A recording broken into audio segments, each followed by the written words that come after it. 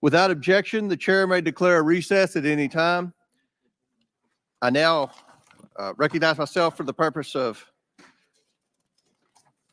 making an opening statement. But first, without objection, Representative Mills of Florida and Representative Miller of Ohio are waived onto the committee for the purpose of questioning the witness at today's hearing. Without objection to order. Good morning. Today's hearing is for the American people who are seeking answers about the attempted assassination of President Trump. A little over a week ago, Americans watched in horror as a shooter attempted to assassinate President Donald J. Trump at a campaign rally in Butler, Pennsylvania. The gunman nearly succeeded. The bullet that struck President Trump's head was less than an inch from taking his life. President Trump survived, but one rallygoer, Corey Comparator, tragically did not. Two others were seriously injured. It was a horrifying moment in American history. The horror was exceeded only by the bravery of the law enforcement agents who threw themselves in harm's way when shots were fired. The bravery of a crowd unwavering in its refusal to panic, and the bravery of a bloody President Trump refusing to run. While we give overwhelming thanks to the individual Secret Service agents who did their jobs under immense pressure, this tragedy was preventable. The Secret Service's protective mission is to protect U.S. and visiting world leaders and safeguard U.S. elections through protection of candidates and nominees. The Secret Service has a zero-fail mission, but it failed on July 13th and in the days leading up to the rally. The Secret Service has thousands of employees and a significant budget, but it has now become the face of incompetence. The committee has a long track record of providing oversight of the Secret Service. Our predecessors, both Jason Chaffetz and Elijah Cummings, among others, worked together to issue warnings and recommendations to address obvious shortcomings in the agency's makeup and operations. Unfortunately, those warnings and recommendations have gone unheeded. A former president and current candidate for president was shot in the head by a sniper within 500 feet of the podium.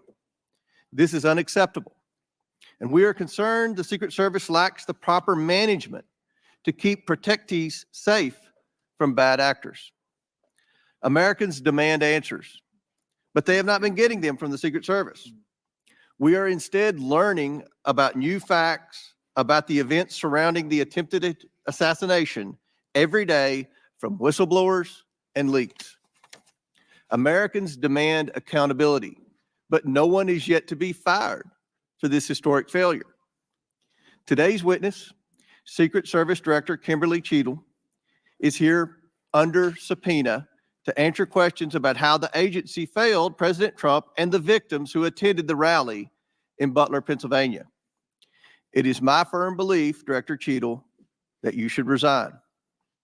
However, in complete defiance, Director Cheatle has maintained she will not tender her resignation. Therefore, she will answer questions today from members of this committee seeking to provide clarity to the American people about how these events were allowed to transpire. We will ask these questions because the Secret Service and its parent agency, the Department of Homeland Security, have been unwilling to provide answers to the American people. DHS has sought to push this hearing to a different time. Secret Service has suggested the hearing occur without media presence, and both agencies have provided only shallow explanations to Congress about what happened on July 13th. Indeed, DHS and Secret Service's lack of communication with the Oversight Committee required me to issue a subpoena compelling Director Cheatle to attend today, and still DHS requested more time to prepare. It shouldn't take this much time or preparation, Director Cheatle, to tell the truth and to be transparent with the American people. I am thankful to the ranking member, Mr. Raskin, for joining me and insisting that Director Cheatle appear today. God knows the ranking member and I disagree on many things, but that does not matter today. The safety of Secret Service protectees is not based on their political affiliation, and the bottom line is that under Director Cheatle's leadership, we question whether anyone is safe. Not President Biden, not the First Lady, not the White House, and certainly not the presidential candidates. The July 13th assassination attempt is one of the darkest days in American political history. It represents the ugliest parts of what American politics has become: hatred of each other and a dangerous turn to extremism. Before we were Republicans or Democrats, we are Americans. If we place our political affiliations above our duty and love of country, we cannot maintain a country. We must ensure our republic is strong, and our republic cannot be strong when our leadership, our elections, our institutions, and our candidates are threatened by extremism and violence. Today, Director Cheatle will answer questions about why she deserves to continue to play a critical role in preserving this country's safety and, at the very least, what led to the catastrophic, deadly events on July 13th in Butler, Pennsylvania. Again, I do not believe Director Cheatle deserves to maintain her position as head of the Secret Service, but members of the American people will make their own decisions based on her answers today. I urge Director Cheatle to be transparent and forthcoming in her testimony today. Americans deserve no less. We have a duty to find out how this happened and to ensure it never happens again. I now yield to Ranking Member Raskin for his opening statement. Thank you kindly, Chairman Comer. Elijah Cummings, whose beautiful visage looks down upon us, taught us that the way to find common ground in a crisis is to look for the higher ground. And last week, Chairman Comer and I came together to reach for that higher ground. We made a joint statement condemning the mass shooting and assassination attempt against former President Trump as a grave assault on our democracy. As we wrote, "We are united in condemning all political violence." I join the good chairman in expressing condolences to the family of Corey Comparatori and in sending healing wishes to the wounded victims also of this atrocious act of violence. Some are calling it a miracle that former President Trump escaped this AR-15 attack, unlike so many thousands of our fellow citizens who have been killed or seriously wounded in other AR-15 shootings. Whether this miracle is of divine providence or of an adventitious nature will be up to each of us to ponder, but our job in Congress is not simply to marvel at miracles or count on good luck, but to act as public policy legislators to do whatever we can to prevent future political violence, attempted assassinations, and mass shootings. The chairman and I are thus determined to get to the bottom of the stunning security failures that enabled this 20-year-old lone gunman who borrowed his father's AR-15 to perpetrate a mass shooting and assassination attempt at an event protected by the Secret Service as well as state and local police. We'll ask hard questions of Director Cheatle today in order to identify and understand the shocking security failures that occurred and to help transform the operations of the Secret Service to prevent anything like this from happening again. But we can't let ourselves off the hook either, dear colleagues. What happened in Butler, Pennsylvania was a double failure: the failure by the Secret Service to properly protect former President Trump and the failure of Congress to properly protect our people from criminal gun violence. We must therefore also ask hard questions about whether our laws are making it too easy for potential assassins to obtain firearms generally and the AR-15 specifically. Mr. Comparatori, former President Trump, and the other rally attendees wounded in Butler are now members of a club no one wants to belong to, the thousands of people who have fallen victim to mass shootings. Last year, we had 655 mass shootings in America, defined as 4 or more people being shot or killed in a single event, not including the shooter. 712 people died and nearly 2,700 people were wounded in these attacks in 2023. Mass shootings are commonplace. They happen at political rallies and constituent meetings, in our elementary schools, middle schools, and high schools, in churches, synagogues, and mosques, in movie theaters and parades, in nightclubs and grocery stores, in concerts, and on street corners. Here are the worst mass shootings in the last 11 or 12 years. The list is a grim reminder of the horrific damage and death wrought by assault weapons and the AR-15 in particular that have taken the lives of our children, parents, colleagues, and neighbors. This is a very partial list. Mass shootings have become so frequent that we don't even hear about them anymore. Since the mass shooting in Butler, there have already been at least 10 additional mass shootings in America, 2 of which took place the same day that former President Trump was targeted. One of the mass shootings on that violent Saturday, July 13th, happened at 11 p.m. at a nightclub in Birmingham, Alabama, where 4 people were shot dead and 10 others wounded. This means, amazingly, that the Butler attack was not even the deadliest mass shooting to happen in America on that day. A weapon that can be used to commit a mass shooting at an event under the full protection of the Secret Service, together with dozens of state and local police, is obviously an intolerable threat to the rest of us who do not receive such protection and obviously does not belong in our communities. It's time to pass universal background checks and build on this administration's work to ensure that we permanently close the loopholes in the Brady law for gun show purchases, online purchases, and private sales to prevent those weapons from getting into the hands of people we know to be a threat to others. What happened in Butler shows why even closing these loopholes, however, will not keep assault weapons out of the hands of potential assassins and mass murderers. Under federal law, and in the vast majority of states, even young people not old enough to buy a beer legally can legally purchase and own the AR-15 and carry it in public. The shooter in Butler used his father's AR-15. We have to find the courage and resolve to pass a ban on the AR-15 and other assault weapons. A ban has broad support. Even the New York Post loudly endorsed such a ban in 2019. We have passed an assault weapons ban before. Republicans and Democrats together passed it in 1994. Alas, in 2004, we allowed the ban to expire. We know this weapons ban worked. One study found that in the decade that followed the ban's lapse, mass shootings went back up 183%, and deaths from mass shootings went up 239%. But even as we change the Secret Service and act to ban weapons of war like the AR-15, we still will have fallen short of our duty if we fail to denounce every instance of politically motivated violence in whatever form it takes. Republicans and Democrats, again, have come together to denounce this assassination attempt, just as we did the violent attempts on the lives of our colleagues, Representative Stephen Scalise and Representative Gabby Giffords, and on Paul Pelosi, the husband of Speaker Nancy Pelosi, who was attacked and brutalized in his home.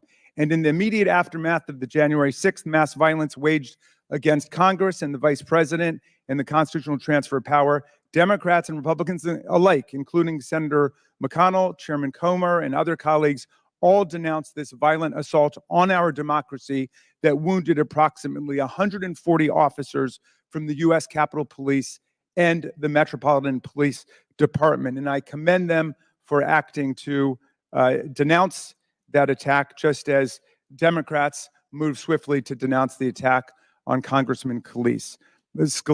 Political scientists tell us that authoritarian attacks on democratic institutions begin with political parties refusing to disavow or openly embracing political violence. We have to reject that on a strong bipartisan basis, as Chairman Comer and I have done, even as we ensure our Secret Service is up to its vital task of protecting presidents and candidates, and as we work to ensure that America, the streets of our country, are free from the violence of weapons of war. Thank you, Mr. Chairman. I yield back to you. Thank you. Gentleman yields back. Today, we are joined by Kimberly Cheatle, who was sworn into office on September 17, 2022, as the Director of the United States Secret Service. Prior to her appointment, Director Cheatle was Senior Director of Global Security at PepsiCo. Before her role at Pepsi, she served 27 years in the Secret Service. Pursuant to Committee Rule 9G, the witness will please stand and raise her right hand. Do you solemnly swear or affirm that the testimony that you are about to give is the truth, the whole truth, and nothing but the truth, so help you God? Let the record show that the witness answered in the affirmative. Thank you. We certainly appreciate you being here today and look forward to your testimony. We normally limit testimony to opening statement to 5 minutes, but take all the time that you need. Obviously, the rules that we will abide by. When you're finished with your statement, we will then turn to questions. Each member will have 5 minutes. And just a note to the members, I'm going to strictly adhere to the 5 minutes. Once 5 minutes is up, I will hit the gavel. If the director is in the process of answering a question, we'll certainly let her finish her answers, and then we will move on. We're going to have about 100% attendance here today, plus a few additional add-ons. So this will be a very lengthy hearing, and we want to make sure every member gets their 5 minutes uninterrupted to be able to ask these important questions in this very bipartisan hearing today. I now recognize Director Cheatle for your opening statement. Thank you. Good morning, Chairman Comer, Ranking Member Raskin, and distinguished members of the committee. My name is Kimberly Cheatle, and I am the Director of the United States Secret Service. I appreciate the opportunity to appear before you today. The assassination attempt of former President Donald Trump on July 13th is the most significant operational failure of the Secret Service in decades, and I am keeping him and his family in my thoughts. I would like to offer my sincerest condolences to the family of Corey Comparator, a former fire chief and a hero who was killed in this senseless shooting. I would also like to acknowledge those who were injured in Butler, David Dutch and James Copenhagen, and I wish them a speedy recovery. I would be remiss if I did not also extend my condolences on the passing of your colleague, Congresswoman Sheila Jackson Lee. Ms. Jackson Lee was always engaged in the oversight of the Secret Service, and her passing is a great loss to this body. The Secret Service's solemn mission is to protect our nation's leaders. On July 13th, we failed. As a director of the United States Secret Service, I take full responsibility for any security lapse of our agency. We are fully cooperating with ongoing investigations. We must learn what happened, and I will move heaven and earth to ensure that an incident like July 13th does not happen again. Let me state unequivocally, nothing I have said should be interpreted to place blame for this failure on our federal, state, or local law enforcement partners who supported the Secret Service in Butler. We could not do our job without them. We rely on the relationships built over years of working together to secure events and conduct investigations. Our agents, officers, and support personnel understand that every day we are expected to sacrifice our lives to execute a no-fail mission. As witnessed on July 13th, our special agents shielded former President Trump with their own bodies on stage while shots were being fired, selflessly willing to make the ultimate sacrifice without hesitation. I am proud beyond words of the actions taken by the former president's detail, the counter-sniper team who neutralized the gunman, and the tactical team who was prepared to act. I will be transparent as possible when I speak with you, understanding, though, at times that I may be limited in providing a thorough response in this open setting due to associated risks with sharing highly sensitive protective methodologies. I do not want to inadvertently provide you today with inaccurate information. Since January 1st, 2024, the Secret Service has successfully secured over 7,500 sites. Every protective advance comes with its own set of challenges and requires a customized mitigation strategy, including specific assets. Security plans are multi-layered, providing 360 degrees of protection. These layers include personnel, technical, and tactical assets, which are a force multiplier for our protective posture. During every advance, we attempt to strike a balance between enabling the protectee to be visible and our protective requirements to be secure. I know this because I have spent 29 years in this agency. I came up through the ranks.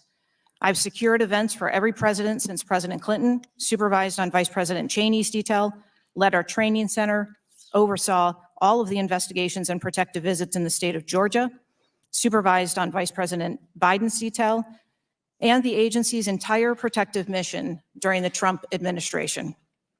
The comprehensive advance process involves collaborative planning between our Secret Service, the protectee's staff, local law enforcement partners, and the level of security provided for the former president increased well before the campaign and has been steadily increasing as threats evolve. The security plan included a full assessment of the Butler Farm showgrounds to identify security vulnerabilities and craft a security plan for the protectee, attendees, and the public. Immediately following the assassination attempt, I directed the activation of my crisis center, I assembled my executive team to begin surging more protective resources to the former president and to ensure the wellness of our people post-incident, all while securing an active crime scene. I immediately ordered a reevaluation of the Republican National Convention security plan, and I increased the security posture in the National Capital Region for all permanent protectees and sites. At the same time, I initiated a mission assurance investigation within our agency. I have instructed my team that all necessary resources will be dedicated to investigating these matters. We will not rest until we have explored every option, and we will leave no stone unturned. But I want to be clear, I am not waiting for these investigations to be completed prior to making changes. Over the past 2 weeks, we successfully led the planning and execution of the 75th NATO Summit and the Republican National Convention. Over the next few months, we will implement security plans for the Democratic National Convention, the United Nations General Assembly, and have already begun planning and coordinating the 2025 inauguration. It is now more important than ever for the men and women of the Secret Service to remain resilient and to focus on what is necessary to carry out our critical mission. Our agency needs to be adequately resourced in order to serve our current mission requirements and anticipate future requirements. The Secret Service currently protects 36 individuals on a daily basis, as well as world leaders who visit the United States, like Israeli Prime Minister Benjamin Netanyahu, who arrived in Washington, D.C. today. The coming years will bring an unprecedented heavy protection tempo. I have no doubt that the processes that I have implemented during my tenure as director, in addition to my nearly 30 years of experience in this agency, have positioned the Secret Service to be stronger. Our mission is not political. It is literally a matter of life and death, and the tragic events on July 13th remind us of that. I have full confidence in the men and women of the Secret Service. They are worthy of our support in executing our protective mission. I will now answer any questions that the committee may have. Thank you very much, Director Cheatle. We'll now begin our 5 minutes questions, and I will begin. Just for the record, the Secret Service has an annual budget of around $3.1 billion, and I believe around 8,000 employees. Is that correct? Yes, sir. Obviously, there were many security failures on the day of the attempted assassination and leading up to that day. Let's start with the building that the shooter used to shoot President Trump from.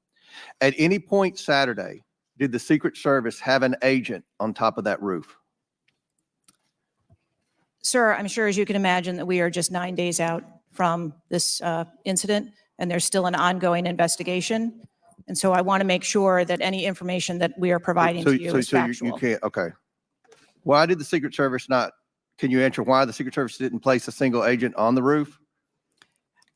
We are still looking into the advanced process and the decisions that were made. Okay.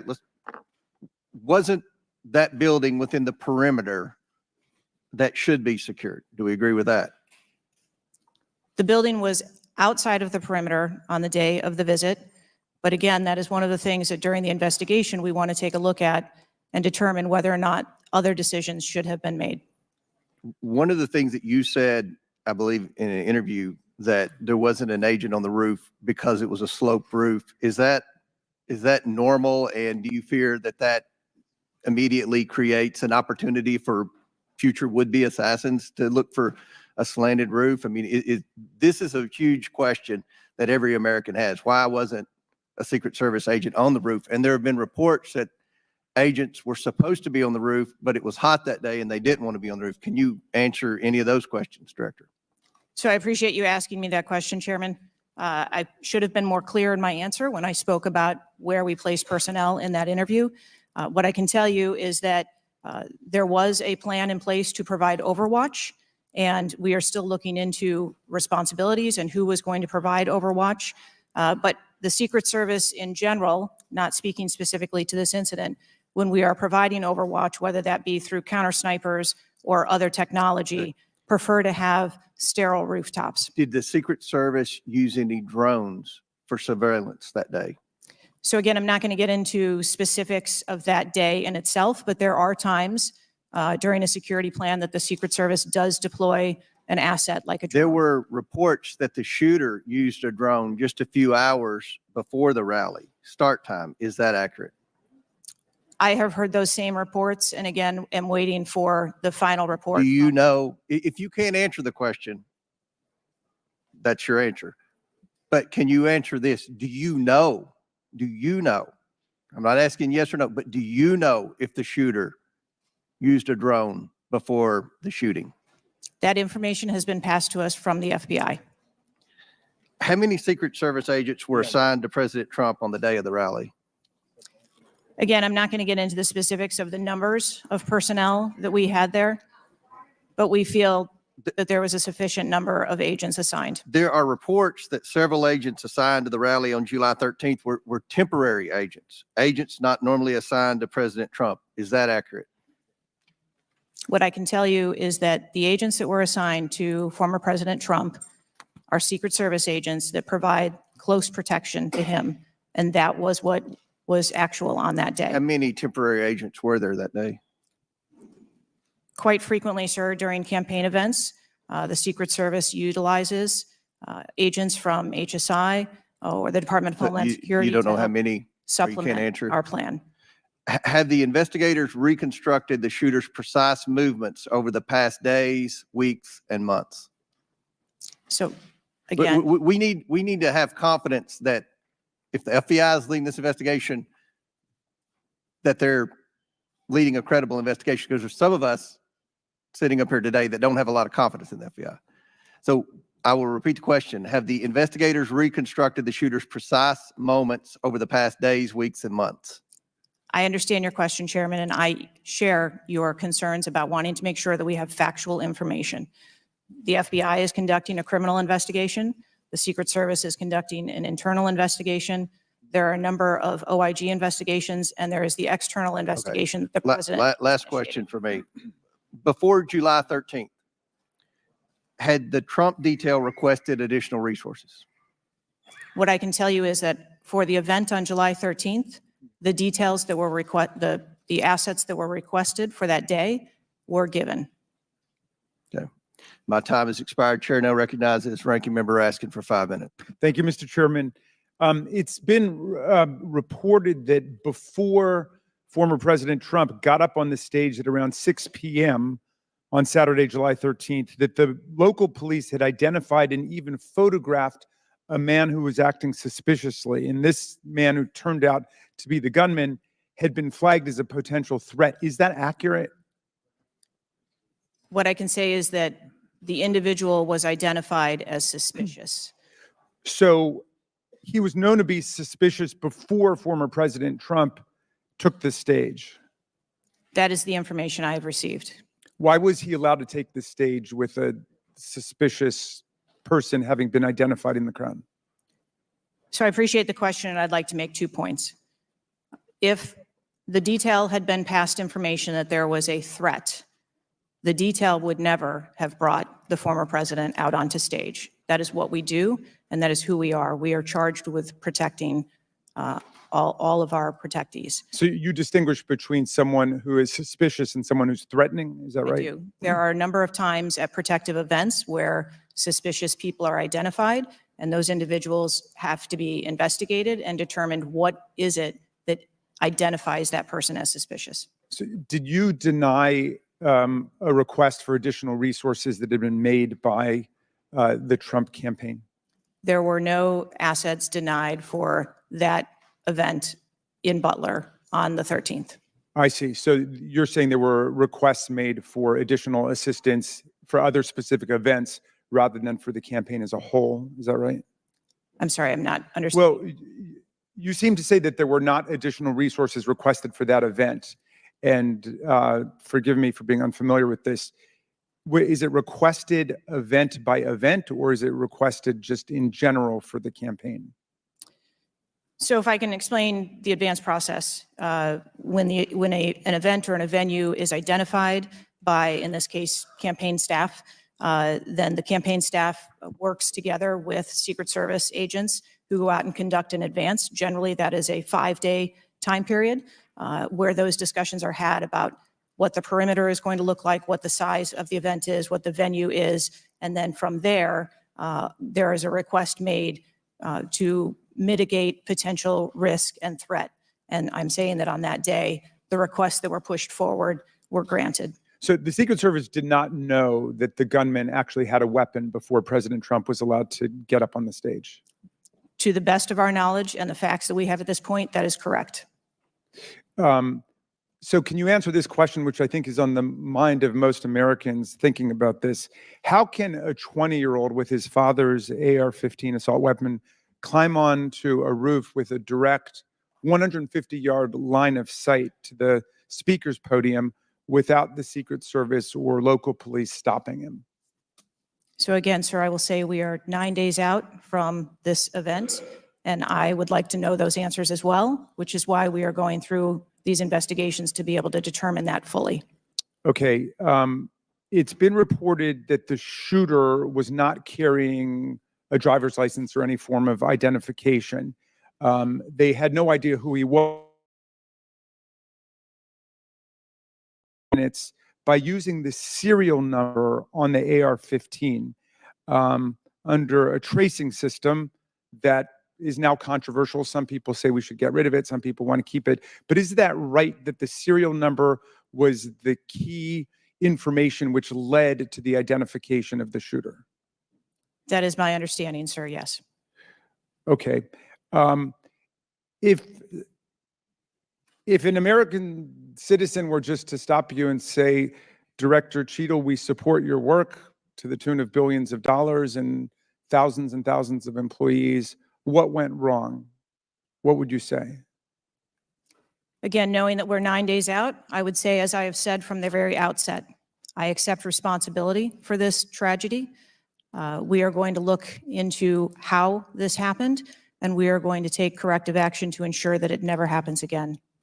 Well, I appreciate that, and I hope you will act with vigor and focus and intensity, and it seems you understand the gravity and solemnity of this to the American people.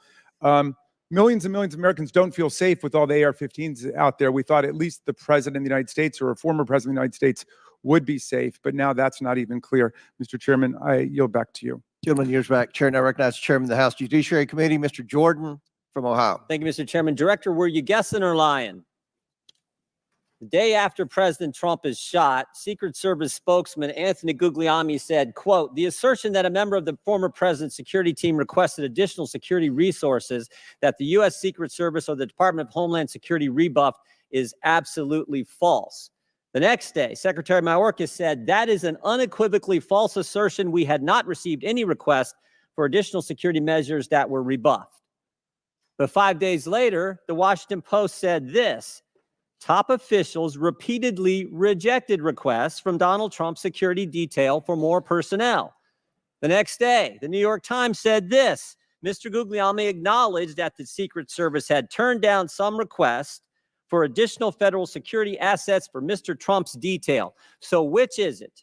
Because both statements can't be true. Were you guessing or lying when you said you didn't turn down requests from President Trump's detail? Neither, sir, and I appreciate the question. Well, what were you doing? Because those statements don't jive. So what I can tell you is that for the event in Butler, there were no requests that were denied. As far as requests... Well, maybe they got tired of asking.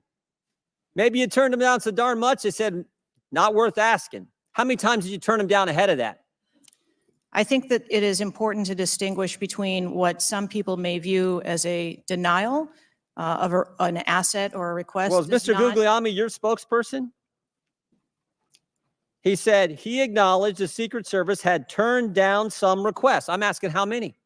A denial of a request does not equal a vulnerability. Well, tell me what it is. There are a number of ways that threats and risks can be mitigated with a number of different assets, whether that be through personnel, whether that be through technology, or other resources. Well, tell the committee which it was. They asked for additional help in some form or another. You told them no. How many times did you tell them no, and what did you tell them no to? Again, I cannot speak to specific incidents, but I can tell you in general terms, the Secret Service is judicious with their resources based on... What does some requests mean? How many times? Some indicate requests is plural. So more than once they asked for additional help and you turned them down. What did they ask for and how many times did you turn them down? Pretty basic questions. So again, without having all of the details in front of me, sir, what I can tell you is that there are times. You didn't get briefed on how many times you turned down the Trump detail when they asked for additional help? I'm sorry. You didn't get briefed on that before you came to this hearing, knowing you were going to get asked that question? What I can tell you is that in generic terms, when details make a request, there are times that there are alternate ways to cover off on that threat or that risk. But that's not what he said. He said they were denied certain requests, some requests. This is your spokesperson, not me talking. This is the Secret Service talking. And what a change from absolutely false, unequivocally false to, oh, by the way, there were some times where we didn't give them what they wanted. That's a huge change in 5 days. And the fact that you can't answer how many times you did that, that's pretty darn frustrating, not just for me, but for the country. I hear your frustration. Let me ask you this. Were any of those requests denied to President Trump's detail after you knew about the Iranian threat? What I can tell you, again, I don't know the specifics, is that there are times when we can fill a request. It doesn't necessarily have to be with a Secret Service asset or resource. We can fill that request with locally available assets. You spoke to anyone at the White House since July 13th? Yes, I have. Who'd you talk to? I have briefed the president and the vice president. Talk to the First Lady?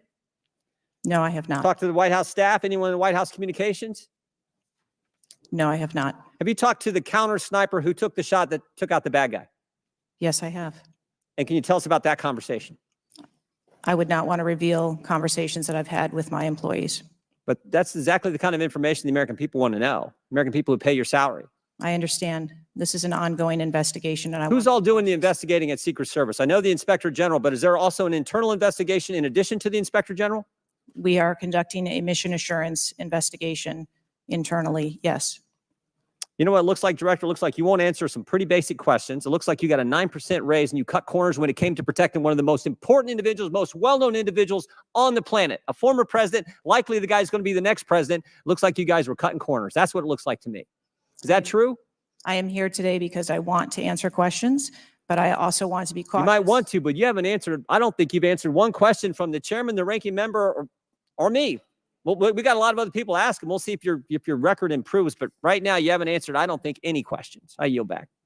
Gentleman yields back. Chair now recognizes Ms. Norton from Washington, D.C. Thank you, Mr. Chairman. In the summer of 1963, as a law student, I traveled to the South to work in the civil rights movement.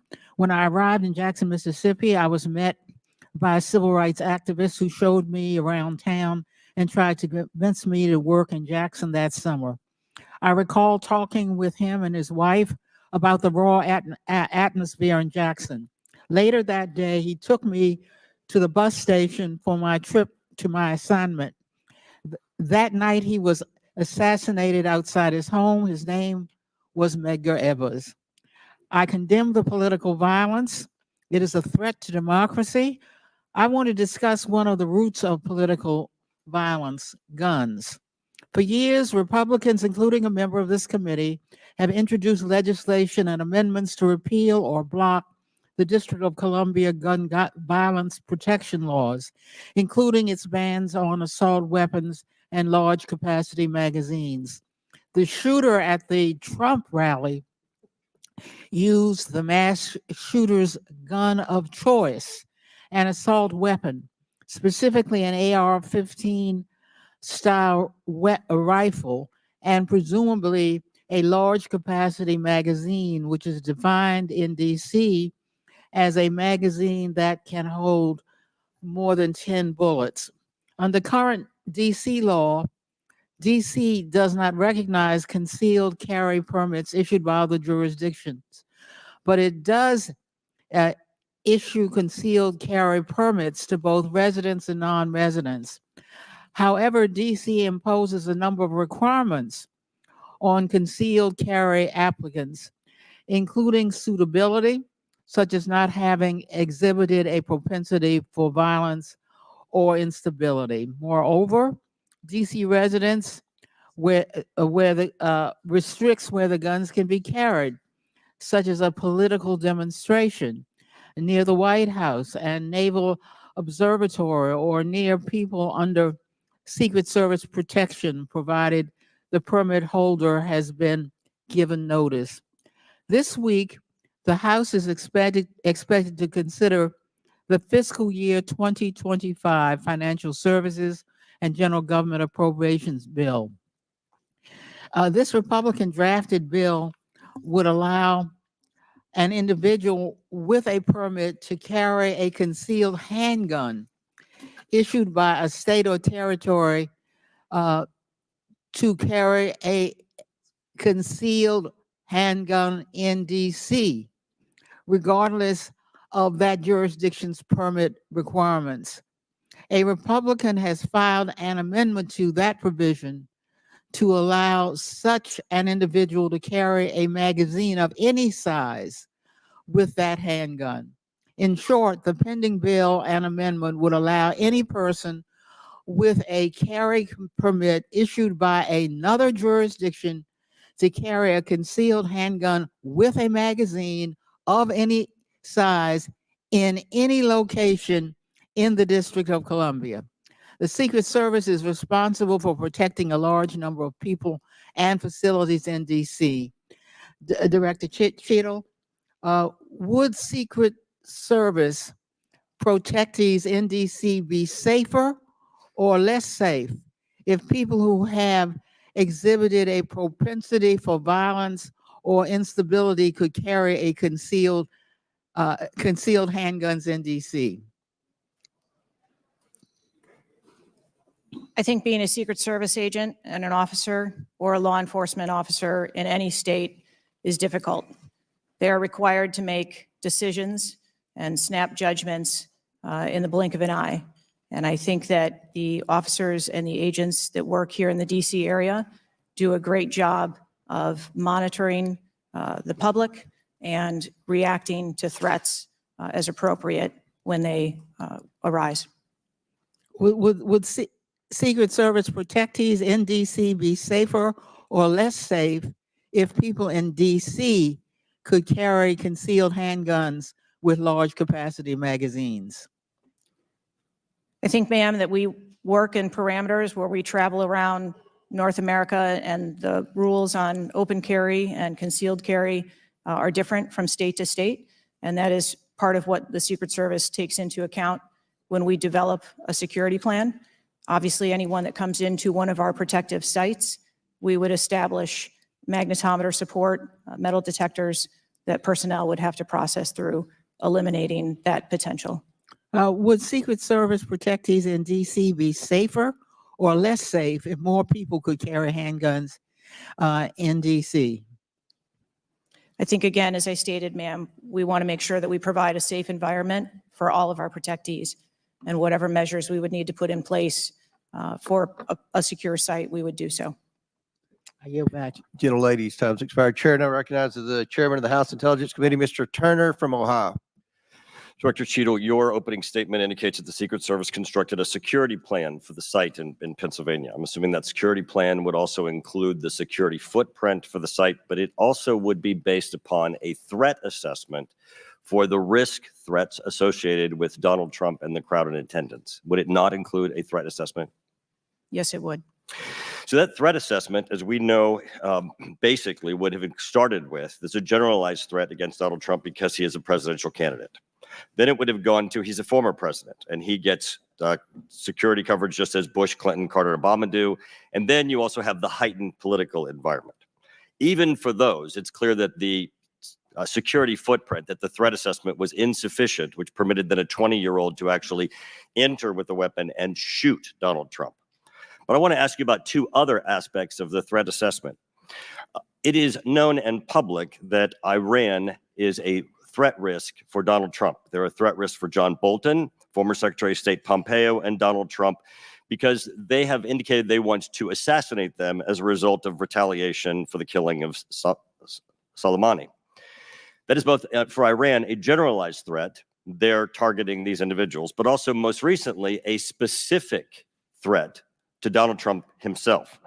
Now, I want to enter into the record by UC a Department of Justice Public Affairs release, a CNN article, an article from Fox News, and an article from CBS, all of which acknowledge Without objection to order.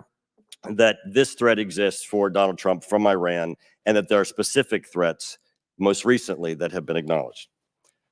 Director Cheatle, have you read the intelligence of the generalized threat to Donald Trump by Iran as a result of their desire to retaliate for the killing of Soleimani? I have. Have you read or been briefed about the intelligence of the specific recent threat to Donald Trump from Iran? Yes, I have. Director Wray, when we were getting our briefing, indicated that he thought the threat assessment should have included this threat from Iran. Is it your testimony today that the threat assessment, since you've read this intelligence, was sufficient to protect him from this threat from Iran? My testimony today is that the information that we had at the time was known. Was it sufficient? Director Cheatle, was it sufficient for the Iranian threat that you said you have read the intelligence briefings for? That information was passed to. Well, I'm not asking the Intel? bureaucratic issue of who did it get passed around to. Director Cheatle, was it sufficient for the specific and generalized threats to Donald Trump's life from Iran? Yes, I do believe it was. Director Cheatle, is an Iranian assassin more capable than a 20-year-old? Sir, I think we've acknowledged that there was gaps and a failure that day. When I raised this issue with Director Wray, he was incensed. He was shocked that the threat assessment of Iran did not seem to be, as we and I discussed, baked in to your security footprint and your threat assessment. And he went on to say that the generalized threat that he has told the whole country that we are under from a potential terrorist threat. He has said we're under the highest threat level since 9/11, that the lights are flashing red. And he has specifically indicated that people have crossed the southern border as a result of the Biden administration's policy, and that there are in our country today terrorists and individuals who are affiliated with terrorist groups and organizations. That would be a heightened threat environment, Director Cheatle, would it not? Yes. In his public statements, he has said he is making these statements because he wants people to take them into consideration in threat assessments, specifically. Now, that would be a threat not just to Donald Trump, but it would also be a threat to the crowd there, wouldn't it? Yes. Are ISIS terrorists and Al-Qaeda terrorists and international groups and terrorists more capable than a 20-year-old in pulling off their mass shooting or an assassination of Donald Trump? Sir, again, there was clearly a breakdown Right. and a failure that day. Have you read the intelligence of the terrorists that are currently in the United States that Director Wray speaks, and those individuals that are here that are affiliated with terrorist groups and organizations that are in the process, as Director Wray said, of representing a significant threat of a terrorist attack occurring in the United States? I have read reports that apply specifically to the Secret Service's mission. Director Cheatle, because Donald Trump is alive, and thank God he is, you look incompetent. If Donald Trump had been killed, you would have looked culpable. There is no aspect of this that indicates that there has been any protection to Donald Trump. The threat was identified before he took the stage, and the shooter was only killed after Donald Trump himself was killed. Not only should you resign, if you refuse to do so, President Biden needs to fire you, because his life, Donald Trump's life, and all the other people which you protect are at risk because you have no concept of the aspect that the security footprint needs to be correlated to the threat. I yield back. Chair now recognizes Mr. Lynch from Massachusetts. Thank you, Mr. Chairman. Director Cheatle, there were multiple security failures at the former president's rally in Butler, Pennsylvania. First of all, there was a failure to isolate the podium from exposure to direct fire. Do we know who made that decision to allow that rooftop to remain as an unprotected area? Do we know who came up with that security plan that omitted that?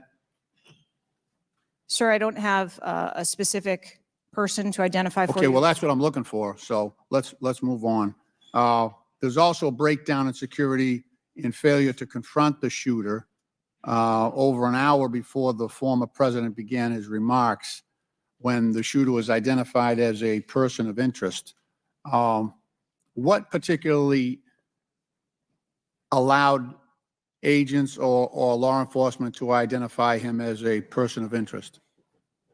So I appreciate the question. And again, I will say that we are 9 days out and there are a multitude of interviews that are still taking Okay, place. so did he have a rangefinder? There were some reports that the individual had a rangefinder. That would certainly raise my suspicion. Did he have a rangefinder? Yes, he did. But may I explain that at a number of our sites, especially when you're at outdoor venues, a rangefinder is not a prohibited item. It is sometimes an item that is brought in by individuals if they're But going to be in did the back. anybody confront him on that? Anybody ask him questions? What are you doing with the rangefinder? Anybody confront him on his presence where he was in proximity to the president? So again, to my knowledge, I believe that that was the process that was taking place, was to locate the individual. Did they confront him? Did they go up to him? Did they talk to him? I do not have those details at Okay, this time. those are important details. There was also a failure to communicate between law enforcement to act quickly upon information provided by either local law enforcement or rally attendees that the suspect was positioned on the roof. There were minutes of delay before any meaningful action was taken, even though he was several hundred feet from the podium. And this was obviously minutes before the shooting. Let me ask you, there was considerable delay in removing the president from the podium after the shooting began. He got shot in the air. It was still over a minute before he was removed from the stage. Meanwhile, this shooter had multiple clips, several clips. He got off 8 shots, and he had the capacity and the ability, if he was not neutralized, to basically mow down that whole Secret Service detachment as well as the president. What, from your own investigation, caused that delay under the circumstances? What I can tell you is that when the agents identified that the shooting was taking place, in under 3 seconds, they threw themselves on top of the I understand that president. there was heroism there. No question about it. No question about it. But protocol would indicate, and these are the opinions of various former Secret Service agents, people who have done this work in the past, that over a minute of exposure on that podium with a shooter with a high capacity weapon who had already wounded the president and could have got off, we don't know how many more rounds, and yet the president remained exposed, even though he was joined in that exposure by the Secret Service in their heroic acts. It just, I don't know if there's a good explanation for that. Our personnel created a body bunker on top of the president, I get that. shielding him. Yeah, this was an AR-15 style weapon that would have made pretty quick work if he was determined and able to do so. This is not the first investigation that we've had of the Secret Service during my time here on this committee. And the last one we had, our previous investigation determined that the Secret Service was experiencing a staffing crisis that poses perhaps the greatest threat to the agency. And that's a quote. Is that staffing crisis still in place? Is that still something that you deal with on a daily basis? As of today, the Secret Service has just over 8,000 employees. We continue to hire, knowing that we need to ensure that we keep pace with What would be the full complement of And gentlemen, time's expired, but please answer the question. I'm sorry. what would be the full complement that you're looking for? You've got 8,000, and how many would be a full complement for the service? So we are still striving towards a number of 9,500 employees approximately in order to be able to meet future and emerging needs. Okay, thank you, Mr. Chairman, for your courtesy. I yield back. Chair recognizes Dr. Foxx from North Carolina. Thank you, Mr. Chairman. Director Cheatle, what grade would you give the Secret Service's performance in Butler, Pennsylvania on July 13? As I've stated, ma'am, this was clearly a failure. I would grade the agents and officers who selflessly threw themselves in front of the president and neutralized the threat an A. I think that we need to examine the events that led up to and prior to that day.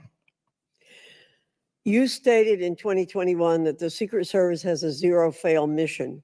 It's clear that the events of July 13 show a cascade of failures that cost Corey Comparator his life, nearly cost former president his life, and injured David Dutch and James Copenhaver.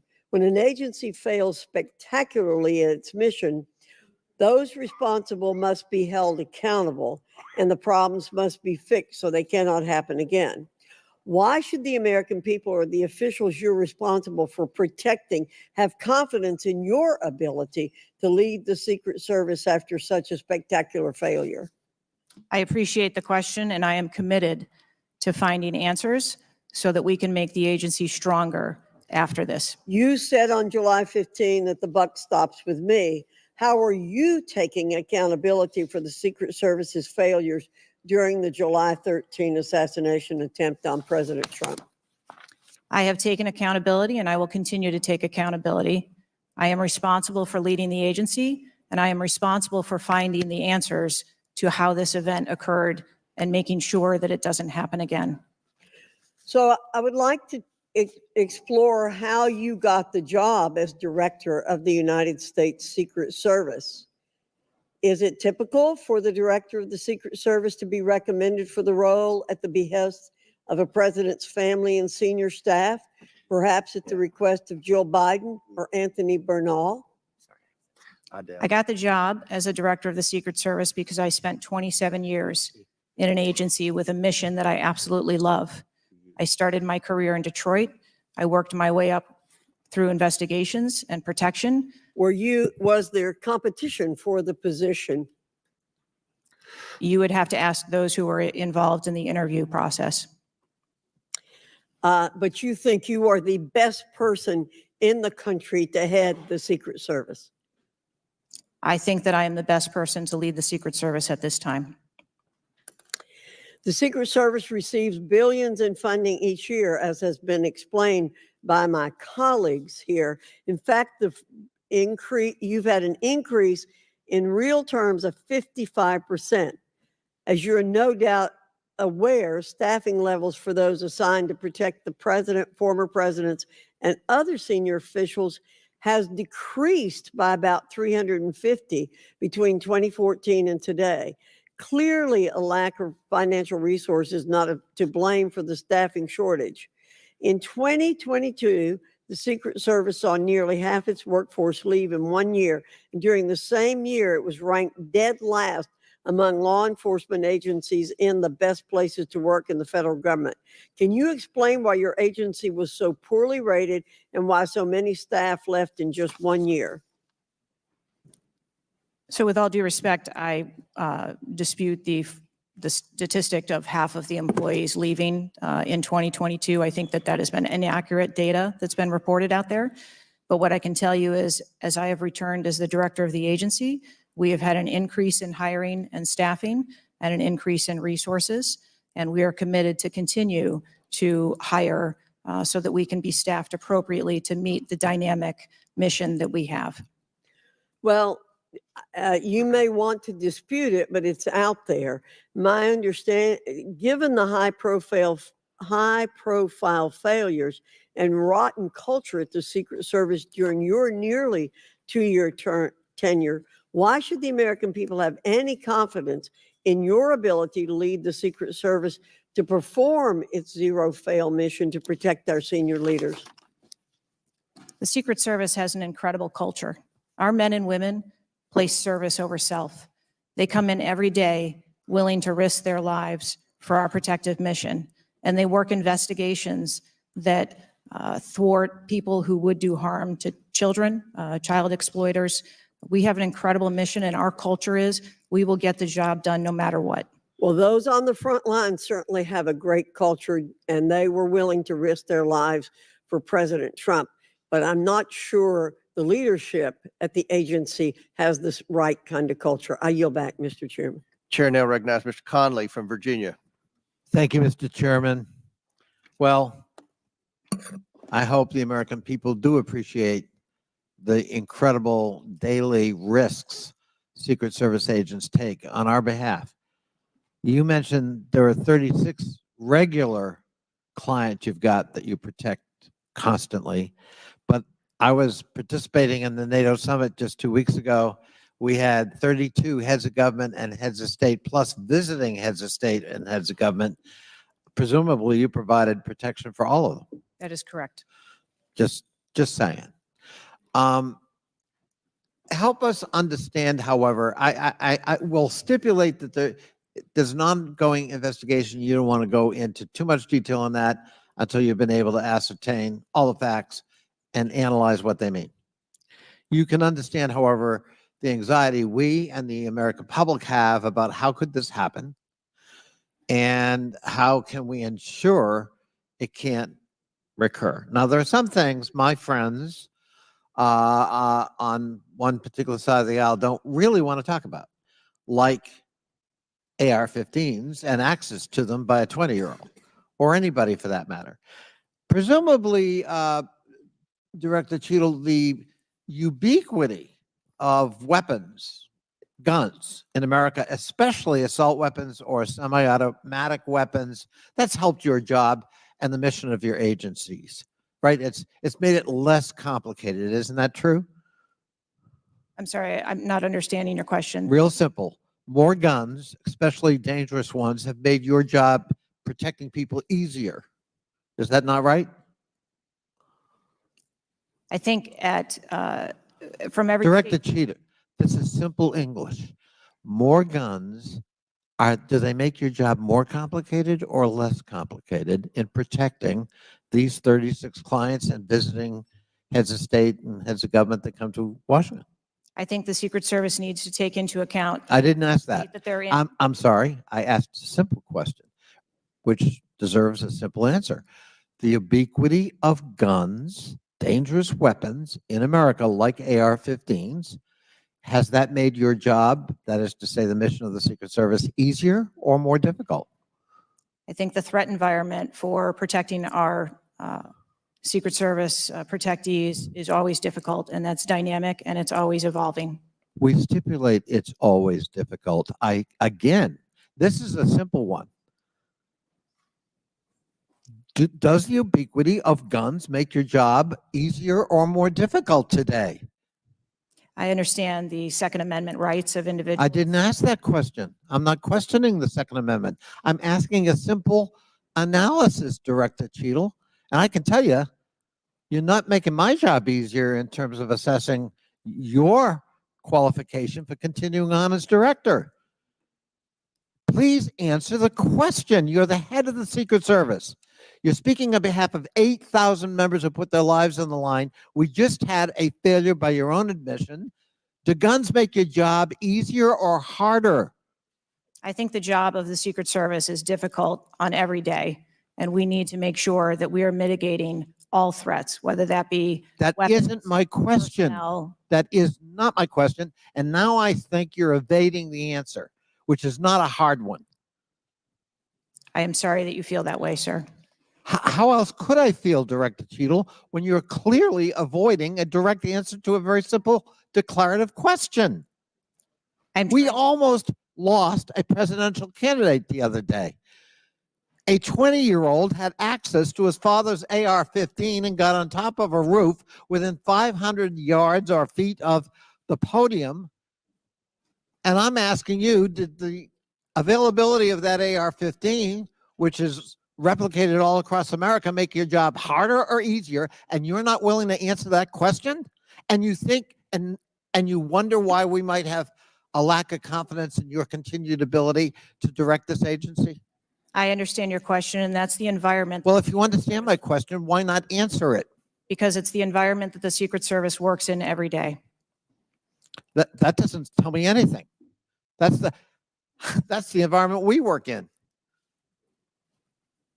I had an attack on my office a year ago. I know a little bit about violence too.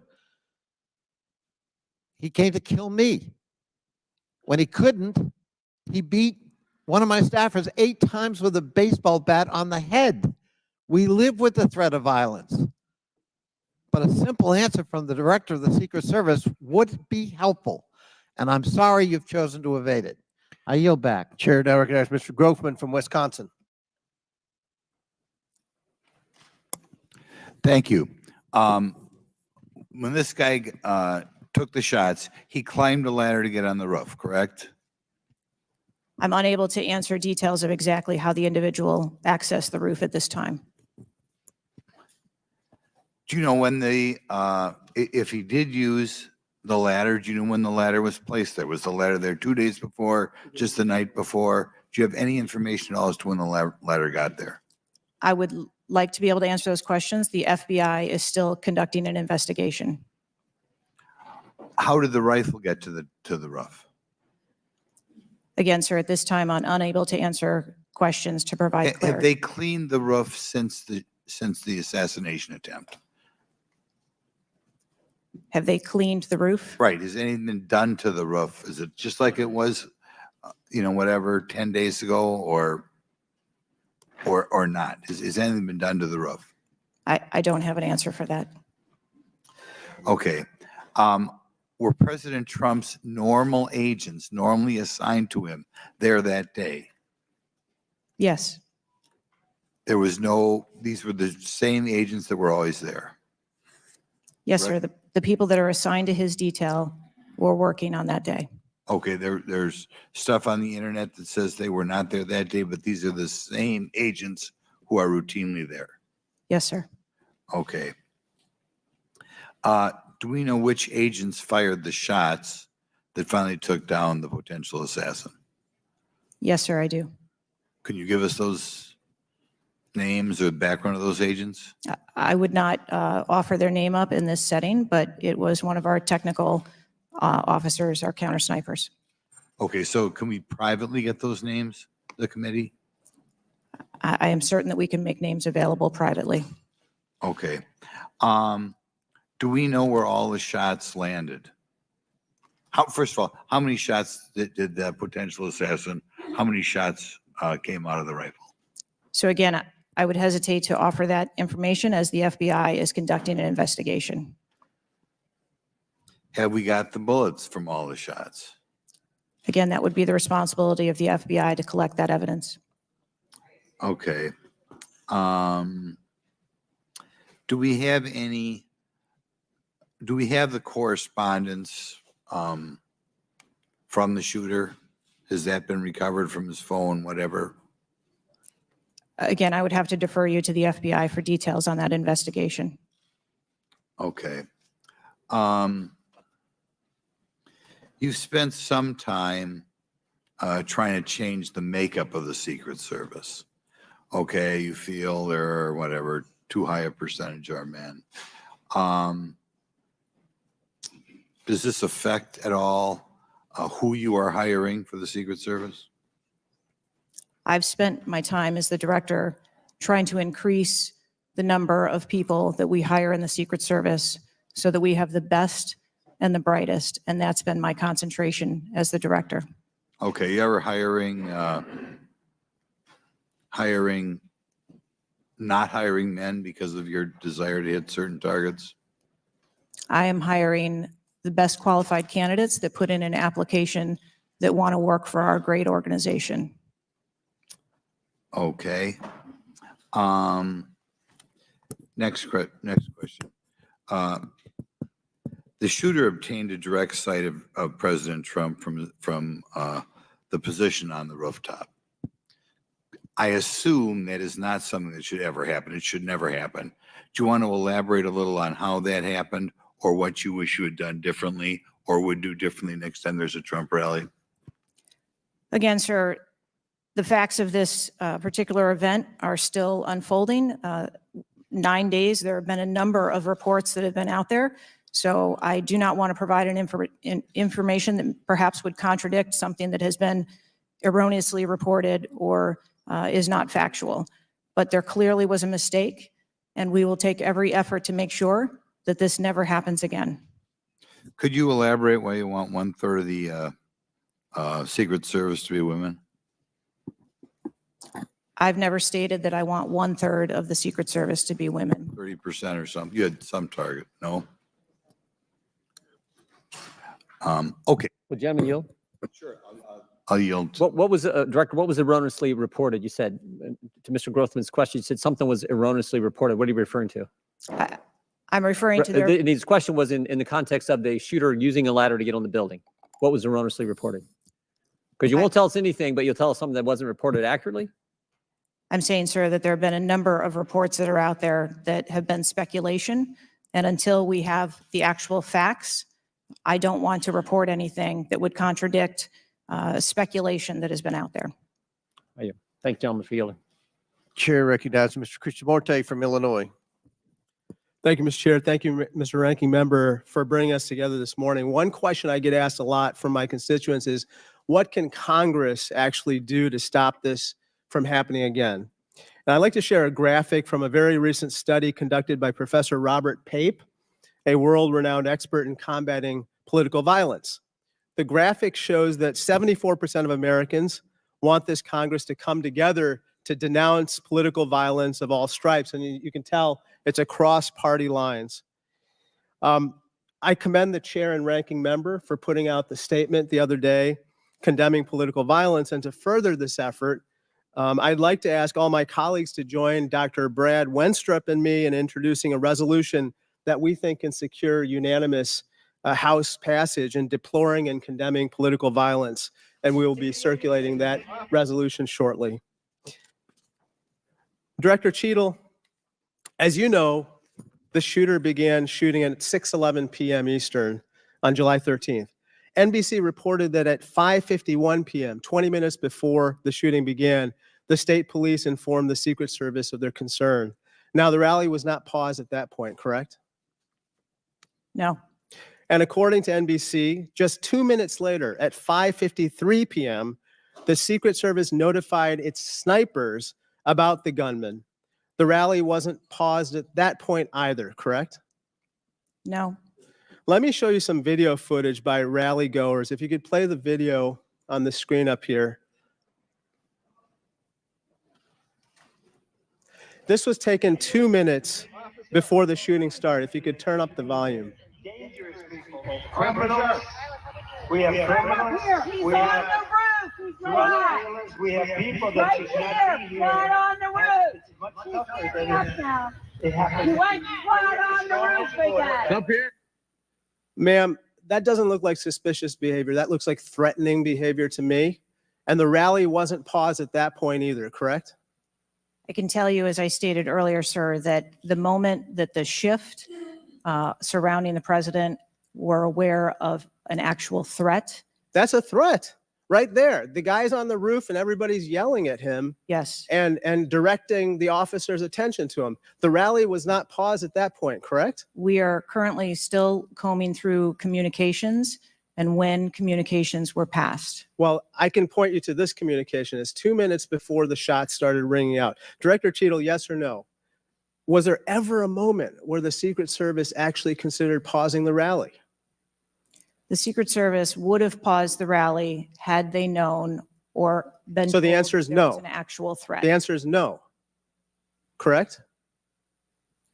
I can speak to you in generalities. No, I don't want I don't generalities. I know want all of the specifics. communications The that were- answer is no. You did not consider pausing the rally, correct? The people that are in charge of protecting the president on that day would never bring the former president out if there was a threat that had been identified. Well, they did, because we've now identified 3 points in the 20 minutes before the shooting that the threat emerged. Let me point you to something else, which is the building that the shooter was perched on, seen here. This building is called the AGR building. I'm sure that you're familiar with it. It's no more than 150 yards from the stage where Donald Trump stood, yet the security perimeter was drawn such that the AGR building was placed outside of it. Director Cheatle, according to the Washington Post, the AR-15 styled rifle used in the shooting had a range of 400 to 600 yards, and therefore the AGR building was clearly within rifle range of the stage, correct? Yes. NBC News has reported that in the days before the rally, the Secret Service had identified the building as a vulnerability that required special attention, correct? That's reporting from NBC. Yes. So I am still looking into an active investigation. I know, but it's been 9 days. I mean, you should know that, right? And yet, despite the fact that the AGR building was in rifle range of the stage and it was flagged as a vulnerability, this building was put outside of the Secret Service's security perimeter. And I respectfully submit the Secret Service must expand its security perimeter to account for the kinds of weapons that can be used outside the perimeter to endanger the protectees inside the perimeter, ma'am. Let me turn your attention to some conspiracy theories that have been circulating and ask you to comment on them. First, you have not found evidence that the incident was a staged shooting, right? Correct. And you haven't found evidence that this was a result of a conspiracy of high-ranking government officials, correct? Correct. And you have not found evidence that this incident was in fact directed or perpetrated by a foreign state or entity, right? And that's the last question, but I'll let the director answer that, please. Not at this time. Thank you. I yield back. Gentleman's time's expired. Chair now recognizes Mr. Cloud from Texas. Thank you. I just wanted to confirm there was only one counter sniper who took one shot. Is that We had multiple counter sniper teams available yeah, on the that day. premises, but is only one took one shot? Is that correct, or only one? Correct. Okay. How many spent shell casings were found on the roof? Again, I would have to defer you to the FBI's criminal investigation. Okay. Word is that the car was rigged with explosives. Again, sir, I'd All have right. to defer you To to the the FBI. FBI's investigation. Okay. You're not curious about, you don't communicate with them? No. Okay. CNN reported that the Secret Service did not sweep the building. The shooter was used to shoot President Trump and other attendees. Is that true or false? So we are conducting a mission insurance investigation and will depend on the information that we obtain from our investigations. Okay. The Secret Service knew there was a suspicious person anywhere from 8 minutes before President walked on stage to 30 to 60 minutes. We have different reports. Was President Trump or his team notified of the threat? I think there's a difference and a distinction between suspicious Person. and threat. Yeah. So we are going back and looking at communications to know when the information about a suspicious person was passed to Secret Service personnel. Okay. But was President Trump or his team notified? Again, we are going back and looking to make sure that we have the exact information of when those notifications were made and who those notifications were made to. Okay. I think it's troubling for a lot of us that the number one question everyone in America is wondering is why was the roof left open? And after 9 days, we should at least maybe have a little bit of that information. And when you come to this committee hearing and you don't have anything to say about that, it's very, very troubling. Did you review the security plan for this event? I personally do not review security plans for events that take place across the country. Any of them? We have a number of events that Who's take the place. top level official who reviews the security plans? There's a number of people that review security plans. Who's as they ultimately unfold. responsible for signing off on a security plan? It's a conjunction of personnel. There are people on the ground, there are supervisors on the detail, there are people at headquarters. So there's not one person who says, okay, this is good. It's copacetic. We're going for it. I think much in the way that we build our security plans where they are No doubt there's multi-layered. teams working different aspects of it, but ultimately, isn't there an individual who signs off on the plan? Much like how we design our security plans, they're multi-layered. There are multiple layers. So there's of no people. accountability. There is is- accountability, sir. There's this is whether it's the FBI or Fauci or anything, it's time after time after time, these multiple layers of accountability turn into layers of plausible deniability in agency after agency after agency. That's got to be fixed, because you keep coming here and expecting, yes, you're saying I'm responsible, but and you're accountable for it, but then there's nothing. What do you mean by that? I mean, you're saying you're going to keep your job, right? I assure you, sir, that if we determine through the course of our investigation that someone or people need to be held accountable, we will do so. What level of, if President Biden, God forbid, had been shot and killed, would you think that was worthy of resignation? I would do the same thing that I'm doing here, where I would want to make sure that we are conducting an investigation, that there is continuity in that investigation, and that we could find the You do answers not to think what the happened. assassination of somebody under your details worthy of resignation? I think that this event was tragic and deserves answers. The thing that you've said so far is that you want to make sure that this never happens again. The thing is, everyone in America knows that's not the job description that you're tasked with. The job description you're tasked with is to make sure it never happens, period. One of your goals in the strategic plan is to champion diversity, equity, inclusion, and accessibility. You've accomplished the accessibility part. What standards, do you keep the same standards for all applicants and all, or does every Secret Service agent meet the same qualifications, or do you have different standards for different people? Yes, sir. Everyone who moves through the application process has to meet the same standards to become a special agent. Okay. The trouble I think we're having with right now, so far, you gave a lame excuse for sloped roof.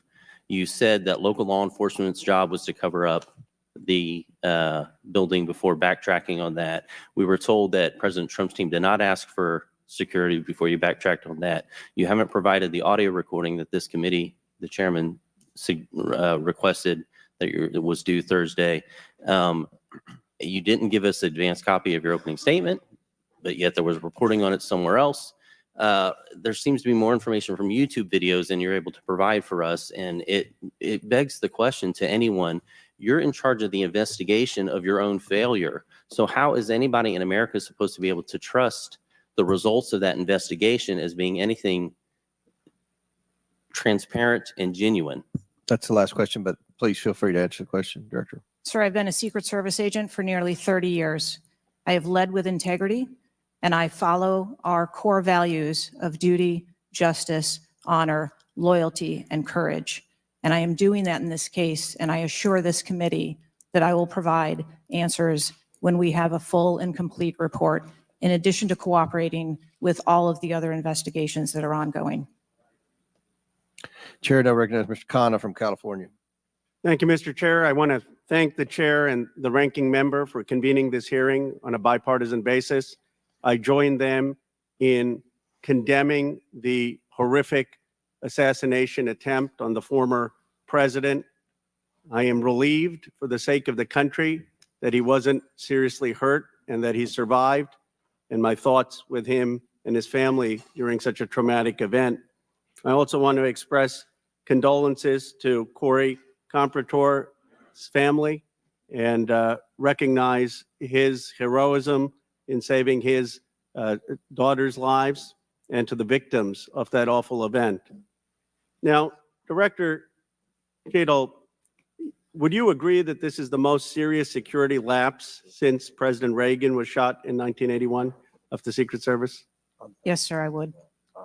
And, you know what Stuart Knight did when he was in charge at the time of the Secret Service? You know what he did afterwards? He remained on duty. He resigned. He resigned. And Stuart Knight was not a Democratic appointee or a Republican appointee. Look, I'm not questioning your judgment. I just don't think this is partisan. If you have an assassination attempt on a president, a former president, or a candidate, you need to resign. That's what Stuart Knight did. He was a Republican appointee, and he took responsibility. And I think you need to reflect. This is not a question of you. It's a question of the American people. You cannot go leading a Secret Service agency when there is an assassination attempt on a presidential candidate. I would say that about anyone who is running. And so I guess my question to you is, what's the difference between your position and what Stuart Knight did? What I will tell you, sir, is that I am dedicated to finding the answers to what happened. And like every Secret Service agent, we don't shirk from our responsibilities. I will remain on and be responsible to the agency, to this committee, to the former president, and to the American public. But is there a reason you wouldn't just do what Stuart Knight did after the Reagan assassination attempt? I believe that I provided an answer.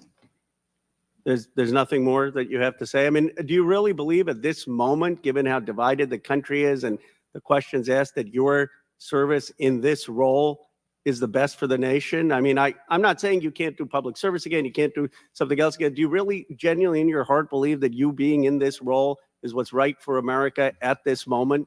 I mean, do you think there are people who are Trump supporters who have confidence in you? The one thing that we've got to have agencies in this country that are transcend politics, that have the confidence of independents, Democrats, Republicans, progressives, conservatives. Do you really believe that the majority of this country has confidence in you right now? I believe that the country deserves answers, and I am committed to finding those answers and providing those answers.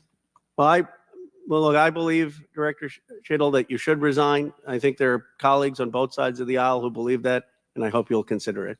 I yield back.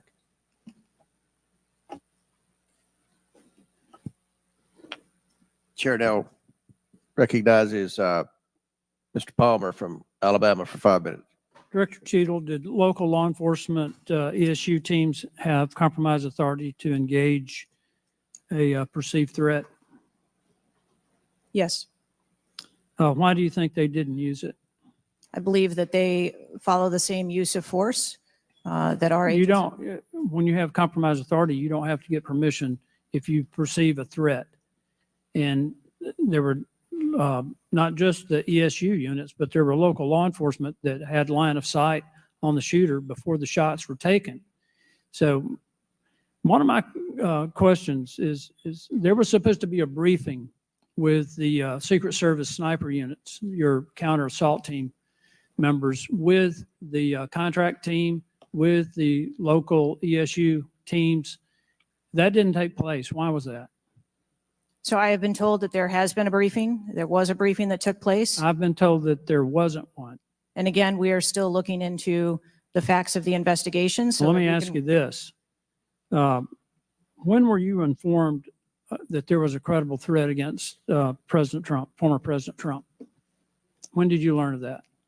Sir, the former president has a number of threats. I didn't ask you that. There was a credible threat from Iran. When were you informed of that?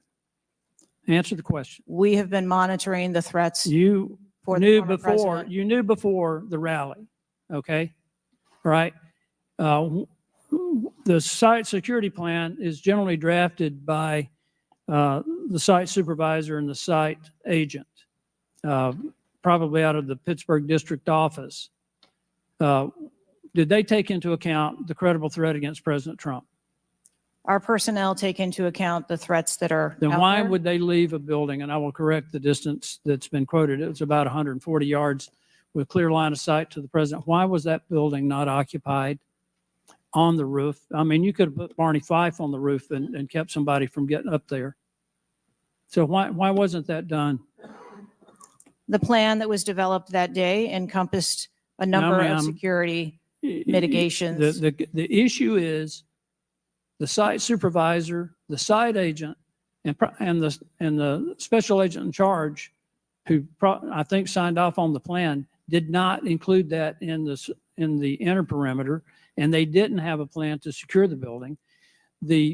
As I understand it, the Butler County ESU unit was situated on the second floor of a building next to that, but they didn't have a clear line of sight of the roof. The angle was too severe.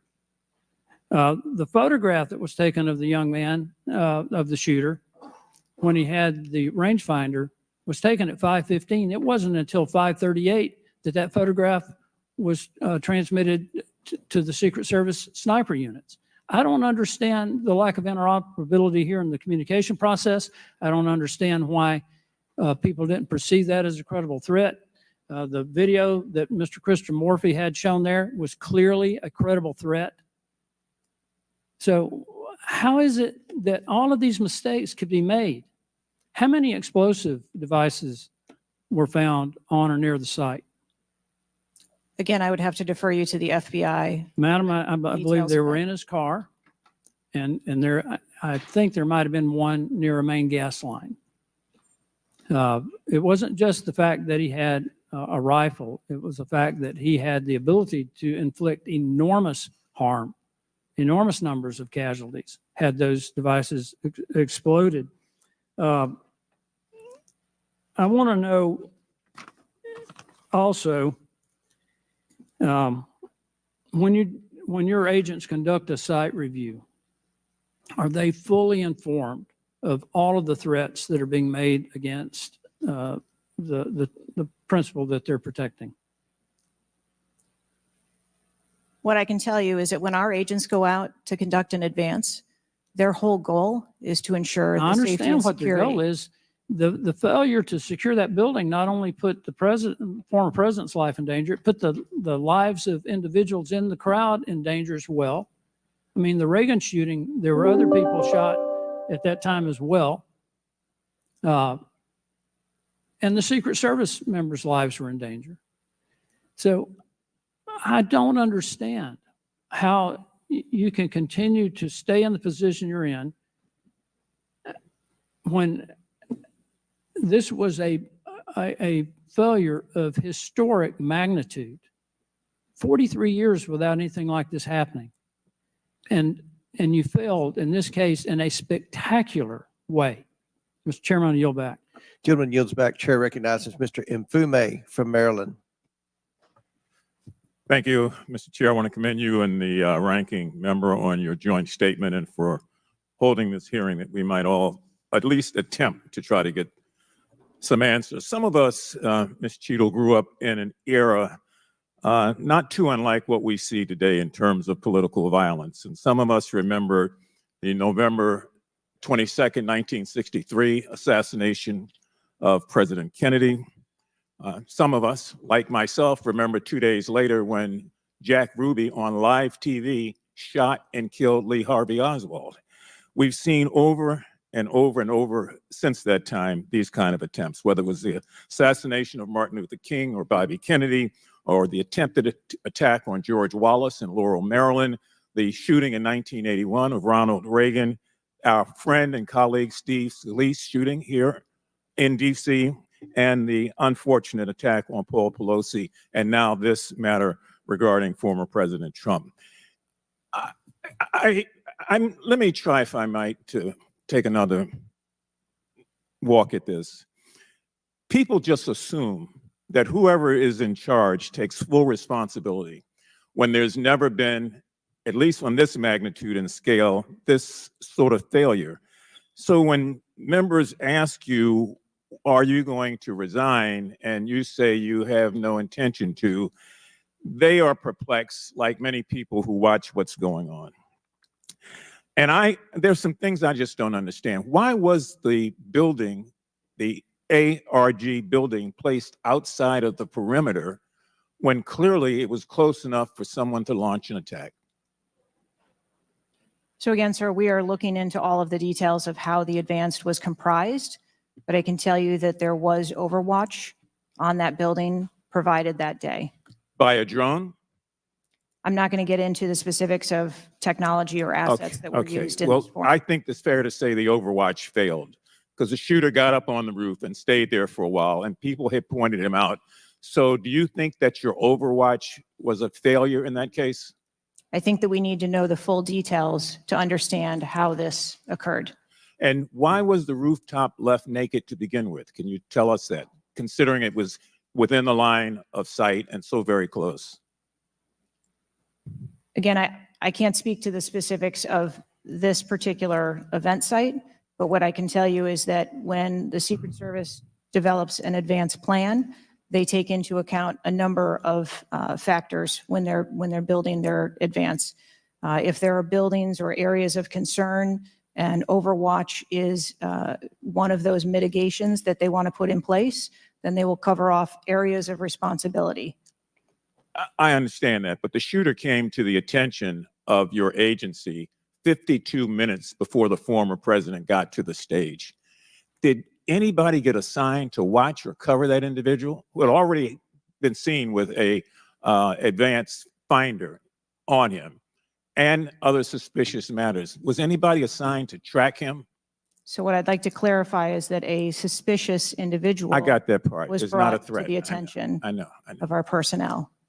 And again, having a rangefinder at an outdoor event. Well, let me ask you this. When the suspicious person was brought to the attention of the Secret Service, was anybody in the detail ordered to follow and stay with that suspicious person just because they might become a threat? So we have a number of teams that are on the ground. And again, we are trying to verify the timelines of when those notifications were made to our personnel so that they could assume the responsibility of trying to track that individual.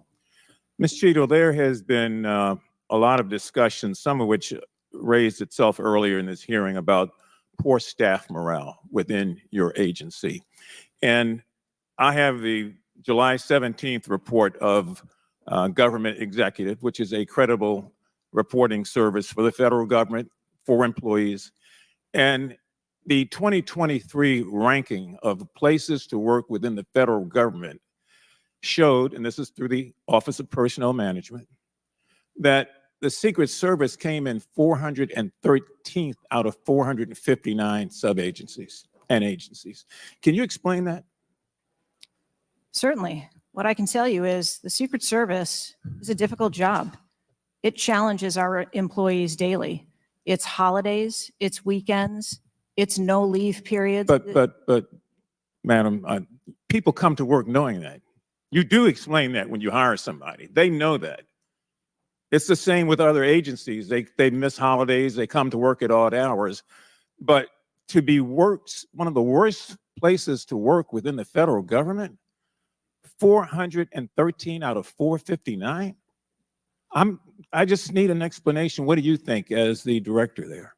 I think that this, And that's the last question, but please answer Mr. Mfume's question. I think that this is a challenging job. I think that it's a challenging environment to be in law enforcement, and we do have a no-fail mission.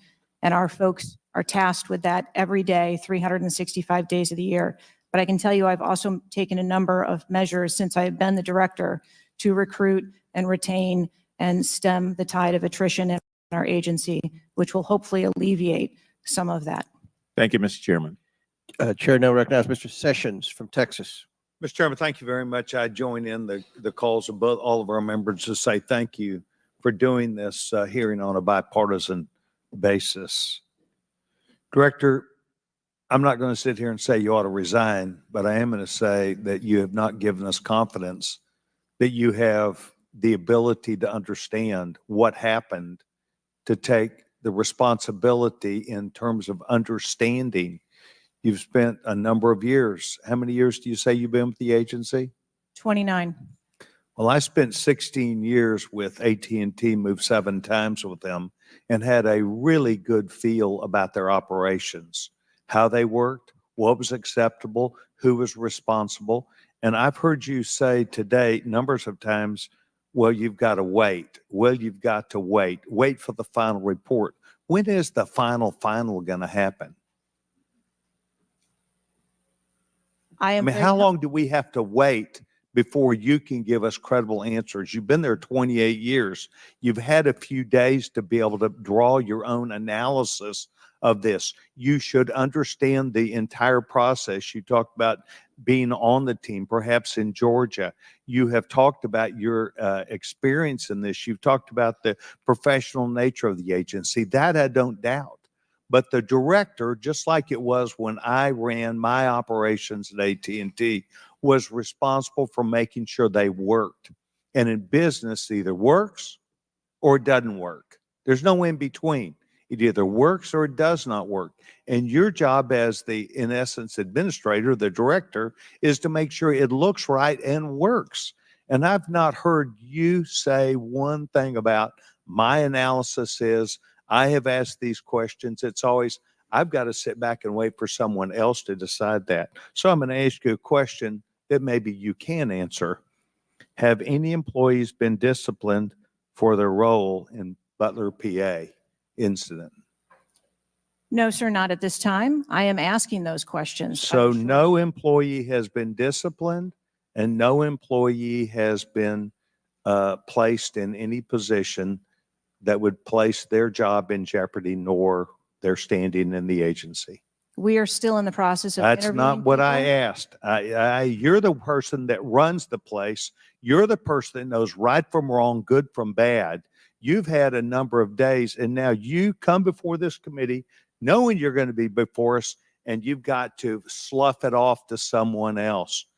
Do you see where there was something that went wrong as a professional at an agency with 28 years, or do you have to count on someone else to give you the final report? I see that something went wrong, and I've acknowledged that something went Then wrong. what went wrong? I Was need the to- special agent in charge not doing their job? Was the shooter was the shooter given extra time? Was the sniper doing their job? I mean, these are things that people who've been around for 28 years can analyze quickly. I watched it live on TV, and then within minutes saw a number of facts and factors that would have and should have been known by people who were there. You've got 28 years. You're showing up here telling us and the American public, well, I've got to wait for the final answer. What is your evaluation? I'm asking those same questions. Well, no, you're before the And I committee.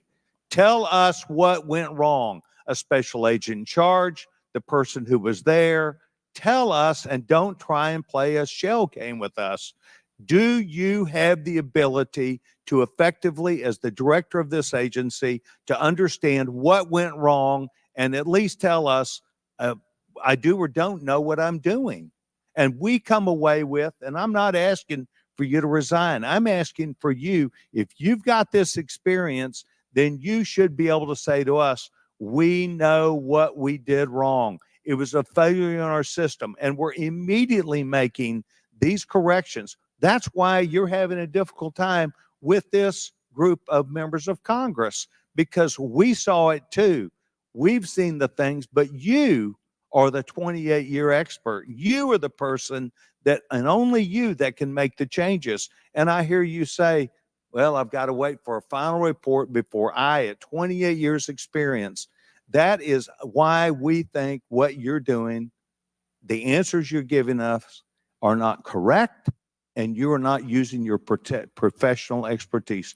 Mr. Chairman, I will allow her to respond. I am asking those same questions, sir, and I assure you, when I have a full and complete report of exactly what happened, there will be accountability, and we will make changes. Before I recognize the question, just out of curiosity, Director, it's been 9 days. Every American wants these questions answered. Do you have a ballpark estimate of when what Mr. Sessions asked you would be able to answer? So I can tell you, Time-wise? I can tell you on our mission assurance internal investigation, we are targeting to have that completed within 60 days. There's also an external investigation that is going to be taking place. There are a number of Office of Inspector General investigations as well, and we are working in concert. And then, of course, there's the Department of Justice, FBI criminal investigation. Chair recognizes Ms. Ocasio-Cortez from New York. Thank you, Mr. Chairman. Director Cheatle, respectfully, what you had just laid out about 60 days. We are currently in the midst of an especially concentrated presidential campaign in the moment. That is also paired with, of course, elections happening across the country that are happening in about 100 days. So the notion of a report coming out in 60 days when the threat environment is so high in the United States, irrespective of party, is not acceptable. And I think it's very important to understand that. This is not theater. This is not about jockeying. This is about the safety of some of the most highly targeted and valued targets internationally and domestically in the United States of America. So the idea that a report will be finalized in 60 days, let alone prior to any actionable decisions that would be made, is simply not acceptable. It has been 10 days since an assassination attempt on a former president of the United States, regardless of party. There need to be answers. Again, this party, this committee, this is not a moment of theater. We have to make policy decisions, and we have to make them now. We do. And that may be and that may require legislation. That may require policy that we must pass in the immediate term. And without that, we are flying blind. So the lack of answers and the lack of report is just simply not something that we can accept here. Director Cheatle, is there a standard perimeter that the Secret Service establishes around an event, or are those perimeters independently determined per event and scenario? There is no standard. Every event and every venue is different and treated as such. So each event has a different perimeter that is established depending on the logistics of that event. Now, you established earlier that the building upon which the shooter operated from was outside of that established perimeter, correct, for the Butler, Pennsylvania event? It was outside of our secure perimeter, yes. Now, that building was, I believe, 500. How far away was that building from the president? It was approximately 200 yards. 200 yards. Now, the individual used an AR-15 in order to act out his assassination attempt. An AR-15 has a range of about 400 to 600 yards. My question is, why does the Secret Service perimeter, why is the Secret Service protective perimeter shorter than one of the most popular semi-automatic weapons in the United States? There are a number of weapons out there with a number of ranges. Again, an advance was completed. The determination of the perimeter, I'm not going to speak to specifics, but there are a number of factors that are taken into account when we determine our perimeter. Some of it has to do with terrain, some of it has to do with buildings, some of it has to do with assets and resources that are available. And so what I'm hearing is that a perimeter was not established outdoors in an outdoor venue that would prevent an AR-15, which is one of the most common weapons used in mass shootings, from being able to be within the range of Secret Service protection. A perimeter was established, and even though there were buildings that were outside of that perimeter, it wasn't just that building. There were a number of buildings in the area, and there was overwatch that was created to help mitigate some of those buildings. Respectfully, Dr. Cheatle, as well, as a person who has experienced an enormous amount of threat incidents, including incidents that have never been reported publicly,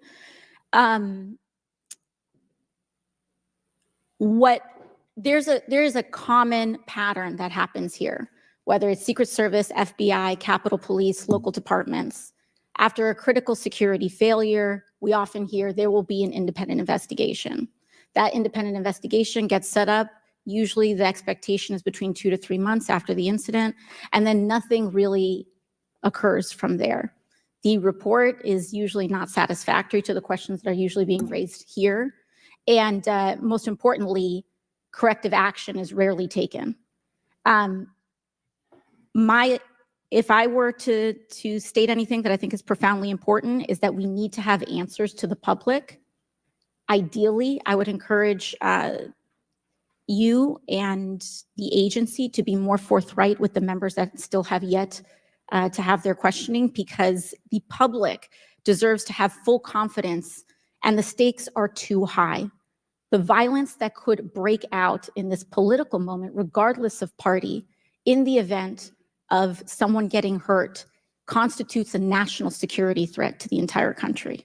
Thank you, and I yield back. Could I go back to something you Yes, said? please. Feel free, Director. Ma'am, if I could just speak to something you said at the outset when you started your questioning.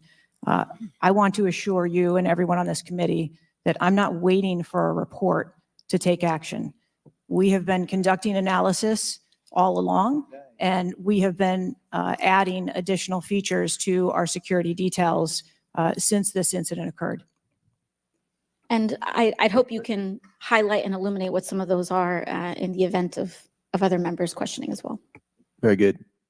Chair recognizes the gentleman from Arizona, Mr. Biggs. Thank you, Mr. Chairman. I request unanimous consent for that photo to go into the official record. Without objection to ordered. Thank you, Director. Your agency has a no-fail mission, and on Saturday, July 13th, your agency spectacularly failed. The failure resulted in the death of Corey Comprador, and serious injury to 2 other rally attendees, David Dutch and James Copenhaver, besides the injuries to President Trump. It is unfathomable that a 20-year-old on the radar of Secret Service and local law enforcement before President Trump went on stage was able to climb onto the roof of a building with a rifle and fire off multiple rounds before he was neutralized. Was Mr. Crooks acting alone? Again, I would have to refer you to the FBI's investigation. Was he just a lone gunman? I would have to refer you to the FBI's investigation for motive. What did the Technical Services Division determine was going to be the event perimeter? Those are questions that we are asking, and we are. I mean, you're sitting here today. Come on, Director. Everybody said this. You knew you were going to be asked that question because it's been asked multiple times. So this is an easy one. What did they determine was going to be the event perimeter? So you should know that. I mean, this is not, gee, I got to wait till someone else tells me. What was it? Again, I don't want to speak to specifics of the event. Okay, that took place.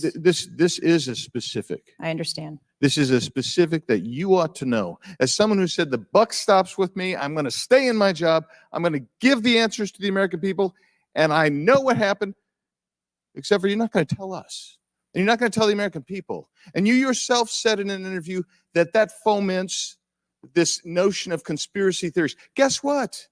When you sit here and repeatedly tell people, hey, I have to wait, as it frustrated everybody on this committee, guess what? It undermines your credibility and whether you're really going to get to it. So I'm going to ask you again, what did the Technical Service Division determine was going to be the event perimeter? We are still gathering reports. We are interviewing individuals. You know what it is, though. No, you're just not going to tell us, right? When I have those details, I will most certainly share those. Was the gun already on the roof, or did the shooter carry the gun up with him? I do not have that information at this time. Well, when was the last sweep of that roof done prior to the rally?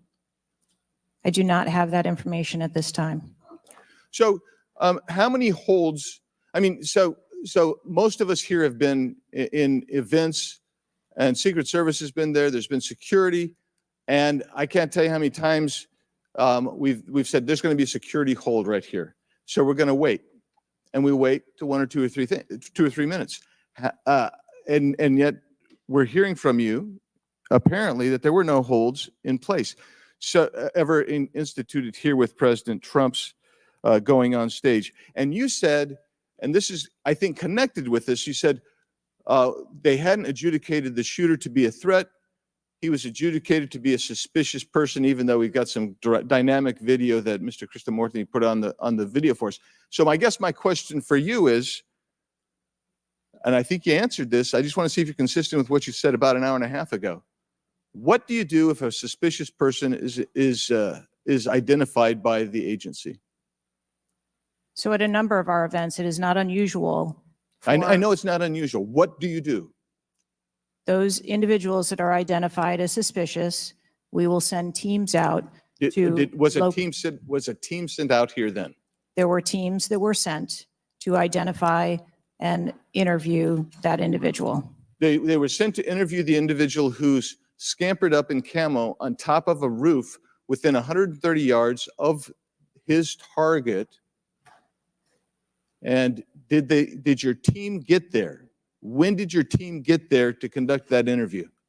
I don't have the details on the timeline. It is my So if they did send a team and they're going to interview him, and you described that earlier as an investigation, why didn't they put a security hold on President Trump going on stage at that rally? At a number of our protective sites, there are suspicious individuals that are identified all the time. That doesn't necessarily mean that they constitute a threat. Of course not. But here you got a guy scampering up the side of a building on top of a roof. It's identified to you, and you said you sent a team there, and you can't answer that. And this gets to one of my finer points, Mr. Chairman, if I can make it, and that is, we can have these kind of interview sessions, 5 minutes, everybody gets a kiss at the pig, 5 minutes, and she gets to stonewall us, not deliver answers. So we say, okay, we're going to put together a congressional committee, a blue ribbon committee. Same crap will happen. I am calling, and I'll support that, but I will tell you this, I am calling on the speaker to give us and put together a truly independent commission of qualified former Secret Service agents, presidential and VIP protective services people who can actually conduct this kind of investigation and give us real answers, because I don't think you're going to give us those answers. You should have come today ready to give us answers. I call upon you to resign today. And I also would say I've got a bunch of UC requests, if I can go ahead, Mr. Chairman. Proceed with the request. Thank you. I apologize. It might take, That's all right. Go ahead. It might take a moment. Very important. Anthony Guglielmi, the Secret Service spokesman, one from him. Without objection, so ordered. Article, U.S. Secret Service says it previously denied Trump requests for additional resources, New York Times reports. Without objection, so ordered. Secret Service says it denied earlier Trump requests for more federal resources. Without objection, so ordered. Secret Service acknowledges denying some past requests by Trump's campaign for tighter security. Without objection, so ordered. Preliminary findings by Senator Ron Johnson and his committee. Without objection, so ordered. Articles entitled, Notice Anything Different About Trump's Secret Service detailed. Next, former Biden official corrects herself after saying Dems must turn their fire on Donald Trump to beat him. Secret Service director says buck stops with her, but she will not resign. Disney Star Wars Mark Hamill cracks joke about Trump's ear bandage following assassination attempt. Biden, I haven't engaged in inciting rhetoric. Trump has. I'm just talking about threat to democracy. Piece called Who is Secret Service Chief Kimberly Cheatle? Charlemagne the God says Trump solely responsible for violent rhetoric that led to attempt on his life. Video actress Amanda Seales pushes conspiracy theory Donald Trump assassination trip was staged. Report, Secret Service identified rooftop as a potential vulnerability days before the rally. Watch, BlackRock removes ad showing former President Donald Trump's would-be assassin. Why does the Biden administration have 100% confidence Secret Service after assassination attempt? Secret Service director, we didn't put snipers on the roof because it was kind of sloped. Here's what Thomas Matthew Crooks did in the days leading up to Trump assassination attempt. Secret Service director under scrutiny for diversity initiatives after Trump assassination attempt. The official story on Trump shooting makes no sense at all. Andrew McCabe says Trump assassination. Mr. Chairman, point of order. I'm happy to assent to all of them. I just so as to facilitate. You don't want me our to read? proceedings. Is it too tedious? Well, we're not even really hearing them anyway. So if we could, it's up to you, Mr. Chairman. You would like me to slow? I'll slow it down. I was probably going too fast. Secret Service's explanations for security failures ahead of Trump assassination attempt are not adding up. U.S. reportedly received intel of Iranian plot to assassinate President Trump. What WTH? Secret Service now saying that they didn't put any agents on the roof because slight slope was too dangerous. Report, U.S. officials received intel of Iranian plot to assassinate Donald Trump before Crooks' attempt. Exclusive GOP rep Cloud. Homeland Security Agency is interfering in House's assassination investigation. Why Trump's raised fist after surviving assassination attempt is triggering the liberal media. Questions swirl over the security lapse at Trump rally, reviving old concerns about Secret Service. Secret Service scrambles to shift blame after Trump shooting as backlash hits hard. Nobody contacted me. Must see 6-camera split screen of assassination attempt captures everything shooter was in open 2+ minutes. Murillo, 5 reasons you should be angry. Breaking, shooter spotted up to 30 minutes before firing, reported multiple times. Pictures taken, no one stopped him. Cheatle calls the 30 minutes between noticing and neutralizing shooter a very short period of time. Secret Service director says buck stops with me on Trump assassination attempt, but won't resign. Mr. Biggs, we'll stop right there. We can retake them on the next one. I know there are more, Okay. but without objection, we'll enter into the record all of those, and we'll take up the others after the next speaker. Chair now recognizes Ms. Brown from Ohio for 5 minutes. Thank you, Mr. Chairman. I first want to highlight certain comments from Ranking Member Raskin, my colleagues on both sides of the aisle, President Biden and Vice President Harris, and that is political violence is completely unacceptable in this country, full stop. It is an assault on our democracy itself, and I am devastated by this attack on a candidate for the president, for the office of the highest office in the land, and continue to pray for the victims of this shooting and their families. As someone who has known gun violence firsthand, no one should have to experience the pain of losing a loved one to weapons of war. It is deeply unfortunate political violence has become far too common. Whether it is the deadly attack on the Capitol on January 6th, the assault on Speaker Pelosi's husband, or the threats of violence against election workers, we all must work to condemn political violence and tone down the rhetoric. So, Director Cheatle, on behalf of the hardworking men and women of the Secret Service, can you give us some perspective as into what goes into securing an event like the rally? Like, how much time do you have to prepare? Thank you for the question.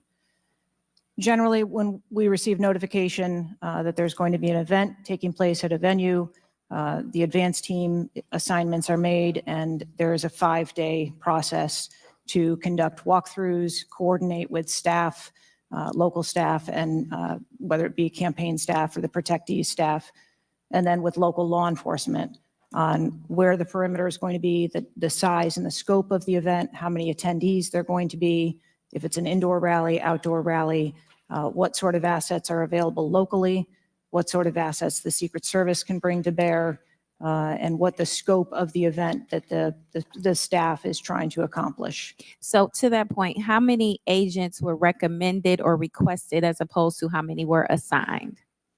So I'm not going to get into specifics of how many were assigned, but those numbers that were requested were provided. And how many local agents were involved in the preparation, if you will, that you talked about, that 5-day preparation? So there were a number of local agents from the local office, as well as agents from the former Trump detail that were involved in that advanced process. Do we have a number? I do have a number. I'm not going to release that number in this setting. You're not making this easy for us. This is a shocking incident on the former president's life and an appalling instance of political violence and a threat to our democratic values. I'm thankful that the former president is on the mend. And again, I'm grieving for the family and friends of Corey Compouture, who lost a loved one in this shooting and now know the unbearable pain of gun violence. I really hope this serves as a reminder about our responsibility to attack policies, not personalities, to be honest and truthful, and to treat one another with dignity, respect, and thoughtfulness. And with that, I yield my remaining time to Ranking Member Raskin. Thank you, Ms. Brown, for those very powerful and moving remarks. Director Cheatle, we don't want to lose a presidential candidate to an AR-15 attack. We cannot lose a presidential candidate to an AR-15 attack, and we can't lose any more citizens to AR-15 mass violence, mass shootings. And we certainly don't want an attempted AR-15 assassination or assassination attempt to set off political violence or riots in America. So this is deadly serious business. The vice ranking member pointed out that a report in 60 days won't do it for us because we have a responsibility. Members of Congress have a responsibility to take action now if there's anything we can do to prevent this. So my question for you is, what is informing your operational decisions right now that you've invoked without a report? Can you tell us what are the preliminary judgments, or if you don't want to foreshadow the report, fine. What are your personal professional judgments informing the operational decisions you're making right now? Certainly, and I appreciate that question. I don't want to make any preliminary judgments on what happened on this particular day, but I can tell you that we have looked at, as we did immediately in the aftermath, what the security plan for the Republican National Convention was going to be, and we made adjustments to the interior of the perimeter there. We looked at the protectees that we have here in the Washington, D.C. area and our protective sites, and we did make some adjustments to their security posture. And as we continue to move through the next several weeks, even yesterday with the announcement of the president no longer running, we have made adjustments to the vice president's detail.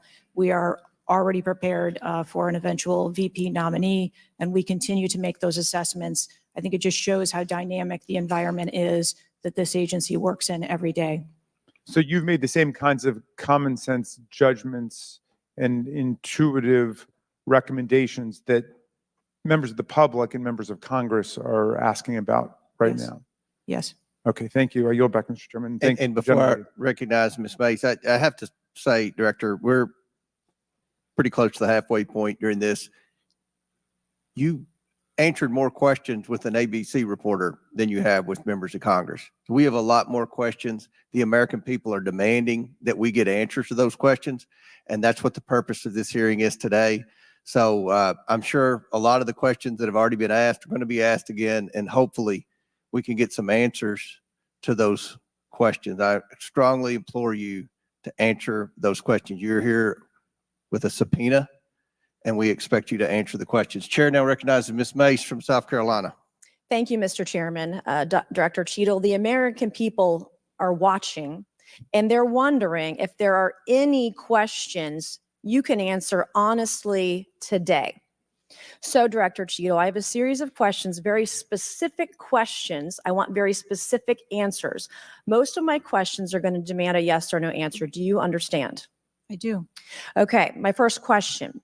Both sides of the aisle today have asked for your resignation. Would you like to use my 5 minutes to draft your resignation letter? Yes or no? No, thank you.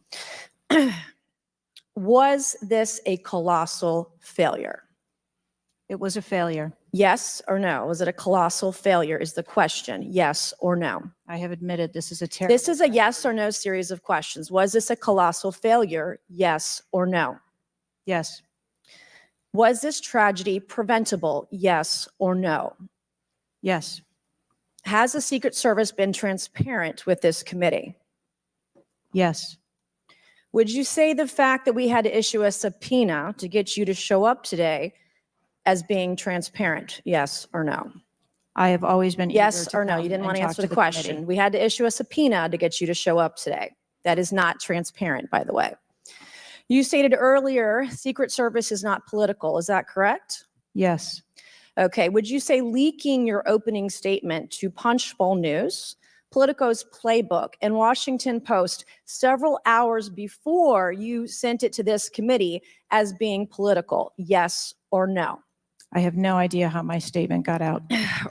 Well, that's bullshit. So, Mr. Chairman, I would like to ask unanimous consent to enter into the record articles by Punchbowl News, Political Playbook, Washington Post, all done at 5:24 a.m., 6:12 a.m., 6:34 a.m., a solid 3 to 4 hours before this committee got your statement. Without objection to ordered.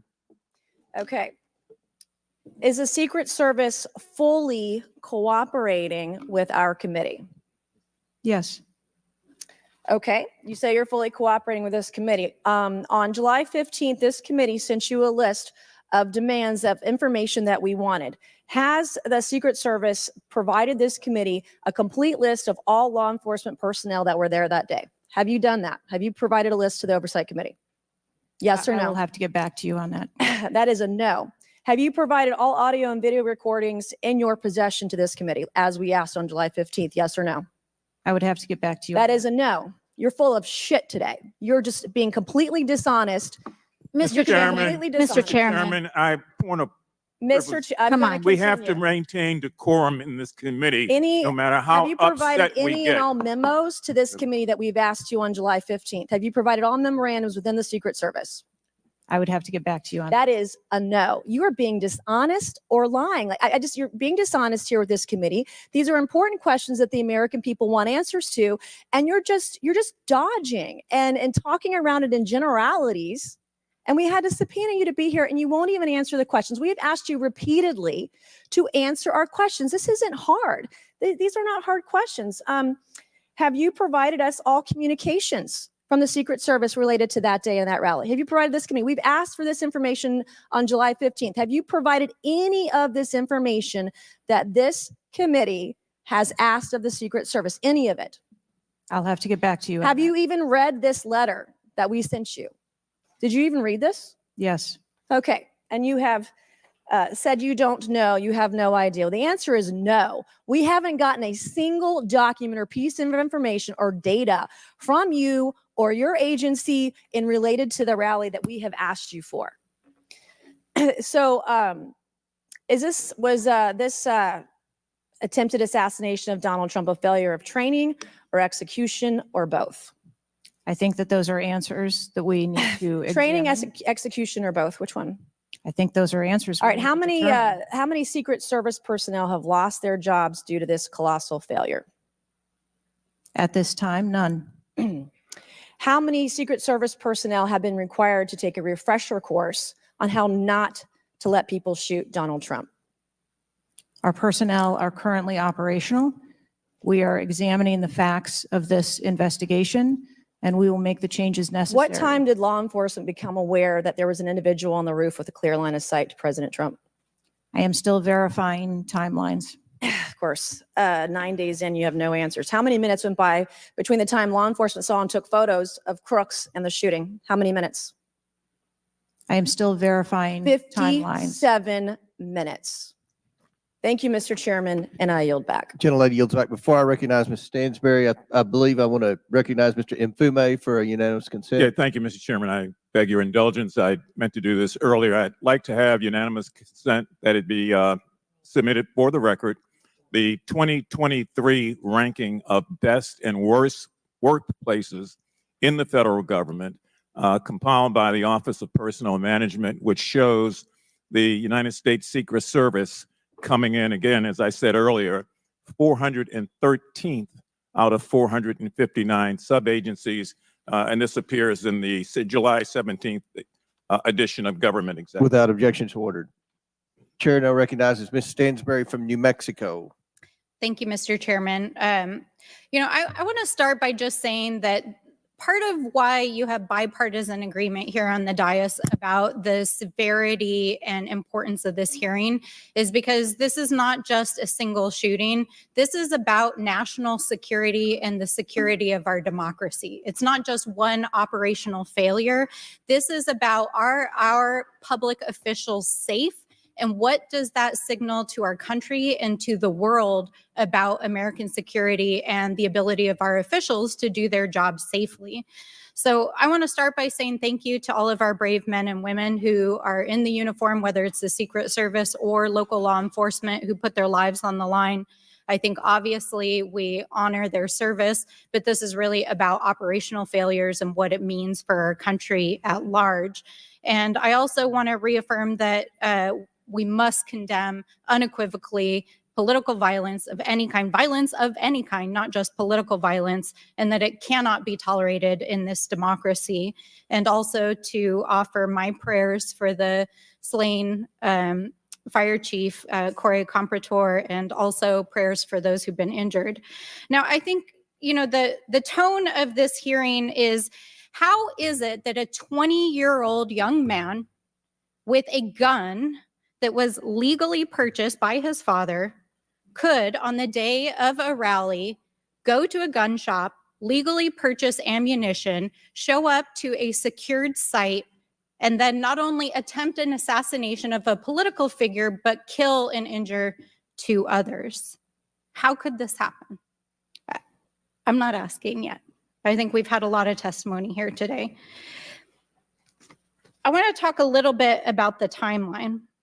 Now, here's what we know, and I know, Director, you were also on the call that we had a few days ago with the FBI and other law enforcement, so I respect that you are not able to share, based on your testimony, some of the details that are currently being investigated, but I know you were on the call because I heard you on the call and you heard them too.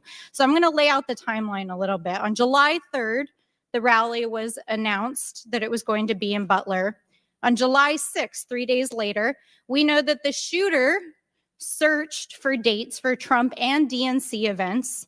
On July 7th, so this is 4 days after the announcement, the shooter went to the site. He actually physically went to the site. On July 12th, the shooter went to a gun range where he and his dad regularly go and practiced shooting. And the next day, on July 13th, he went to the site again before the rally began. We know that he then went and searched online for a gun store where he went and he purchased 50 rounds of ammunition, went home, got his father's AR, which was legally purchased, and returned to the venue. At 5 p.m. that evening, this is more than an hour before Donald Trump actually took the stage that evening, local law enforcement were made aware that there was a suspicious man. In fact, at 5:20, local law enforcement flagged that he had a rangefinder, and they radioed their concerns and sent around pictures of the individual.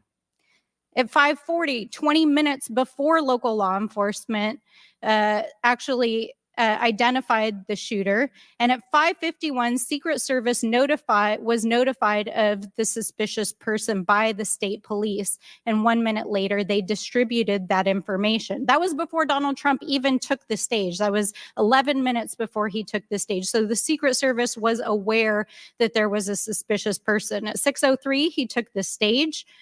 At 6:09, rallygoers, as was shown in the video, identified this gentleman climbing on the roof. At 6:11, 3 shots were heard, 3 rounds of shots. And of course, the president and the other victims were shot.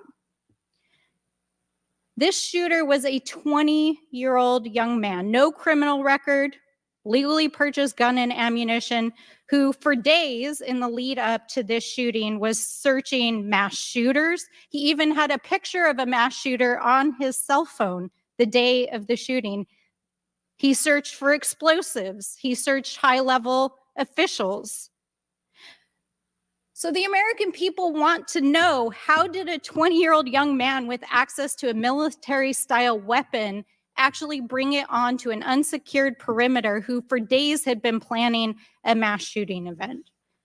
And I think that, Madam Director, with all due respect, the answers that we've received here in this hearing today are completely unsatisfactory.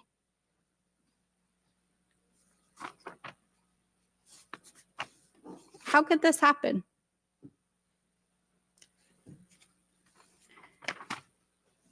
We need answers. We need answers not just for the family members of the gentleman who was killed and those who were injured, but we need answers for our democracy. Because as others have stated here today, we are in a highly politically charged environment right now. We are only weeks away from one of the most significant presidential elections in American history. And it is clear that our public officials' safety has not been secured. And it is not just a matter of one shooting, it is a matter of national security. So I hope that you will take our comments to heart. I hope that there will be accountability, and we need answers. And with that, I yield back. Chair now recognizes Mr. LaTurner from Kansas. Thank you, Mr. Chairman. Director Cheatle, I have a question just right off the bat. Something that you've bragged about repeatedly is that you've increased protection for the 36 individuals that the Secret Service is also entrusted with. Is that correct? I think I stated that we currently have 36 protectees, and that we continue to make evaluations on where those levels of protection are provided. You've mentioned specific increases in protection that you've provided for some of those individuals, correct? Correct. Based on what?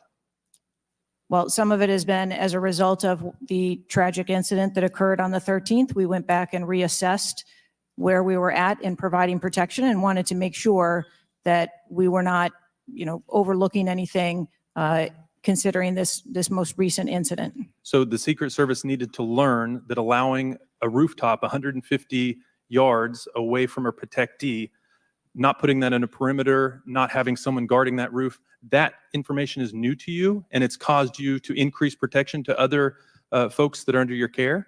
I think it is prudent after any incident that occurs to go back and take a look at your current practices and see if there is anything that needs to be done differently. It's inconsistent because what you said earlier to Mr. Turner was that the protection that you were offering to President Trump was in line with the current threats, him being a former president, him being a nominee of a major political party, the threats from Iran, the protection that you're providing him was adequate. Do you stand by that statement? Yes. Okay. Do you think it's a problem that the Americans' trust in the federal government is an all-time low? Do you think that's a problem? I think that it's unfortunate. I don't know why you're quibbling with my word. Is it a problem or is it not? I think the American public deserves to have trust in their federal government. Okay. I don't know why you're being difficult. I'm just, it's a simple question. Are you concerned about the increasing prevalence of conspiracy theories going on out there right now? Yes. I am too. You've been incredibly inconsistent with your answers before this committee today and what you were willing to reveal. You've acknowledged that the shooter was identified with a rangefinder, that President Trump's detail was sufficient for the threats he faced from Iran, that certain details were erroneously reported, in your words, but you haven't been willing to provide any information about the decision to place the building in question outside the perimeter, the explosives placed in the shooter's vehicle, the use of a drone by the shooter, or when exactly the Secret Service identified the shooter as a threat rather than merely suspicious. What is your standard today for what you are willing to answer and what you are not? Because you've been inconsistent. I'm certain that you can understand that some of the information that's been provided to you thus far has come from the FBI's investigation and has come from information that we have released. I want to make sure that information that is being provided to this committee is consistent and is factual. But the question about the drone that the chairman asked at the beginning of the hearing, he said, do you know this information? And you acknowledge that, yes, you do know the information, you just don't want to tell us. I guess my question is that if you wanted to wait till the end of the investigation to draw conclusions, which you've acknowledged you're not, you're drawing conclusions right now and making changes. But if that was your standard, that you want to wait till the end of the investigation to draw conclusions, okay, at least you would be consistent in that. But what we're wanting to know today, and what would dispel some of the conspiracy theories out there, what would increase trust with the American people, is for you to let facts out, for you to tell us what you know. And I want to understand from you, why is that a problem? Why is it inconsistent with a quality investigation to release to the American people today, at least the information that you know for sure? Because you certainly know for sure more information than you're willing to give us today. I have released that there was a failure and that there are gaps that we need to make sure that they don't happen again. That's not acceptable. That's not enough. That doesn't quell any conspiracy theories out there.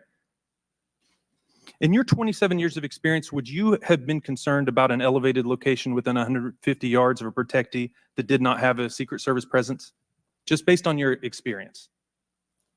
What I can tell you is that every site and every venue No. advanced I'm asking differently. for your experience. Looking at this situation, would that have been of concern to you? Or would you have agreed that it's fine, it doesn't need to be covered? What I have explained today You're is not going that to answer. there was. Is it true that at 5:45 p.m., approximately 18 minutes before President Trump took the stage, the Beaver County Emergency Services Unit noticed the shooter on the roof and photographed him? Is that a fact or not? That is the information that I have from the FBI's report, yes. You haven't been willing to share whether or when this was communicated to the Secret Service, so I'd like to get into the difference between suspicious activity and threatening activity. Is it suspicious or threatening if an individual is seen around the perimeter with a rangefinder? Is that just suspicious? That could be termed as suspicious. If that same individual with the rangefinder is found on a rooftop, is that still just suspicious, or is that considered threatening? That could be termed still as suspicious. All right, my time is over. Mr. Chairman, I yield back. Thank you. Chair now recognizes Mr. Frost from Florida. Thank you so much, Mr. Chair. And obviously, I want to start by stressing that political violence is always unacceptable, and acknowledging that this is still an ongoing investigation. But oversight hearings like this are essential components of an investigation, and I want to thank the chair for pulling this together. Madam Director, I appreciate you for being here. The events of July 13th raised serious questions about the efficacy and thoroughness of the security protocols in place. The gravity of the fact that an unsophisticated gunman was able to secure his perch and take a shot at a former president, despite multiple layers of security and intelligence, are not lost on me. Before I came to Congress, I used to work advance for a major political candidate and have interacted with many different law enforcement agencies on large political events like the one that just happened. How many times was the Secret Service alerted about a suspicious person at the July 13th campaign event prior to the first shot being shot? I don't have an exact number to share with you today, but from what I've been able to discern, somewhere between 2 and 5 times there was some sort of communication about a suspicious individual. To the Secret Service specifically. According to reports, the shooter was photographed twice by security officers prior to the shooting. A police officer saw the shooter on the ground and reported him with a photograph as a suspicious person. Multiple local law enforcement officers identified the shooter, radioed that he was acting suspiciously near the event's magnetometers. A local law enforcement tactical team saw the shooter on a roof and notified other security services and also photographed him. One police officer who photographed the shooter saw him scoping out the roof and carrying a rangefinder. My question is, and you've answered this, but why, or you haven't answered this, why wasn't the event paused right then? Again, I'm not clear on the timeline of when the Secret Service shift and the counter sniper were notified.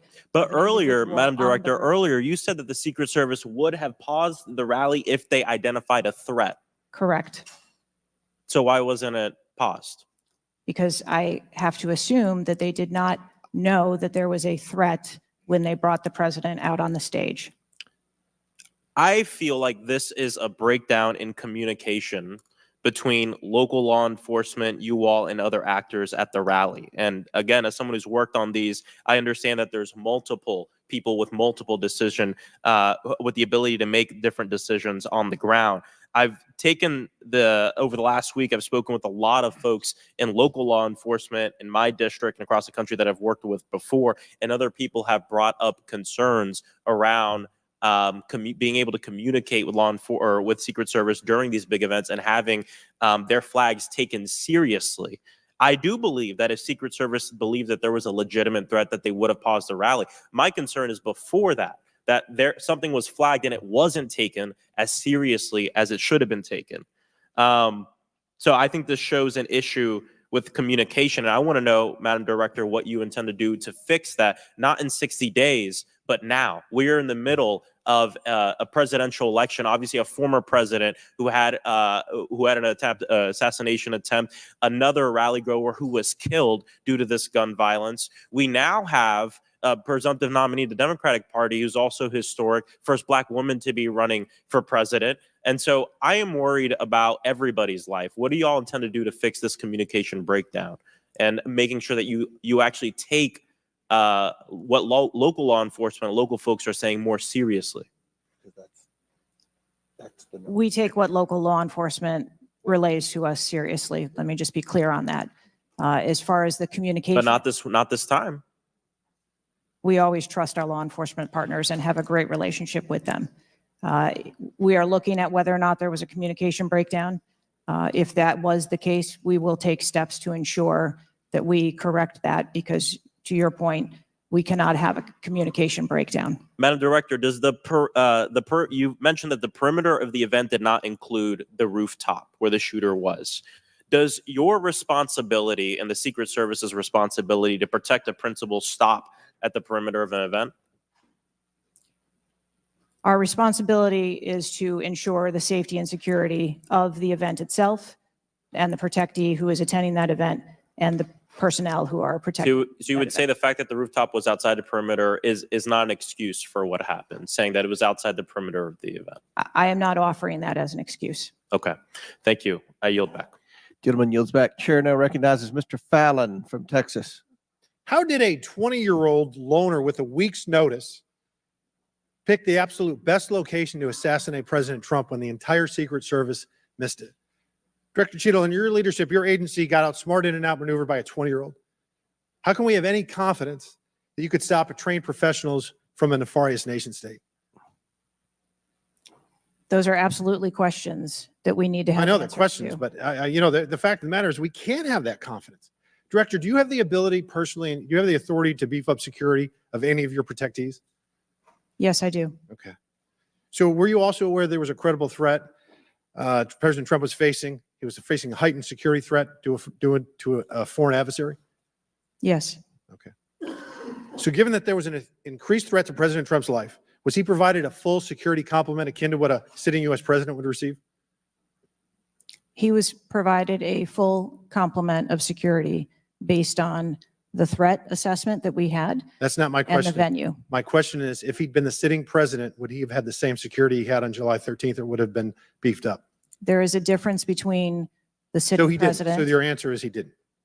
and continuity of government and the responsibility So he that we did have. not. Okay, there wasn't a CAT team, a full CAT team on site. There wasn't counter surveillance teams on site. But this is the thing. You just said you had the ability to beef up the security. You knew about the threat, and you didn't. And that's as telling as it is chilling. We have satellite images from the Butler Fairgrounds. Have you visited the site? No, I have not. 9 days and you have not visited the site. You should have been there that night. Did you talk to, that evening, did you talk to the team, the heroes that surrounded the president? Did you call them that night? They were still operational work. So that's an answer is no. Did you call them the next day? President. Yes, I spoke with. You called them the very next day, not the day of, or was it 72 hours after? I don't know the timeline, but I spoke with Okay, them because you're under oath. immediately I following. think it was 72 hours after you waited 3 days. What is immediately clear is that there are a number of structures that need to be secured. Of these, Director, other than the first, immediate four, what's the most dangerous site that should have been secured? Because security 101, you got to mitigate the high ground. Yes. Okay. Do you know what the next most dangerous site, what was the closest structure to the president, other than the four immediate ones that you had your counter sniper teams on? There are a number of structures around that event site. You know who the shooter knew? The shooter has visited the site 2 more times than you have, and he had a drone, and he picked the AGR building. So you said, do you remember in an ABC interview you did that you didn't have people on the roof of the AGR building because you were worried about safety because of the slope? I recall that statement. Okay. Does the Secret Service have written policy you can share with us about slope roofs? No. Okay. So why'd you act like there was one? Because is it your practice to comment on enormous events of enormous national implications when you're ignorant of the facts? That's rhetorical. So here's this thing with the slopes. You go all up to like 1812. You can go to a 112, which is about as flat as you can get without it being completely flat.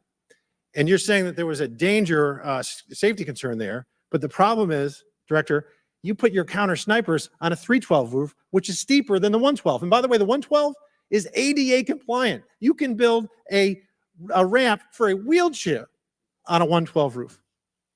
So these are nothing but pathetic excuses, and they make no sense, and they're a bunch of cow dung. All the law enforcement I've spoken with over the last 9 days are amazed that the AGR rooftop was not secure. And you want to know why? Because it's dangerous. I have never had any long gun training in my life. I own an AR-15, and last time I shot it one time my whole life. It was 6 years ago. That is until Saturday, where we recreated the events in Savoy, Texas. We recreated what happened in Butler. I was lying prone on a sloped roof at 130 yards at 6:30 at night. And I knew that he had a scope. I didn't know what kind, red dot or magnified. So I shot 8 rounds from both. You know what the result was? 15 out of 16 kill shots. And the one I missed would have hit the president's ear. That's a 94% success rate. And that shooter was a better shot than me. It is a miracle President Trump wasn't killed. Corey Comparatore life is over because that damn shooter made it on the roof. And it wasn't the roof that was dangerous. It was a nut job on top of the roof. You know what else is dangerous? I believe your horrifying ineptitude and your lack of skilled leadership is a disgrace. Your obfuscating today is shameful. And you should be fired immediately and go back to Garden Doritos. Mr. Chairman, I yield back. Chair recognizes Ms. Lee from Pennsylvania. Thank you, Mr. Chair. I'd like to thank the chair, the ranking member, for coming together and holding this hearing. But I have to say, I don't think any of our concerns have been addressed today. And what little we've learned has not inspired much confidence. I will just say that we obviously can't allow the violence we're seeing in this country become the norm or a commonplace. But that seems to be where we're heading. On this occasion, it was, very shockingly, a former president and current political candidate at a rally that we all assume is one of the most secure places we can be. But the violence we saw last Saturday is the same culture of violence that makes too many of our kids and our community members feel unsafe to play outside or to go to class or to simply live their lives each day. But again, this was a political rally, and it is supposed to be one of the most secure places. So we do have very specific questions about that. Director Cheatle, I'd like to start by following up on some of my colleagues' questions. My colleagues, Mr. Krishnamurthy and Mr. Frost, highlighted a number of points that showed the shooter presenting an active threat. So I'd like to ask you, Director Cheatle, to clarify what the protocol is for postponing or canceling an event based on a threat, and how the events on July 13th didn't meet those standards. So again, I think we're talking about the distinction between suspicious behavior and a threat. And at the time that this individual was identified, they were displaying suspicious behavior. I'm still waiting for interviews from the FBI to determine what it was that identified that individual as suspicious and what those behaviors were. To that question, does suspicious behavior vary between different events? For instance, if we have an event with a president, would there not be a heightened standard for suspicious behavior? I think that there are a number of ways that someone could be identified as suspicious, and it doesn't matter whether it's at a rally or an indoor event or who the protectee is. I think it's up to law enforcement or citizens to identify someone as suspicious. Okay, thank you. According to the Associated Press, at least 6 different agencies, including 2 sheriff's office, local police, state police, as well as fire and emergency rescue officials, were involved in securing the rally in Butler. When there are so many teams that are collaborating, who takes the lead and how is that determined? The Secret Service is responsible for the security of the site and the coordination. And that was the case on July 13th? Correct. Okay. Changing gears, in 2024's appropriations budget, the Secret Service was given a little over $3 billion, which was about $78 million above what was requested. For 2025's budget, you've requested yet another increase. How much of these funds goes towards training and improving protection procedures? I would have to get back to you on the training aspect of it, but about 30% of our budget is for protection and facilities and training. But clearly the problem can't be a lack of funding. So what exactly do you see as the core problem that led to this failure, that led to your agency being outgunned by a 20-year-old using his father's gun and acting on his own without a particularly sophisticated plan or technology? I think that we are waiting to determine exactly what those failures or failure was so that we can make sure that the Secret Service is stronger after this. So we've heard a lot today that you can't answer because it's an ongoing investigation, that you're still figuring out the details, and that you won't answer basic questions. You've said 60 days for the investigation, but I simply don't think that's acceptable. Do you really plan to keep avoiding questions and the American people's questions, ours and the American people's questions, for the next 60 days? I'm not avoiding questions. I want to make sure that I am providing factual and accurate information. Certainly, but is there no in between, right? Between what is obviously a fact and what you can surmise from the details that you already have? I assure you, when I have a full and complete report of what took place on that day, I will certainly come back and make that available. Certainly. Studies indicate that the United States is experiencing increasing levels of political violence and tension. Does the Secret Service see increasing political violence as a threat to its work? And if so, how is the Secret Service adapting its strategies and protocols to account for increasing political violence? We are constantly evaluating the threats that we receive and monitoring that, and we make adjustments on a daily basis to our protectees based on what those threats are and what actions we need to take. Yes or no? Do you believe that stricter controls on the availability of assault weapons would make it easier for the Secret Service to fulfill its missions of protecting public officials? I think the Secret Service is tasked with providing a safe environment, which is why we put into place a number of mitigation factors. Certainly, but do assault weapons make it easier or harder for you to do your job? I think that any weapon makes it difficult for us to do our job. Okay, I yield back. Chair Dale recognizes Mr. Donalds from Florida. Thank you, Chairman. Director, real quick, at what time was Secret Service aware of the active threat against President Trump? Director, what time? So the Secret Service was aware that there was an individual who had been identified as suspicious, and that individual was attempting to be tracked down. At what time? I don't have a specific timeline other than to tell Director, you- it's been 9 days. I At understand what that. time? I want to make sure that I give you factual information, sir. Director, have you talked to the agents on the ground that day? Yes, I have. You've talked to all of them. Mhm. Your senior team has talked to every agent that was on the ground that day. Yes, we have. Have they all corroborated the same time they identified the shooter or they were made aware of the shooter, either by attendees in the crowd or local police department? There are a number of reports of when those times were made. Was it those 5 minutes notifications. before the first shot rang out? No, Generally speaking, was it 10 minutes before the first shot rang out? no. It Was it le- 15 minutes before the first shot rang out? It was less than that time frame when it was identified as a threat. How many days before the shooting took place did Secret Service actually do their advance work to secure the facility that the rally was going to be held at? 5 days. In the 5 days prior, when the security advance team did their work, did they identify the rooftop as a potential threat? Again, I'm pulling those reports and that information. It's been 9 to days, conduct those Madam interviews. Director. Did they notice a rooftop 150 yards away that was a potential threat? Yes or no? I am certain that the rooftop was noticed. I am pulling the reports. What was the security parameters around securing that rooftop? There What was, did they do? there was overwatch provided for that rooftop. Did Overwatch fail? I am waiting to hear what the results of the investigation were so that I can identify where the failure was. Who did you talk to that was on the ground that day that was responsible for Overwatch? What are their names? I'm not going to provide their names in this setting. Did you talk to the people that were providing Overwatch that day? I've talked to the people that conducted the advance on that day and that were working the shift and were the counter snipers on that day. So you talked to the counter sniper team. You talked to the people who were providing Overwatch that day, and you talked to the advance team, correct? Yes, sir. What did they tell you?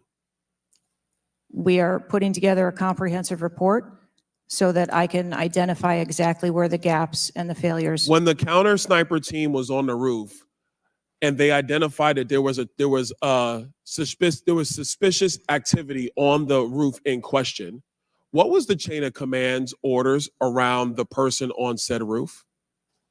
Because I'm quite sure somebody saw in under your organization, the Secret Service, I'm quite sure somebody saw the shooter on the roof.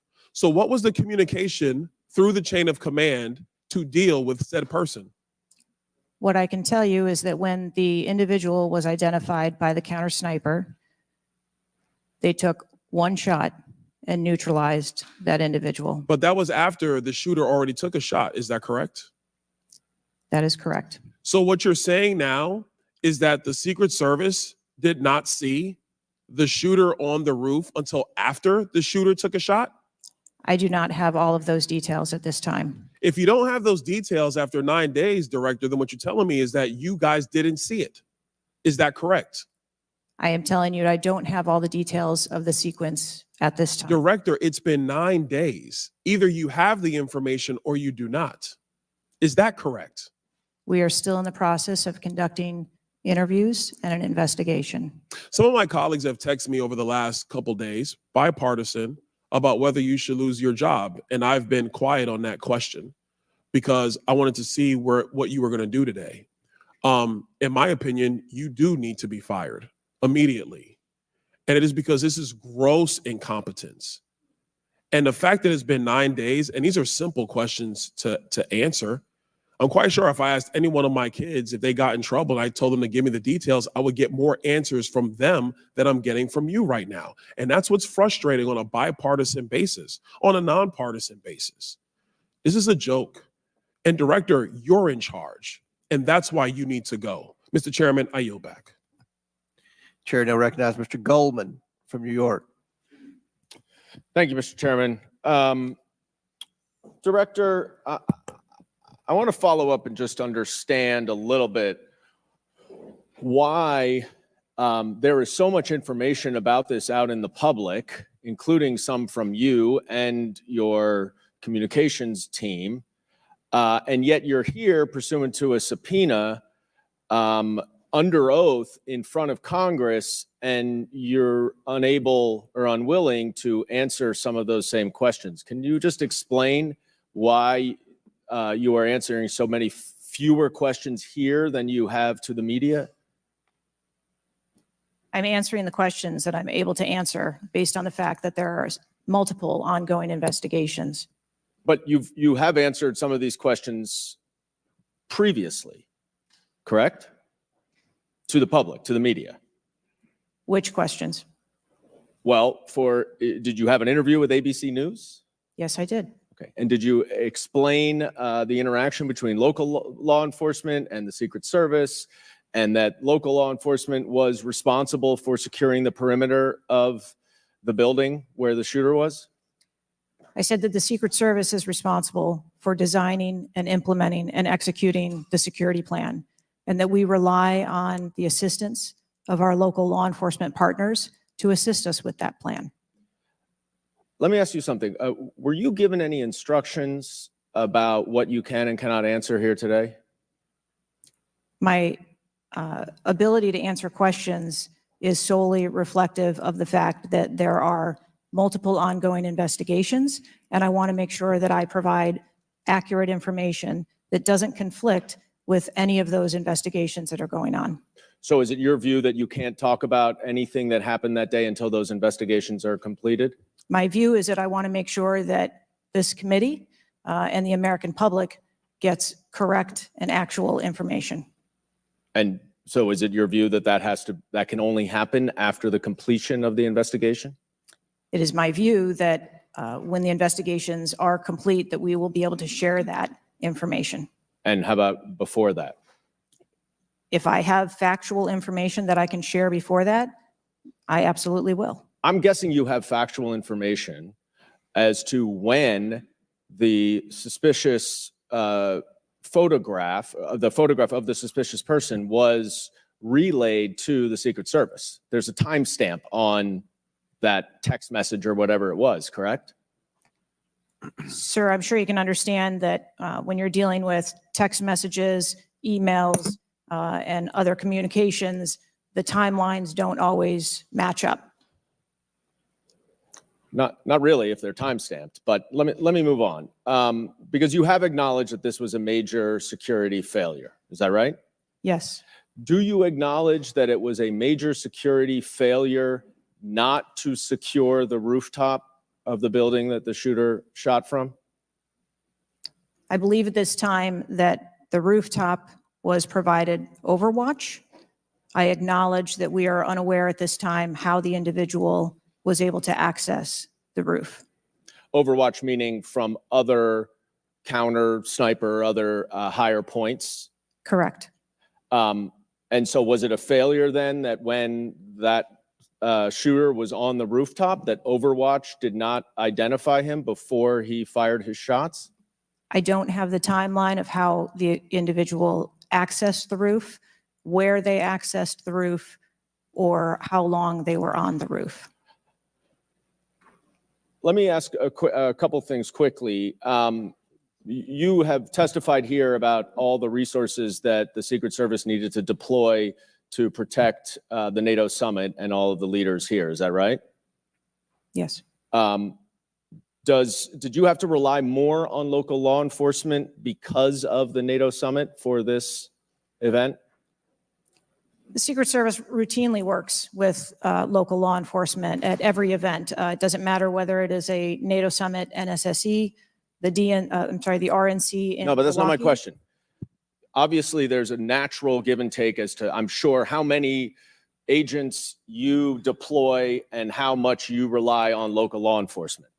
Did you have to rely more on local law enforcement because there were fewer Secret Service assets available because of the NATO summit?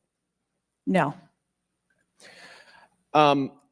I hope we get answers before the completion. I don't like the fact that the media has received far more answers than Congress has. If this is a function of getting your ducks in a row, I assume you have access to a lot of these reports and a lot of this information, and you should have come prepared here today. And I would just want to flag, Mr. Chairman, before I yield back, that I want to just point out one thing that my colleague from Texas was talking about when he said he recreated the shooting twice with an AR-15, and he had a 94% success rate, 15 out of 16 shots. I don't know why that doesn't convince him that we should get rid of AR-15s, but clearly we need to do something about the prevalence of AR-15s and weapons of war on our streets. And I yield back. Chair now recognize Mr. Perry from Pennsylvania. Thank you, Chairman. Director, I guess 60 days is the time of the investigation. Is that the information that you've put out, or where did that come from, 60 days? Or is that just information that the committee members are talking about? I stated that earlier today. I've asked Okay, my 60 team- days. So are you receiving regular updates? You're in charge of the Secret Service. This is about your organization, what happened 9 days ago. Are you receiving regular updates from the FBI on their investigation? Yes, I am. So you know some things are true, some things are probably not true. We want to talk to you about the things that we're hearing about and find out if they're true. You've been in contact with the FBI, then you're getting updates on a daily basis, right? Yes. Based on what you said. Okay, so, and are you confident that the person in question, Mr. Crooks, was the only person firing that day against the president or the crowd? Is he the only one? I'm not asking you yet if he acted alone, but is he the only one? Or can you say that with certainty to the American people? That is the information I have at this time, yes. Okay. Does it appear he acted alone? That's the information we have at this time. Okay. Now let's talk about the fact that he was noticed as a person of interest, of concern, suspicion, as you say. Your PI team, how do they stay in? There's a sea of people. How does the PI team get to that individual that's in question in the sea of people? How's that individual tracked? Our protective intelligence teams that work at our sites are paired up with a local police counterpart. And so they work in conjunction together. So they just follow them around? Or let me ask you this. Looking at the site, you have multiple perimeters, right? You have the secure perimeter, the inside perimeter, you have multiple secure or multiple perimeters. Was the AGR so-called building the highest location affecting the site of the rally? Was it the highest location? I believe the highest location at the site was where our counter snipers were. What about the water tower positioned. adjacent? What about how high is the water tower? I don't have the height on the water tower. Okay, seems like water towers are pretty high, at least in the photo. It looks like there might be actually be a building right behind the AGR building that is even higher than the building that Crooks fired from. You're familiar with cover, concealment, and defilade, right? You're familiar with those terms? Yes. So how would your sniper team or your PI team track the individual and give vectors to Secret Service on the PI team to get to that individual to question him? And how would you cover the defilade, the cover and concealment of low areas that you can't see from where your sniper team immediately adjacent to the president were sighted? How would you do that if you're not up on the high ground? So when our counter sniper teams go out and conduct an advance, they have a methodology and provide a grid system that our response teams are able to vector in if they see something that is troubling. So when Mr. Jordan asked about the assets that were requested, let me just ask you about assets requested. Were aerial assets requested for this event from either the Secret Service or state police or anybody else, drone, manned, otherwise? Aerial assets, were they requested? I can't speak to what the local Just asking police if they were may have requested. conversations with the local police, but I can tell you that the assets that were requested from the Secret Service for the site that day were all granted. But were aerial assets required? I didn't ask if you used them or what you used. Were they requested? Overwatch was requested and that was Aerial, provided. is that aerial? Because Overwatch could mean on the water tower or not on the water tower. Can you be specific, ma'am? I'm running out of daylight here. I understand. If you're asking me about specifics, whether or not there Is was. it not clear what I'm asking you? Were aerial assets requested by the president, by Secret Service, by anybody? Were they requested? The Secret Service, we felt that we had a good plan in place. Okay, fair enough. How about K9 assets with bomb sniffing or explosive sniffing capabilities? Requested. Didn't say they were present. Were they requested? Those requests were fulfilled. They were requested and fulfilled. Mhm. So was the Crooks vehicle inside any of your perimeters? No, it was not. It was not. How did you? So it was not within the. It was not. So what was there a device located on Mr. Crook's body to detonate the vehicle? That is the information that I have. So what would be the point of detonating the vehicle if it was not inside the perimeter?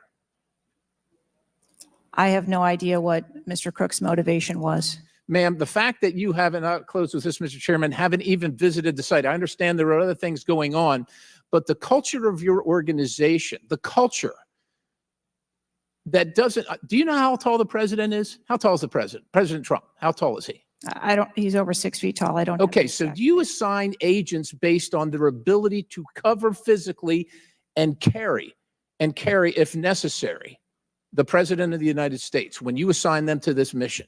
Is that a parameter that is considered?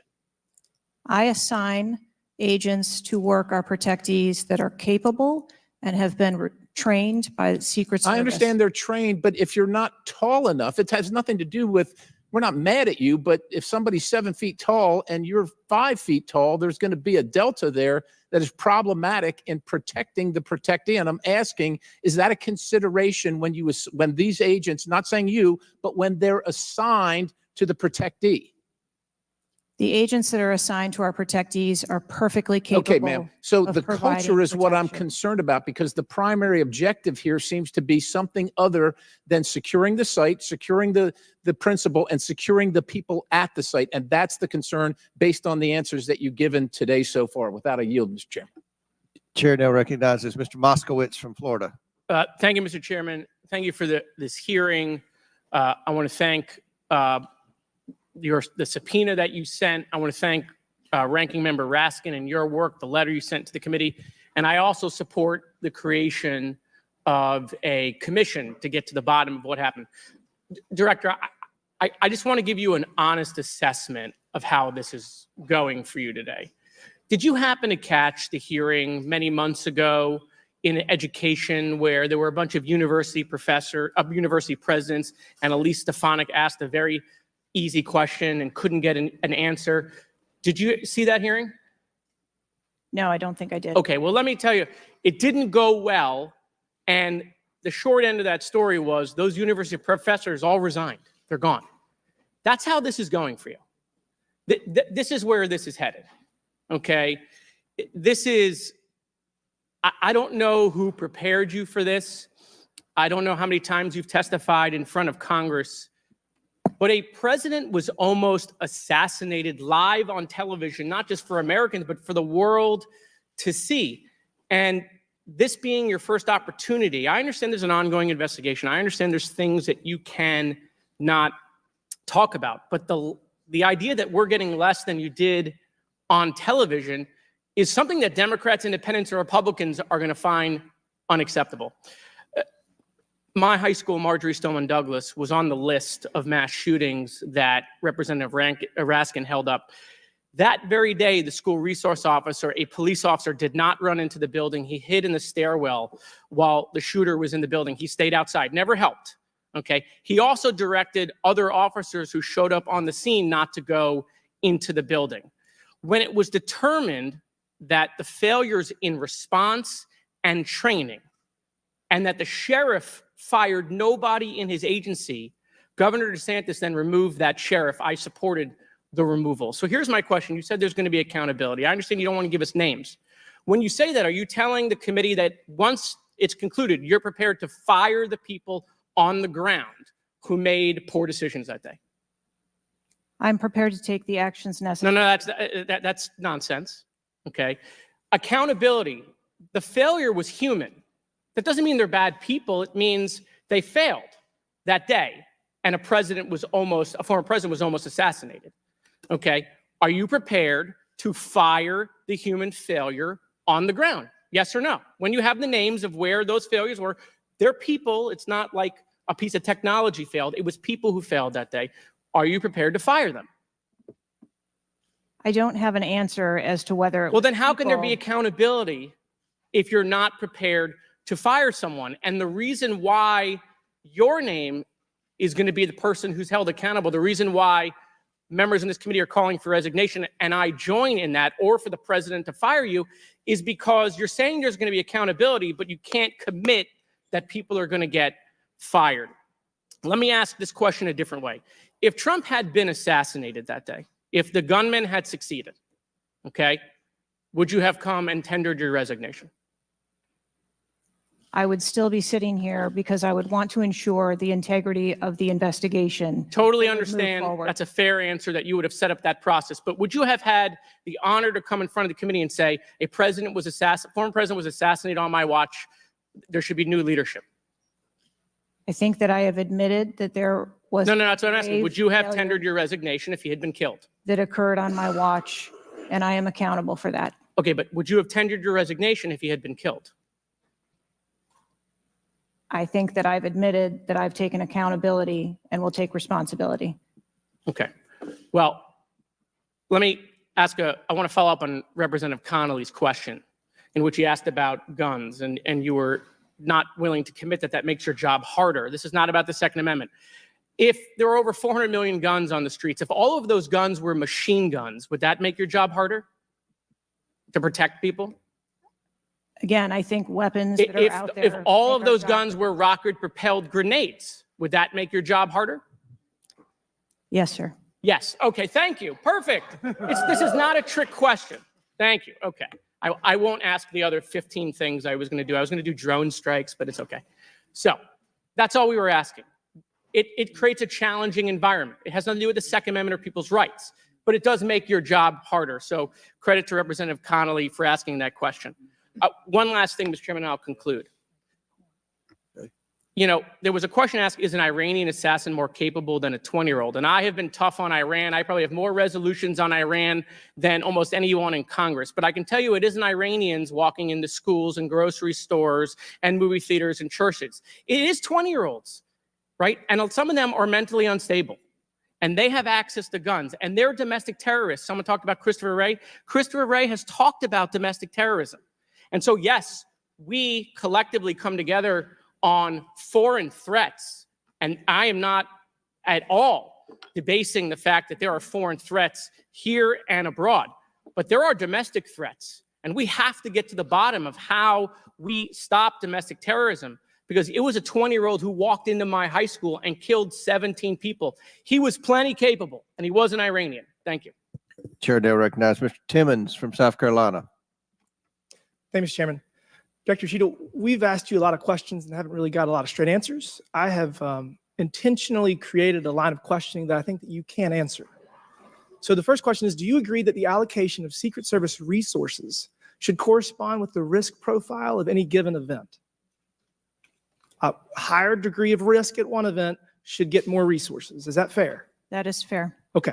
And when two events occur at the same time in the same geographic vicinity, that the risk profile of each event should be taken into account, and whichever event is greater risk should receive greater resources. That is correct. Okay. So I'm going to go over the Trump event. So this was publicly announced July 3rd, Butler, Pennsylvania. The venue is an outdoor fairground, open air, no existing security. The crowd size was expected to be tens of thousands. It ended up being over 20,000. There were general and specific threats from foreign adversaries. As the chairman of intelligence remarked, Iran has said they want revenge, as well as when President Trump was in office, he made a lot of people mad, terrorists to be included all over the world. And, you know, President Trump is the former president and the future president. So I would say that that is a fairly high risk event. Would you agree? Yes. Okay, let's conversely, the First Lady had an event at a casino in Pittsburgh, just a few dozen miles away. It was a dinner for the Italian Sons and Daughters of America. It was publicly announced on July 10th. What's interesting is that the casino is actually extremely secure. They already have magnetometers existing prior to this event even being announced. It was in a ballroom. And the size of the crowd, a mere 400. There were no specific threats. There may have been general threats. And the asset is the First Lady. Those seem like there's a huge disparity relative to risk. Would you agree? Yes. Okay, thank you. Multiple whistleblowers and various media outlets have reported that the Pittsburgh field office of the Secret Service allocated 12 additional post standers to the First Lady's event and 3 additional post standers to the Trump rally. Is that correct? There were no assets that were diverted from the First So no. Lady's This is a very visits. simple question. I'm not asking if anyone was diverted.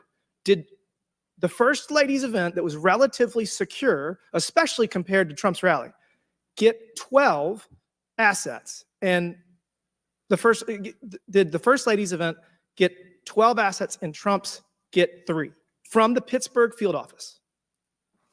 That's a yes or no question. If you don't know, don't answer it. I mean, if you don't know, don't The number answer of it. personnel that were allocated to both of those events were comparable to the risk at both of those events. Wow. Really? So you think that the Pittsburgh casino, 400 person in a ballroom with ingress egress through probably a very well-guarded parking garage was 4 times more dangerous than a 20,000 person rally on an open field with the former president and future president? You think that that's 4 times more dangerous, the casino event? I didn't say that at all. Well, they got 4 times the resources from the Pittsburgh field office, who was likely in charge of the final walkthrough for both events. I mean, we've continually highlighted the failures of the Secret Service at the Trump rally. And, you know, you have the former and future president getting shot. You have multiple injuries, 1 fatality.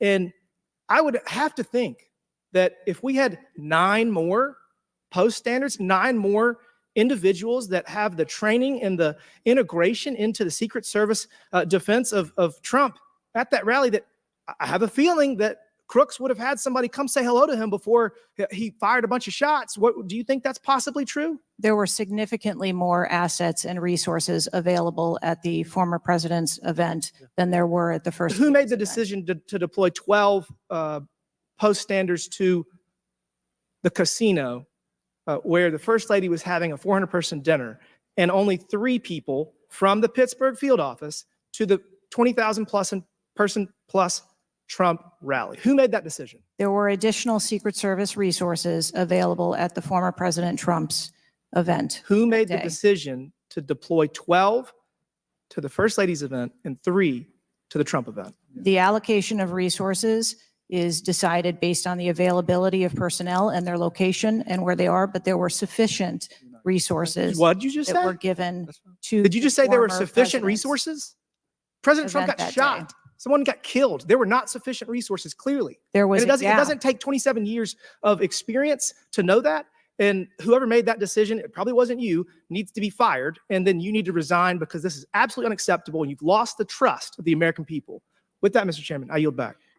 Gentleman yields back. Chair now recognizes Ms. Tlaib from Michigan. Thank you so much, Mr. Chair. Thank you, Director, for being here.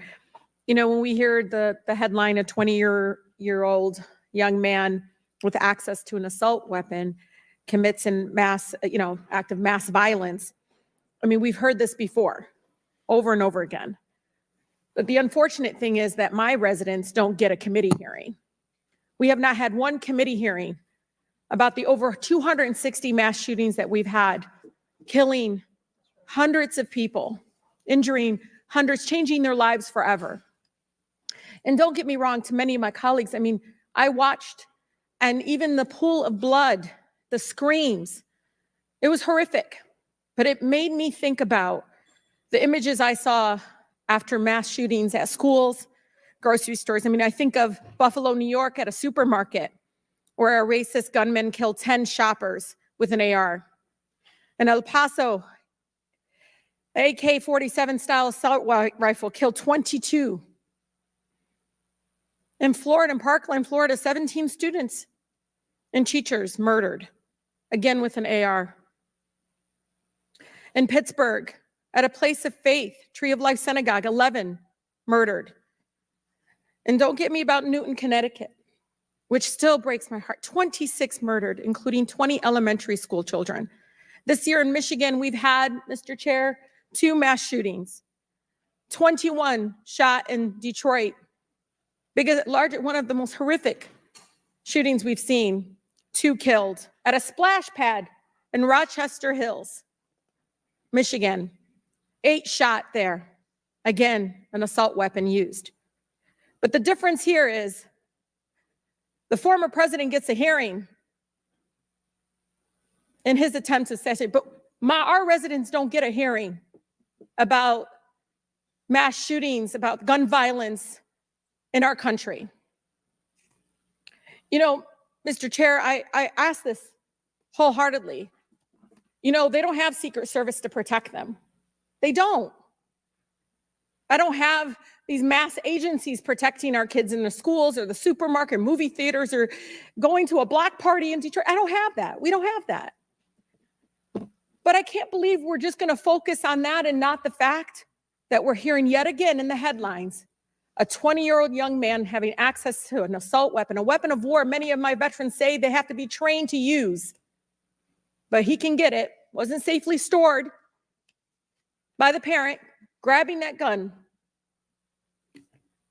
and innocent lives were lost. Director, I know you got asked about this, and I think it's important, though, you know, for us to hear this.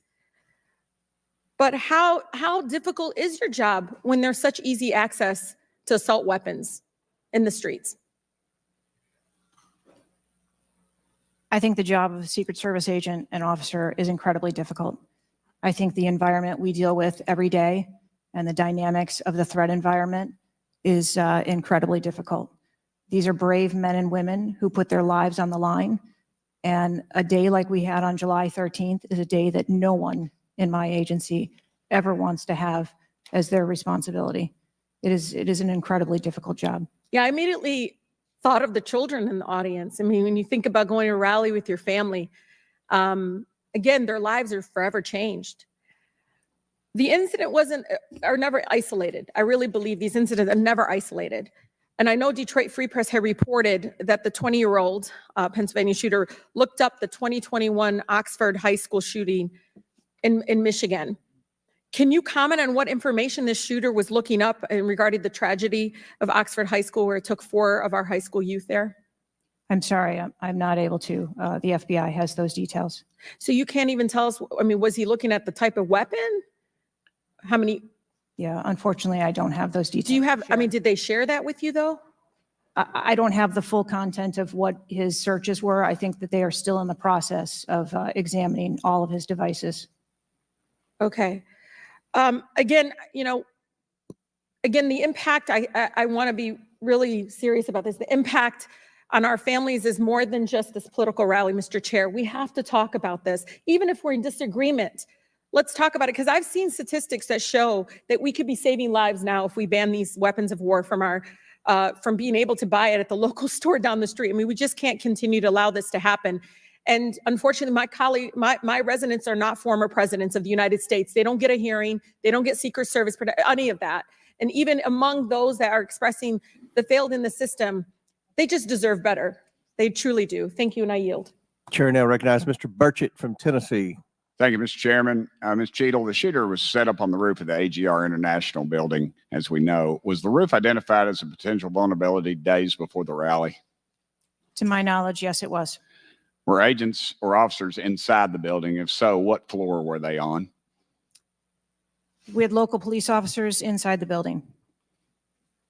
The roof looks like it's a tin roof. How did no one inside that building hear someone moving on top of a metal roof? I don't have the details of all of the interviews that have been conducted yet. When will you have those? I have been asking, and I want to have that information as soon as you do. Okay. As well. Why did Secret Service fail to block the line of sight from that roof? I think that the Secret Service put together a plan where they were counting that roof in as part of their overwatch. And that was the plan that they had put in place that day. If you weren't going to put a security personnel on the roof, why not at least use drone technology or aerial surveillance to monitor the rally? There are a number of times that we do use drone technology. I'm not speaking specifically to this event and what was utilized or not. There are times when drone technology is available and helpful at events, and there are times when it is not appropriate. Do y'all use Signal? Do you personally use Signal to communicate with any official from the White House? Signal on your phone?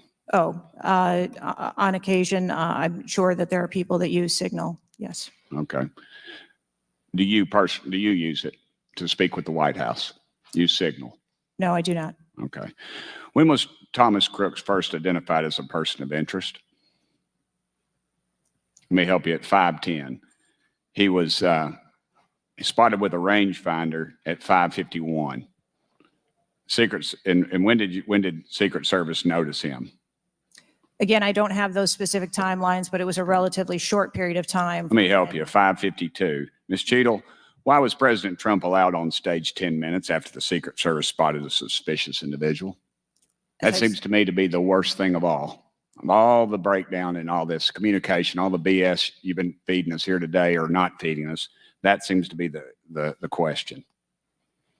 So as I've stated before, there are a number of events where suspicious people may be identified.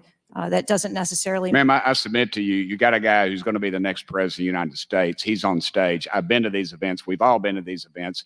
A car backfires and there's a 15-minute dadgum wait. That's not acceptable.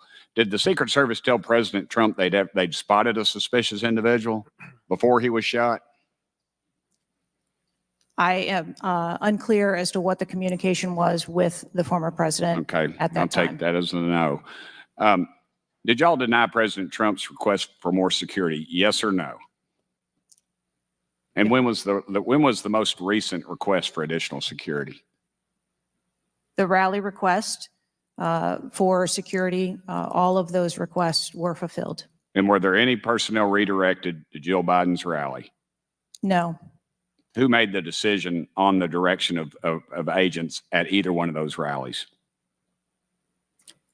I'm unclear as to your question on the direction of the agents. I said, who directed those agents to be at Miss Biden's rally or President Trump's rally? The specific agents. So there is a methodology in which agents are available for assignments, and they are assigned based on either geographic location or logistics or flight. Ma'am, I appreciate all that, but that methodology about got President Trump killed. Was the security detail guarding President Trump a temporary detail? The personnel who are assigned to the former president's detail are assigned to him. Why was there a different detail on the opening night of the convention than the detail that was guarding him in Pennsylvania? The president has a very large permanent protective detail assigned to him. They work shift work. And so it could be that people you saw at the rally were not working the same shift the day that he was. I can assure you, ma'am, somebody that's a lot shorter than the president was not at the convention, and the people that were cowering down behind the mass of agents that were on top of the president were not in the convention hall. At least I didn't see them. You can't seem to answer a single question about an ongoing investigation, ma'am, and you don't know when the information will be released publicly. Are you waiting for the administration to sign off? No, I am waiting for the results of the investigation, at which time. Okay, let me ask you one more question. You found explosives in the shooter's possession. Is that correct? The FBI found explosives. Do we know who directed this young man how to make those explosives? I believe that the FBI is still looking into that on their investigation. Ms. Cheatle, you said that the buck stops with me, and I agree. I don't think you should resign. I think you should have been fired. Ma'am, you are a DEI horror story. I've told my daughter multiple times, my wife and my daughter, we talk to her all the time about how she's going to succeed in life. She'll succeed in life by achieving. Ma'am, you have not achieved today. You've let the American public down. If it was up to me, you'd be gone. Thank you, Mr. Speaker, Mr. Chairman.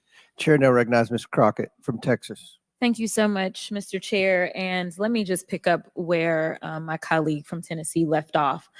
Director Cheatle, was the incident on July 13th due to DEI, or rather systemic failures in communication and potentially safety protocols? The incident on the 13th has nothing to do with DEI. The incident on the 13th has to do with a failure or a gap, either in planning or communication.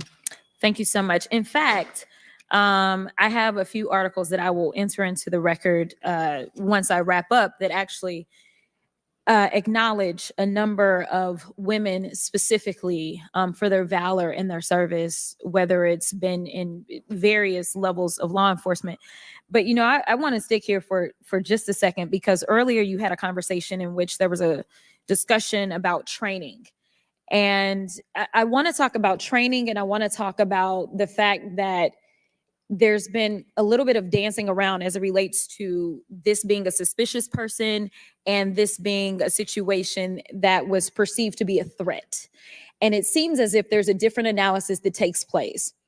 One of my questions has to do with if you have any bias training that your officers undergo. And the reason that I ask that, because as a civil rights lawyer, I have learned so many times in having to deal with law enforcement that there usually is not a perception of a threat when it is a young white male, even if they are carrying a long gun. Yet a lot of times, at least in this country, when it comes to law enforcement, there is a perceived threat just by somebody having a little bit more melanin in their skin. So I'm curious to know, because a lot of times, one of the things that we have consistently pushed for on my side of things, and when I say my side, is once we are looking at a tragedy in which law enforcement made an error, is the bias training and whether or not our officers are getting it. So I'm curious to know, in some of the training that you talk about that is part of your budget, has bias training been part of that? Yes, it is. Okay, thank you.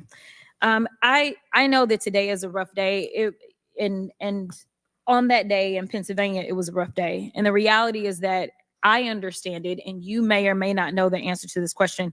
In the space in which this event took place, it was an open carry space. Is that correct?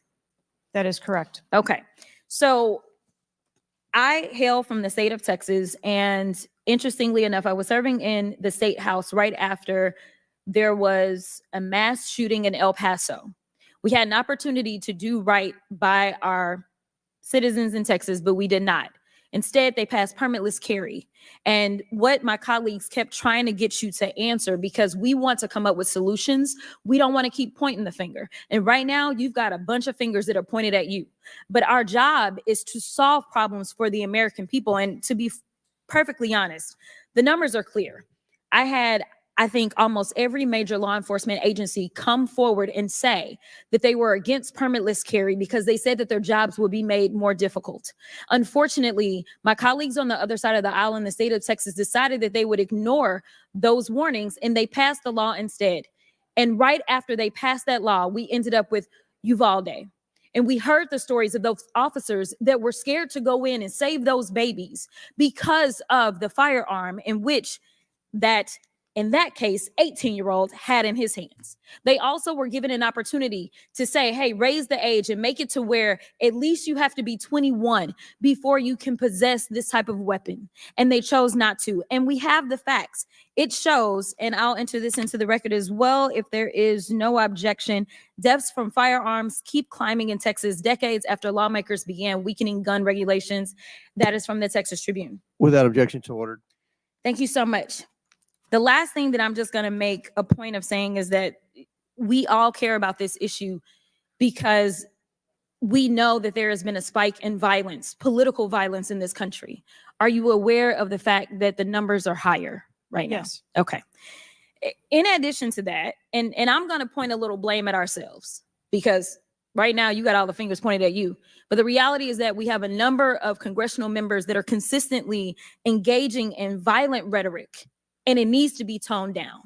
The reality is that people are listening and they're paying attention. But unfortunately, another thing that is happening because we're not getting answers from you today is the conspiracy theories. They have already began. Have you heard of any of the conspiracies? Yes. Okay. The problem with these conspiracies is that when people believe that, say, the president of the United States ordered a hit, or they believe it was an inside job, or whatever conspiracies they believe because they don't have any facts in front of them, that potentially incites the next level of violence at the next event in retaliation for this. So we are only begging for your job as it relates to being the director, as well as the men and women that you are protecting as their director, that you keep them safe by making sure that the American people have the information that they need so that they can feel as if Secret Service is on the side of the American people. And ma'am, I don't doubt that Secret Service is on the side of the American people. But right now, so long as these conspiracy theories continue to fester, it is going to make your job that much harder. Thank you so much, and I yield. Chair now recognizes Ms. Marjorie Taylor Greene from Georgia. Thank you, Mr. Chairman. Ms. Cheatle, I'd like to remind you that you're under oath. The site team has a senior supervisor, an advanced team, a protective intelligence team, a counter sniper element, and detail. Who was the agent in charge? How long has she been the agent in charge? And what is her Secret Service background? So I'm not going to provide a name. Why not? You're here to answer our This questions. forum, I'm not going to provide names of. You stated in your testimony, you said, I am here today to answer your questions. That is correct. Answer the question. I'm not going to provide names of our personnel. to Why this not? committee Today. The American people are demanding these answers from you today, Ms. Cheatle. I will do the best to provide you accurate information based on the facts that I have at this time. You're not answering our questions. The advance element coordinates with other intel or law enforcement partners, identifies threats and weaknesses at the sites and movements. We'd like a copy of the advance report. Have you brought it here with you today? We will comply with the request for the documentation that has been requested. When will that be, Ms. Cheatle? Because you should have brought it today. I am certain that our personnel are working on obtaining all of that document. I don't believe you, and neither do the people watching this hearing. You're not doing well, as Mr. Moskowitz informed you. You've been sitting here for over 3 hours, and I have you know the entire country is demanding you resign and demanding that you be fired if you do not resign. Things are not going well for you. You need to answer the questions. Was there a protective intelligence team, and what technical resources were utilized for that event, specifically drone or helicopter assets? There were a number of technical assets that were deployed for that event, and there was a protective intelligence team that was assigned to that event. Why was Crooks able to fly a drone over the entire area the day of the rally and the day of his assassination attempt? To my knowledge, he did not fly the drone over the entire area. How did he fly a drone over the area, period? Any part of the area?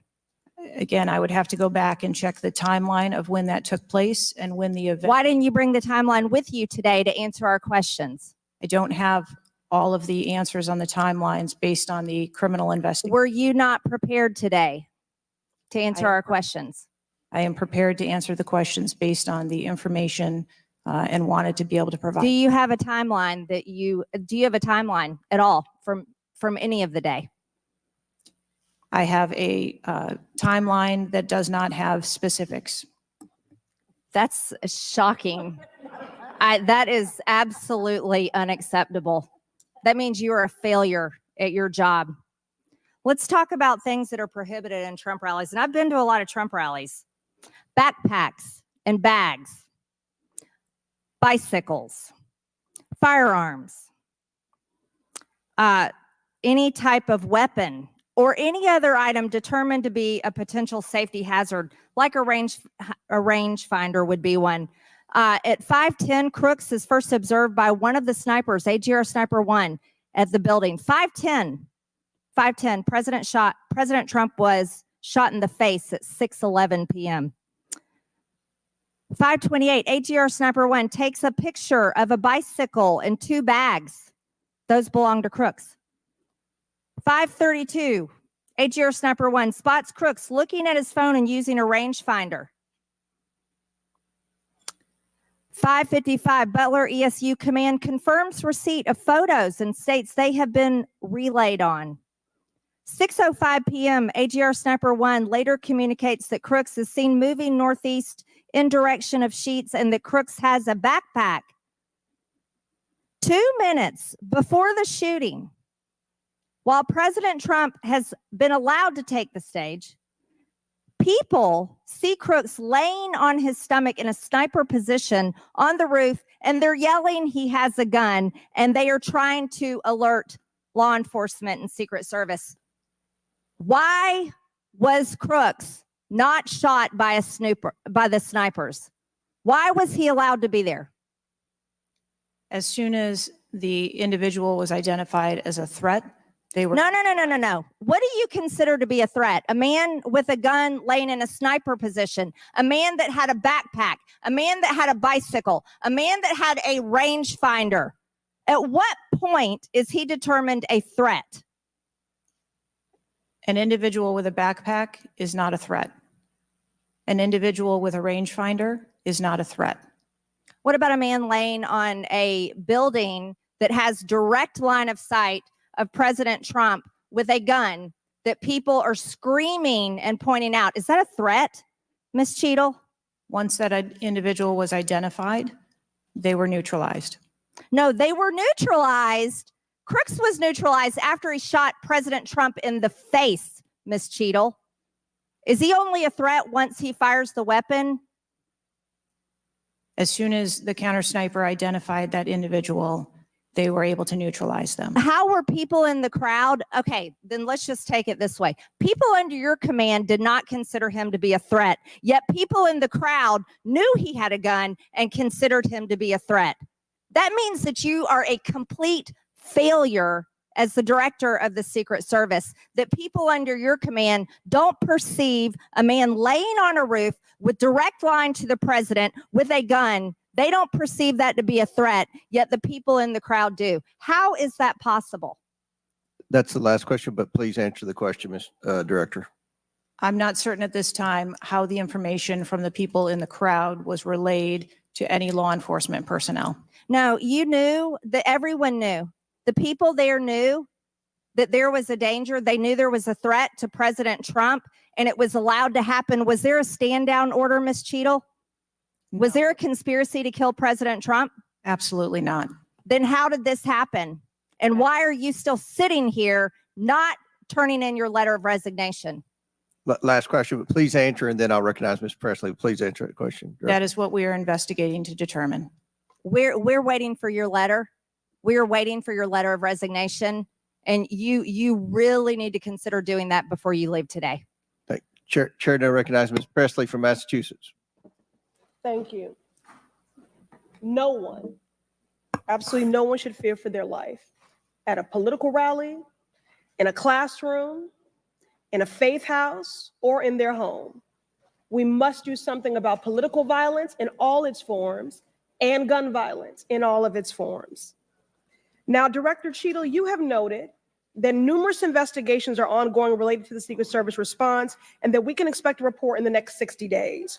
With the election nearly 100 days away, that is an unacceptable timeline, and it makes people less safe. It also allows my colleagues across the aisle, Republicans, additional time to spread dangerous misinformation, which also puts people in harm's way. Some Republicans have exploited this moment to continue to attack progress towards racial justice and gender equity in America. Disappointing, but not surprising. I hesitate to repeat their racist and sexist tropes, but in summary, Republicans have wrongfully and shamefully stated that hiring women and people of color hindered the response to the shooting. Now, this is part and parcel of Republican strategy to constantly attack necessary diversity, equity, and inclusion efforts, to undermine the contributions that women, people of color, the disability community, and others make to this country each and every day. And it is disgraceful. In the wake of gun violence and tragic loss of life, Republicans are ignoring solutions like gun safety reform and instead trotting out sexist tropes. Can't say I'm surprised. I ask unanimous consent to enter into the record reporting from CNN titled "Right-Wing Media Figures Blame Women in Secret Service and DEI for Security Failure in Trump Shooting." Without objection to order. This article quotes members of Congress and others that plainly accuse DEI and the hiring of women as a liability for the Secret Service. Women have been an integral part of the agency since 1971. And are held to the same standards as their male counterparts. To use them as a scapegoat during a time of crisis is shameful and it is dangerously divisive. In fact, based on recent publicly available demographic data of the agency, the largest demographic groups among special agents are white and male. But to right-wing extremists, the truth doesn't matter. The lies they tell to advance their anti-diversity agenda, which is a key theme throughout Project 2025, will only make the American public less safe and more divided. And every day, Director Cheatle, that you fail to give us answers, they are given more oxygen to make their baseless claims that women and people of color are responsible for tragic events. And that is dangerous too. Thank you. And I yield my remaining time to Ranking Member Raskin. Thank you to the distinguished gentlelady from Massachusetts, and thank you for those trenchant insights. I wanted to make the point that you were making and several of other members were making to bring it into sharp relief here. The very same day that Donald Trump narrowly escaped an assassination attempt, but an honored firefighter was gunned down and killed and other people were injured. There was another mass shooting that day, just several hours later in Birmingham, Alabama. 4 people killed and 10 wounded in a nightclub shooting. And you might think, oh, that's some kind of freakish coincidence. Not at all. We have more than one mass shooting a day in America. They are so commonplace now that they are barely reported in the national news. It's, of course, local news in Birmingham, Alabama, that 4 people were killed and 10 other people were shot and seriously wounded, being treated at the hospital.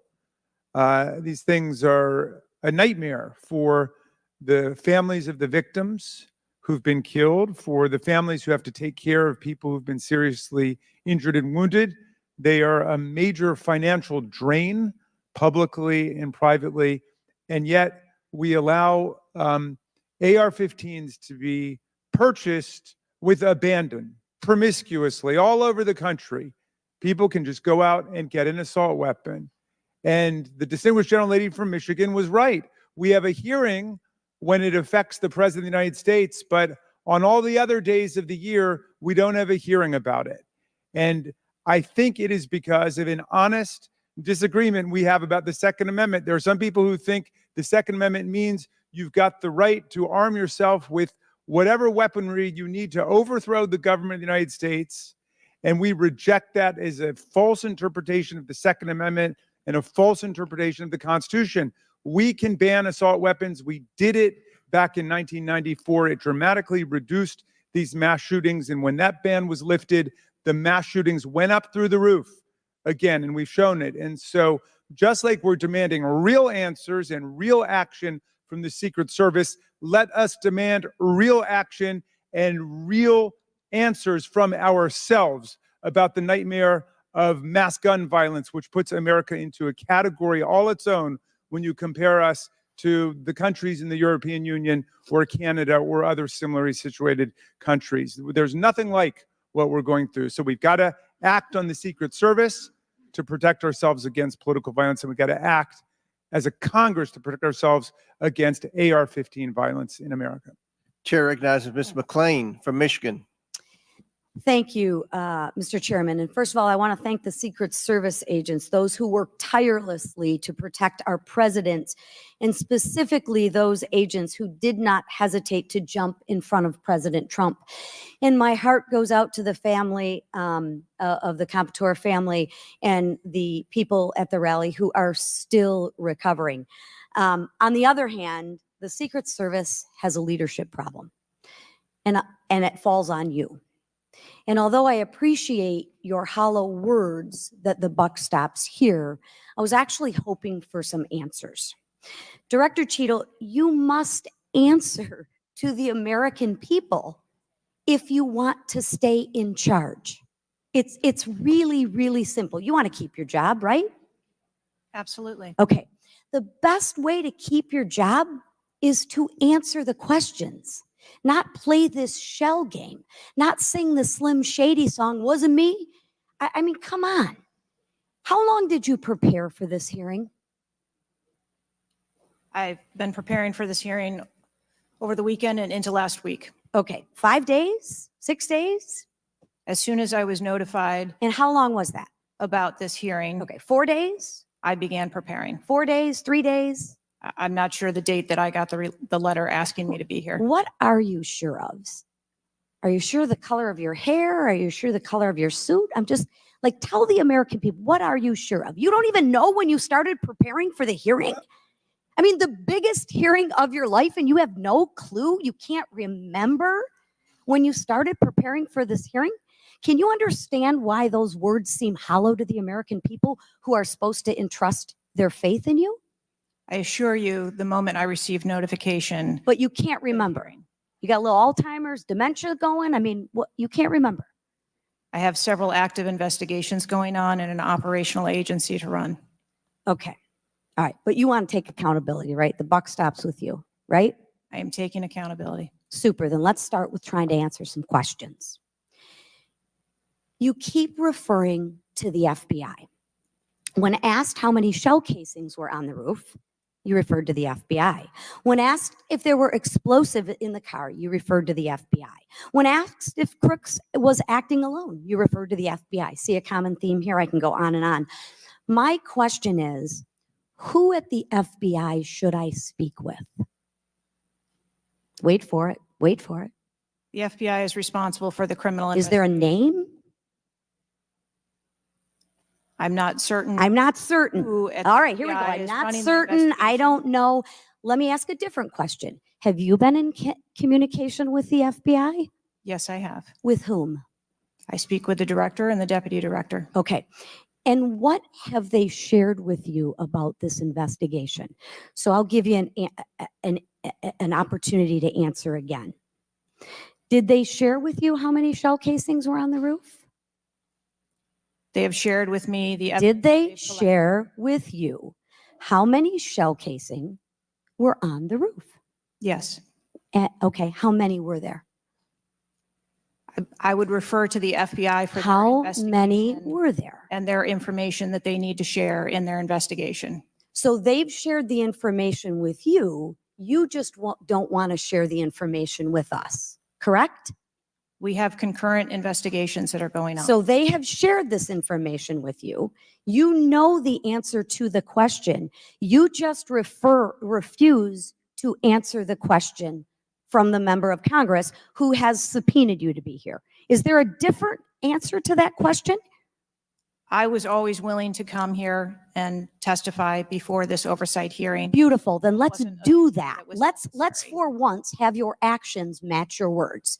So you've been in communication with the FBI. You know the answers and you refuse to tell us the answers. So I will ask you again. You know how many shell casings were on that roof.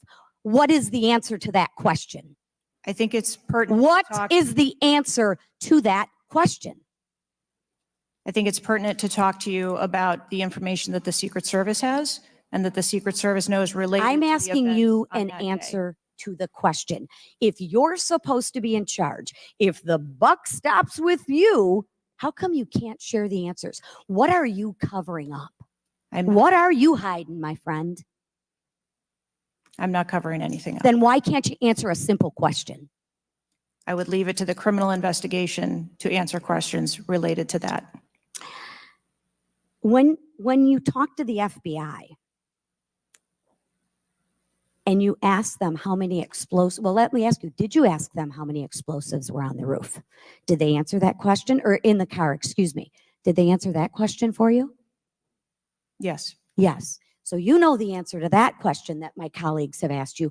But again, you refuse to give us the answers. You're playing this wasn't me. Well, I submit to you, if you can't, and it's not a can't, it's a won't. It's not a can't. It's not a I don't know. It's a I choose not to answer the question. Well, let me tell you, Ms. Cheatle, if you're going to lead, you need to lead. If you want to be in charge, then answer the question or step aside and have someone with the courage and the guts to answer to the American people the questions that they deserve answers to. And with that, I yield back. Chair now recognizes Ms. Boebert from Colorado. Thank you, Mr. Chairman. I'm going to continue down that vein. You have been here sitting today, Director Cheatle, definitively able to dismiss erroneous information and speculation. However, you are refusing to answer questions that we now know that you have the information for. You are saying that you are wanting to answer questions that the Secret Service has information to. Well, ma'am, you are the Secret Service. You are the director. You have said that you are the best for the job. So I'm going to ask you some questions now knowing that you do have answers from the FBI, whom you have been passing the buck to this entire day. And I'll start with something that, maybe the FBI doesn't know because it has to deal with you personally. You said you spoke with President Trump after the assassination attempt. And I want to know, did you apologize to him directly for nearly having President Trump killed? Yes, I did. I appreciate that. I appreciate that you recognize that this was your failure. Now, since the assassination attempt, you are under oath, reminding you, have you communicated with anyone at the White House on an encrypted messaging app like Signal? Yes or no? No, I have not. Are you willing to surrender your personal phone for analysis? If I am required to do so. Okay. I will look into making that request because I would like to see your personal phone to see if you're communicating over encrypted messaging apps. Have you ever turned down enhanced security requests from Donald Trump's detail, his special agent in charge, Sean Curran? Have you ever turned that down? No, I have not. Have there been, has your team, has the Secret Service? Maybe not you personally. I believe, as I mentioned earlier, there are times when requests are made for And you have assets, denied them. They have been denied. and a denial doesn't Has the Trump necessarily campaign mean- made requests for additional assets that have been denied? Denial doesn't mean vulnerability. Have there been additional requests for enhanced security at Mar-a-Lago? We have made a number of enhancements to. You confirmed that there were security. bomb sniffing dogs that were provided. You failed to confirm if there were aerial security surveillance assets that were provided. So yes or no, was that provided?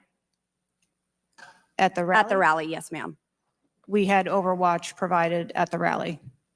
You've confirmed that the assassin was identified as suspicious 57 minutes prior to the shooting. Was the suspicious individual ever approached by an agent? Was any contact ever made with him? Not to my knowledge. Is that the standard protocol for someone who is identified as suspicious? The protocol would be to locate the individual and. And you said conduct that he an was interview. located 2 to 5 times approximately? No, I said that the information was passed potentially somewhere between 2 to 5. And he was never times. located by an agent? To my knowledge, that individual was not located by an agent. We have dozens of rally goers who have identified him and not one agent on the ground. There are many, many, many agents on the ground, local law enforcement, Secret Service. No one was able to identify him and have sights on and see him. What I'm saying is that the agents that were on the ground at the time, I have no knowledge that they were able to interview him or locate him. Thank you. Was there a local law enforcement officer who approached the roof and saw the shooter and saw that he was present on the roof? That is the information that has been shared with me. Have you spoke to that local law enforcement officer? No, I have not. Are you going to? It is part of a criminal investigation that the Are you going to- FBI is interviewing those individuals. Were agents stationed on the water tower? No, Why? that would not be something that would be included in a security plan. Has the man who is reported to have been present wearing a gray suit who allegedly requested a photo of the dead body of the assassin on top of the AGR roof been identified? I don't have that information. Is that something that you've heard of? No, Were ATF agents present at the rally? to attend or to work, To work. not to my knowledge. How long did the counter sniper have crooks in his sights before the shooter opened fire on President Trump? I don't have that specific timeline. Will you be able to tell us if he communicated with other agents on what he was seeing through his sites? Once I have that information, absolutely. Because we need to know why he waited for multiple rounds to be fired at President Trump before the threat was neutralized. We need to know if he was given an order to hold fire. Now, it's you've excused the roof of being unmanned because of the slope of the roof. Do you continue to assert the slope of the roof as a credible reason for leaving this position undefended? First, I'll go back and correct that there was no order to hold fire. Our agents and officers have the ability to neutralize a threat at the time So you that don't they know, see it. I'm sorry, you don't know the communication that was taking place or how long he had him in his sights because you haven't spoke to him, but you do know that there was no order to hold fire. I can tell you the way that our personnel are trained. They are trained on the use of force scale that when they see a threat, they are authorized to neutralize that threat. They don't have to ask for permission. You excuse the roof being unmanned because of the slope. Do you stand by that assertion? The roof was not covered with an individual on it because there was overwatch provided. Apparently not. No, there was no overwatch provided. This is very evident. President Trump was shot. A man died. There was no oversight provided. I find this rather maddening, especially now knowing that you do have answers from the FBI who you have been passing the buck to this entire hearing, not answering a congressional hearing, members of Congress, while you are under oath and under a subpoena. I find it maddening that the director, that our country has come centimeters away from oblivion under your watch. You have answers. You are refusing to give those to us, directing us to the FBI. And this entire thing is a waste of time. You are responsible for the loss of a life and the shooting that took place on President Trump. You do need to resign. This is bipartisan. You need to be fired. You do not need to hold this position. You are not the best for this job. I am over my time, but I cannot tolerate your watch any longer. And I'm going to continue to call daily for you to be removed from your position, ma'am. Chair recognizes Mr. Fry from South Carolina. Thank you, Mr. Chairman. Director Cheatle, how long have you been with the Secret Service? 29 years, right? That's correct. And how long have you been director of the Secret Service? Just under 2 years. During your tenure as director under the Secret Service, I know we're here today to talk about the assassination attempt on President Trump, but how many other security lapses have occurred with protectees under your watch? I don't have a specific number, but there have been some lapses. There have been other lapses. Was one of them Jake Sullivan? Yes, sir. What happened there? There was an individual who was able to access Mr. Sullivan's residence. His residence. A protectee, somebody was able to break into his house. And what happened? Did anyone get fired because of that? There were individuals who have been reassigned. Reassigned. What other steps have taken? What I'm seeing. What other incidents have occurred other than Jake Sullivan?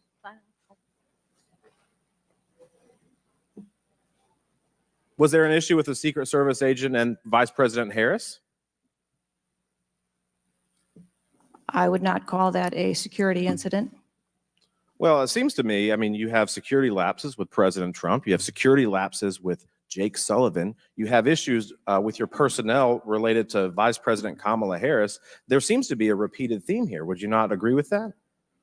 I think that we are talking about separate categories of incidents. Well, I would disagree with that. I think there's a repeated theme when you've got protectees and you're not upholding your core mission. Let me ask you something else. Does the Secret Service routinely record communications between and amongst detail? Radio communications? Any communication? Email communications are captured as well as text messages. And then depending on the detail, radio communications are recorded. Does the Secret Service have recorded communications from the July 13th event? We do not have radio communications from that day. But you have text messages? We do have emails and text messages. Emails, okay, great. Does the head of the Trump detail or someone else embedded in this detail have command decision-making authority, or do they need to seek authorization from someone outside that detail? The head of the detail has the decision-making authority for things that are necessary for that detail. Is that standard for protection details? Yes, it is. Okay. Let me ask you something. During campaign events, is it common for the Secret Service to utilize other agencies? Yes, it is. What other agencies would be providing assistance to the Secret Service? There are a number of other agencies that provide assistance to the Secret Service during campaigns. We utilize personnel from the Department of Homeland Security. We utilize personnel from the Department of Defense, and we utilize local law enforcement partners. Are you on the same radios? Do you provide the radios to all the assets that are taking part in protection of an event? We provide radios to the personnel from the Department of Homeland Security that are assisting us. But not local law enforcement? Local law enforcement is working on their own radios. Are you on the same frequency? We ensure that we have counterparts in the security room, and so the local law enforcement will place one of their personnel in the security room with our personnel so that we have interoperability communications. Let me ask you something just about the timeline, because I think this is really interesting that we can't nail that down. I mean, I think there are lay people out there with more knowledge about the timeline than you seem to come before a subpoena in front of Congress. Was Mr. Crooks observed at the AGR building prior to the shooting? He was observed on the grounds outside of our perimeter prior to the shooting. At approximately what time was that? You don't have to give me the specific minute, but at approximately what time was that? I believe it was about 45 minutes or so prior to. Did the sniper team take a photo of Mr. Crooks? The local team did, yes, So it was a local team and not a Secret Service sniper. that took the photo. Okay. And did he relay that photo to Central Command? Again, it's an active ongoing investigation, so I want to make sure that I'm factual with the route that that photo took and who that was disseminated to and when. What time did when did Mr. Crooks' status go from a suspicion, a person that was under suspicion, to a threat? When did that happen? And maybe not even a specific time, Director Cheatle, maybe a certain event that happened that transformed him from a person of suspicion to a threat. When did that happen? To the best of my knowledge, based on what I have been told thus far, it's approximately 5 minutes to where individuals relayed that there was an incident being worked at the 3 o'clock of the president. So that former was, president. but it was before the shots were fired? That is correct. But again, it was not phrased as a threat. It was just that something was being worked. Yeah, but my question is, when did he become, when did he transform from suspicion to threat? Because they're treated very differently. People can be suspicious, but they're not a threat until a certain point in time. So when did that happen? I believe that it was seconds before the gunfire started. Seconds. My gosh, we actually have a few questions that we got answered today. Listen, I'm going to wrap up here, Mr. Chairman, but here's the frustration that people have. The buck stops with you. You've said that yourself. But the problem in Washington, D.C., it is the only town in America that you can be so bad at your job that you actually get a promotion or don't get fired. You have not been able to answer the number of agents, whether or not requests were denied on additional security, whether or not law enforcement were able to engage before the shooting with the assassin, how he got on the roof, how the rifle got on the roof. You can't tell us how many shots he fired, whether the casings were recovered. You can't tell us anything about his cell phone. You can't tell us whether the rally was supposed to be postponed, given the intelligence that you were receiving. You can't tell us whether the car had a bomb. You can't even tell us his motive. And the American people are incredibly distrustful because it has taken 9 days to even get a scintilla of evidence out of you. Maybe if I was CNN or ABC or NBC, I would have gotten much more thorough and accurate information, but we have not received that in a subpoenaed hearing in front of this Congress. That is why the American people are frustrated. And I echo the bipartisan calls on this committee and all across this country that you should resign, or maybe when the president wakes up from his nap, he can fire you. Thank you, Mr. Chairman. Chair now recognizes Ms. Luna from Florida. Director Cheatle, can you please give me the names of the individuals who are in charge of your con-op for the rally? I'm not going to release names. Can you give me the today. titles? And how No. many individuals? No, Nothing? we had a full advance team that was responsible Who for are the, advancing how many the people are site. the final approval authority? There are a number of people Can you that give me a are number? engaged in approving Can you the give me a plan. number? No, I do not have Okay. a firm number. Can you just confirm whether or not, I understand this is an open investigation, but in order to dispel conspiracy theories, have you guys been able to subpoena the shooter's Discord records, or has the FBI, to your knowledge? I believe that the FBI is working on those. Okay. Is it factual to say that you have not ruled out that the shooter was working with other people or persons? Again, the FBI is conducting the criminal investigation into Can the you, shooter. at least in an effort to dispel conspiracy theories, can you confirm or deny that? At this time, we do not have that there were any other people engaged. So you believe he's acting alone? I do. Okay. Have you been made aware of multiple eyewitness reporting that there was a second shooter on a water tower? I do not have any information related to any second shooter. Okay, the reason I asked that is because according to testimony from multiple witnesses, they did report that. And again, to my understanding, there were over 40 sniper teams that were briefed by the Butler ESU. And I want to make sure that people are aware, if you're saying that there's not another shooter, that we are able to clear that information, because from this whole entire briefing, it doesn't seem like much information has been able to get out to the American people. So I'm trying to dispel rumors, as I'm sure you understand. Was it true that Secret Service was present at the Butler ESU briefing? There was a briefing between the counter sniper teams that were working Secret on the Service ground. present? Yes, to my knowledge. Okay, I want to read you a report from people that seem to be throwing you under the bus and stated that they were in attendance and that Secret Service was not in attendance at the security briefing, according to individuals with knowledge, to also include that the AGR building where the shooter Thomas Matthew Crooks was located was actually not a part of their security perimeter for that. So there was not Secret Service present. It seems as though that when you were asked earlier from Rep. Krishnamurthy about whether or not Secret Service was aware of a threat, you had said no, they were unaware of a threat.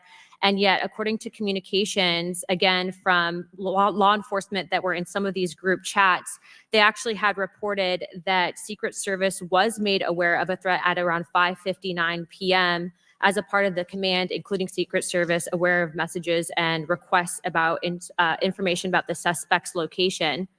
Can you please tell me if you have knowledge of that at all? Again, I think we're conflating the difference between the term threat and suspicious. But you guys did have knowledge at 5:59 p.m. according to those group chats, did you not? Of a suspicious individual. Okay. Chairman, in my opinion, according to some of the testimony today, I feel that you have perjured yourself in some instances. And so I'm going to ask for a full review of the transcripts by staff. And if you find that to be the case, I do ask that you bring perjury charges against the director. I will say this, it is very frustrating, and I've talked to my colleagues and we've said it to your face, that you have been up here basically stonewalling our ability to get the answers to the American people. And what I will also say is that every single member of Congress does not feel safe with you in charge. You have heard that. And I think that we are all sitting ducks with you in directing the Secret Service currently. But more importantly, it sends a message to our adversaries that we are not protected. And we are one of the strongest countries in the world. So you have essentially made us a less safe country because of it. As a result of that, I'm asking you to formally step down. I share my same opinions as my Democrat colleagues. And I also think that your efforts to bring forward a full investigation and report in 60 days is unacceptable. And as a result of that, I'm going to do everything in my legislative toolkit to ensure that that happens sooner rather than later. And I'm sure that you know that we brought a vote on inherent contempt against Garland for essentially blocking a congressional investigation. And I don't think that you should be any different. So I will say that I am just completely disgusted by your performance today. And I understand that you're probably in a position where you're being told not to testify, which is why we had to subpoena you. I think that goes back to Garland. But again, that is part of the flushing that we need to get out of Washington, and I would be happy to assist in that process. Chairman, I yield the rest of my time. Chair now recognizes Mr. Langworthy from New York. Thank you very much, Mr. Chairman, and I appreciate you bringing this hearing forward with a subpoena. Director, yesterday I made the decision to get in my car and drive to Butler, Pennsylvania in preparation for this moment and asking you questions about the events of the assassination attempt on President Trump's life. I've done several presidential events prior in my career, and I wanted to see this site with my own two eyes because I don't believe the video footage tells the whole story or looking at things on a diagram. And I was absolutely appalled when I went to the site, when I saw the fact that I could have stood on the roof of that building, the AGR building, and hit that podium with a 9-iron, and I'm a lousy golfer. And the fact that that was not included in the perimeter is a complete dereliction of the duty of the U.S. Secret Service. I mean, there are very few rooftops that needed to be secured. And the fact that Secret Service, as they were putting a site plan in place, did not think it was necessary to man those rooftops, you have completely walked away from your duties. You had one job, and that's to protect the future President of the United States or to protect all of the other protectees. And President Trump is only here today by God's grace because he had just something in him that made him turn his head just slightly, or we would be in a national period of mourning right now. And you have done nothing here today. I've rewritten these questions like 4 times during your hearing, and you haven't answered a damn one of them. You haven't given any information. You have hidden behind this FBI investigation, and I think you should be ashamed of yourself because you have brought more shame to your agency than I think that the assassination attempt has at this point. This is literally the worst performance I have ever seen in front of a congressional hearing. You have offered no reason for this committee, this body, or the American people to trust you or the Secret Service today. And you should resign. You have said that you've put new security measures in place after the assassination attempt. Can you tell us what those are? Because the American people want to know that you're taking real corrective measures. But today you've pointed to an investigation. Investigation or not, you still have a job to do with a zero-fail mission. But so far, there's been absolutely no accountability, and you've admitted that here today. Not one person's been suspended. Not one person's been put on a desk. Meanwhile, we've got the most contentious of elections in our nation's history, and protectees are in danger because of incompetent leadership. Not the agents. The agents piled on President Trump to protect his life. Those are heroes. But the administrators running your agency, they're not right now. They're not doing their jobs. And you certainly aren't doing. The most appalling part of Saturday's events is the countless opportunities that Secret Service had to stop Crooks before he even got on the roof. At 3 o'clock, Crooks raised suspicion by entering the rally with a rangefinder. At 5:45, a cop with a Beaver County Emergency Services unit saw Crooks eyeballing the roof at the AGR International Building. And then at 5:55, Secret Service was warned of a suspicious person and identifies Crooks as a threat. This was all before shots were fired 15 minutes later. Director, yes or no, did local law enforcement alert the Secret Service about Crooks' presence at the rally? Yes, they did. The shooter came to attention of law enforcement almost an hour before President Trump went on stage. Law enforcement alerted the Secret Service of the shooter. Over and over, you've said there's a difference between a suspicious individual and a threatening individual. Can you explain what the shooter needed to exemplify to be called a threat?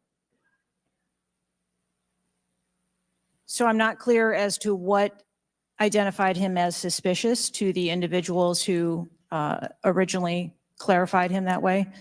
For the Secret Service, for an individual to be determined to be a threat, that individual would have to be seen with a weapon or capable of doing some sort of harm to our protectees. I mean, Director, an individual walking into a rally with a rangefinder, scoping out an unprotected rooftop, and he reportedly flew a drone over hours before. It sounds like a lot more than suspicious, especially at a presidential rally. Your operational lapses, your resource management, and poor judgment nearly resulted in the assassination of President Trump. I mean, the dereliction of duty here is just appalling. The fact that you haven't visited Butler is just maddening to me. You're not taking this job seriously. Many people here have called for your resignation. I've introduced a resolution here into this body that hopefully will get a vote this week calling on the president to fire you, ma'am. You have not done your job. You have put a two black eyes on your agency, and you need to go. Mr. Chairman, I yield back. Gentleman yields back. Chair now recognizes Mr. Burleson from Missouri.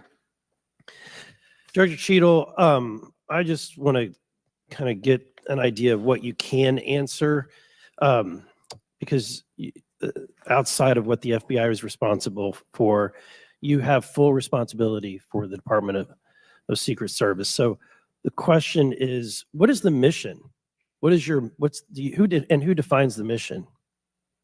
Our mission of the Secret Service is to protect the president, the vice president, their immediate families, presidential candidates, the former presidents, and those by executive order. And we also have an investigative mission. And those are well defined. Yes, Everyone within the agency understands the mission. yes, they do. What about protocols and standards? Who defines the protocols and standards? We have a number of protocols and policies in place for the various missions that we have. So would it be safe to say that you failed the mission, the ultimate mission? I have stated repeatedly here today that there was a failure. What about specific failures within protocols and guidelines within the agency? Again, I am certain that the investigation that is being conducted internally as well as the external investigation. You said earlier in the hearing that there was either a communication, there's errors in communication or in operations. Could it be both? In both errors in operational decisions and errors in communications? I think the investigation potentially could identify both. So I want to talk about communications. Representative Boebert asked earlier about using encrypted apps that you said you have not used, I guess, Signal. Have you used any encrypted app to communicate from your personal device? I do on occasion use encrypted apps to communicate. So you use some form of an encrypted app to communicate with people within the federal government, with local law enforcement? Whom are you communicating using the encrypted apps? Many times it's with colleagues and associates. So you're communicating with colleagues on a personal device? There are times that the Secret Service, when we work internationally with some of our partners, that they don't have the same texting capability.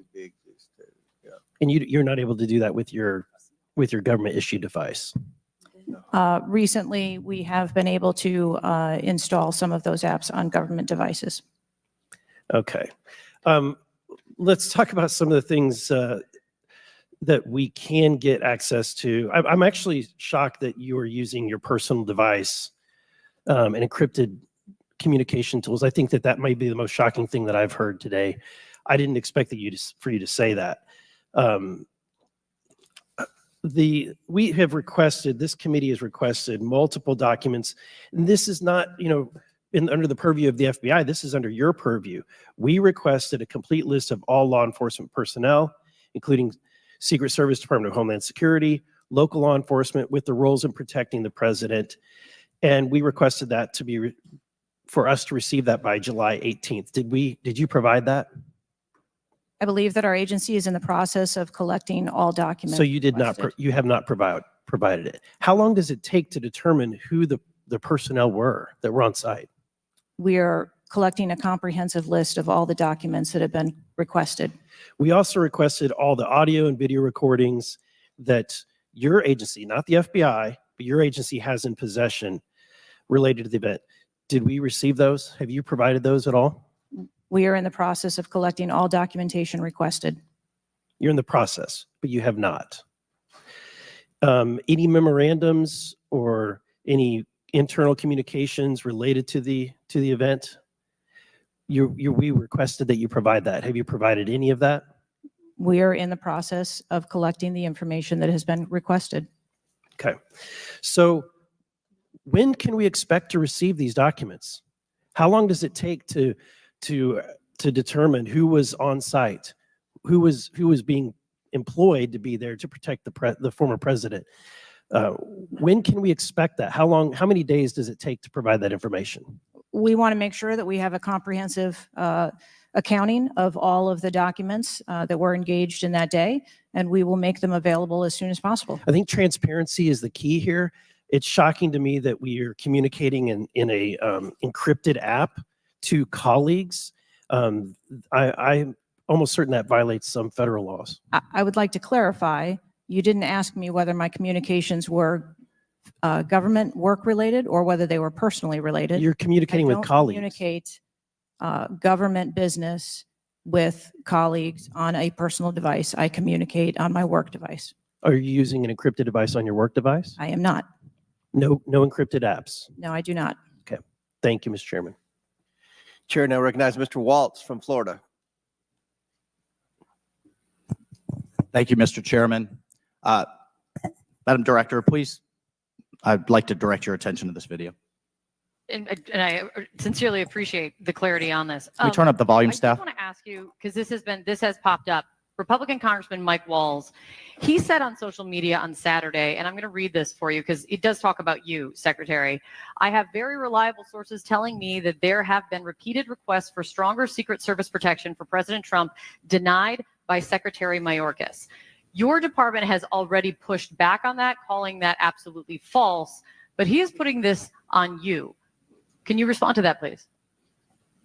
Well, that's a baseless and irresponsible statement, and is one that is unequivocally false. Director Cheatle, did you speak with your boss, Secretary Mayorkas? You fall under DHS. Did you speak with him on the 14th, the day after? Yes, I did. So you spoke with him before he made that statement? I spoke with him immediately following the incident. Did you inform him that all requests for additional resources for President Trump had been fulfilled? Or that it was false to say they had been denied? I informed him that the request for that rally that day had been fulfilled. Okay, you continue to answer that very carefully, because I made a broader statement. The agents that came to me made a broader statement that is permanent protective detail for years now have been asking for more. Is that correct? I do not have specific incidents of those requests. Is it correct that they've been asking for more? I have heard the same reports that you have. Without having them in front of me, I am unable. Those requests are made in writing. I mean, the agents are telling me they make them in writing. This isn't a verbal agency. Things are made in writing. I understand what you're saying. I don't have those requests in front of me here. I'm not asking if you have them in front of you. Are you aware that they were made? As I said earlier, there are times when requests are made, and depending on the availability of assets, or if there is a way that So there were times when they were denied. if there is a way that vulnerability can be mitigated in a different way, then that is why So there are times when they were denied for a variety of reasons. That is why the Secret Service has a multi-layered and multifaceted security plan so that we can pivot if So we need to. in the wake, in the immediate 48 hours of an assassination attempt on a former president, could be the next leader of the free world, almost had his head blown off, your boss says that's irresponsible and false to say things are denied. And you had talked to him. So did he just make that on his own, make that up on his own? Or did you tell him that? We were speaking about the requests made at the rally. Staff, can we show the next slide, please? Then we have your spokesman. Did you sign off on this statement? That there's an assertion that a member of the former president's team requested additional security resources and those were rebuffed. This is absolutely false. In fact, we added protective resources and technology and capability as part of the increased campaign travel tempo. But next slide, please. Next slide, please, staff. We have the Washington Post article that then says we now have senior Secret Service officials saying there were at times when it was denied. So which is it? Again, there have been a number of conversations going on here. Did you sign off on that spokesman's statement? The spokesman's statement, I believe, was related to requests that were made. Did for you the sign rally. off on it? for the requests that were made at the rally. Did you Yes. sign off on the statement before it went out? I sign off on my press spokesman's statement before they go out. I would hope you would in the wake of an assassination attempt. Yes. You did. Categorically false that any requests were made. You signed off on it. Thank you for that. Thank you for that clarity. Madam Director, how many press conferences have you held since the assassination attempt? We have put out press releases. How many press conferences have you held? Gone to the mic, taken questions from the public, from the media? How many? I have not held any. How many has Secretary Mayorkas held? I don't. 0. How many has the FBI held? 0. How many has the Department of Justice held? I know you know the answer.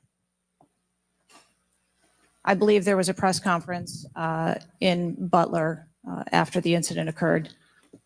By local law enforcement, not by you and not by the Department of Homeland Security. So this is how misinformation flies. I mean, in the darkness, in the absence of information. Now we have 9 days later before a congressional committee, we all represent almost 1 million people, and you still don't have answers. Are you aware that national news anchors are saying this was a hoax? On national television, they're saying, no, the president wasn't shot, it was flying glass. Are you aware of that? I have not heard those reports. Are you aware that, I mean, there are rumors rampant online that there were multiple shooters? Yes. Are you aware that because the shooter had overseas encrypted platforms in Belgium and New Zealand and in Germany, that a lot of people are speculating there could have been foreign involvement, logically? Are you aware of that? Yes. And have you done anything to disabuse any of these notions today? No, you haven't. Madam Director, I would fire you, regardless of the failure. I would fire you just how you've handled it since. You should have been the first to the mics to say, America, world, I want to assure you we're going to get to the bottom of this. I want to assure you full transparency. Our agency clearly had major gaps here, and I want to personally take responsibility and accountability. You should have been the first, standing alongside Secretary Mayorkas. And I would even go so far as to say have daily press conferences, updating everyone on what we know. But you haven't had any of that. What are you hiding behind? I am not hiding. Because you're making the situation worse. I think you've heard that on a bipartisan basis here. You are making this situation far worse in the absence of information. Let's move on. This is truly astounding. I want to be clear because you keep dodging the issue. Has President Trump's permanent protective detail requested additional assets over the last few years? He is clearly not your average former president. He's not Jimmy Carter in an old folks home. He's not President Bush painting out in his barn. He has multiple residences, a lot of rallies. He's very publicly engaged, and he has a foreign threat in addition to domestic threats. Have they requested additional resources? That's the last question, but please feel free to Thank answer, Director. We have continued, as I stated earlier, to increase over the past year the assets that are at the former president's residence and supplied to his detail. Mr. Chairman, if I could just ask for one more indulgence. It is clear you have not been to Butler, Pennsylvania. Leaders lead and should be on the ground. You have not been there. Instead, you went to the RNC, but you weren't originally even going to go there. Where were you originally scheduled to go besides the RNC, a national special security event? I was always scheduled to go to RNC. Mr. Chairman, I would like to enter into the record that the director was scheduled to go to Aspen, hobnobbing around with, I don't know what liberal elites go to Aspen. That was where you were originally scheduled to go to speak at a forum. I was scheduled to go to the RNC. I was going to leave the RNC for 24 hours and return back to the RNC. I hope, as your predecessor, Julie Pearson, with a security incident on the White House and under the Obama administration and Reagan's Secret Service detail lead, I would hope you would have the dignity for the sake of the agents in the service to resign. Gentleman's time's expired. Thank you. I'd like to enter a few things into the record. First of all, the remaining articles that Mr. Biggs was wanting to enter into the record without objection, so ordered. Next, I have a written statement from Representative Mike Kelly of Pennsylvania. His district includes Butler, and he has a written statement that we'd like to enter into the record without objection, so ordered. A bipartisan 114th congressional report titled United States Secret Service, an Agency in Crisis. This was prepared by former Oversight Committee Chairman Jason Chaffetz and former Ranking Member Elijah Cummings. And lastly, the issue subpoenaed compelling Director Cheatle's appearance at today's hearing without objection, so ordered. That concludes our question segment. I want to thank the Director for your testimony today. I now yield to the Ranking Member for closing remarks. Thank you very much, Mr. Chairman. And Director Cheatle, I also want to thank you for your patience over the course of what must have been a very long and trying hearing for you. It has been an unusually encouraging hearing and an unusually depressing hearing. And what's encouraging, Mr. Chairman, is that we came together to issue a strong statement deploring and categorically denouncing political violence in America. And I also didn't see any daylight between the members of the two parties today at the hearing in terms of our bafflement and outrage about the shocking operational failures that led to disaster and near catastrophe on July 13th, 2024. What is depressing is the extraordinary communications gap between the director of the Secret Service and Congress. And I don't want to add to the director's terrible, horrible, no good, very bad day. But I will be joining the chairman in calling for the resignation of the director, just because I think that this relationship is irretrievable at this point. And I think that the director has lost the confidence of Congress at a very urgent and tender moment in the history of the country. And we need to very quickly move beyond this. But what I will say, Mr. Chairman, is that I took this hearing to be about two major policy failures. And one policy failure is the one that got the vast majority of the attention, which was the failure of the Secret Service to effectively respond to a gunman on a roof within 150 yards of a presidential visit and speech.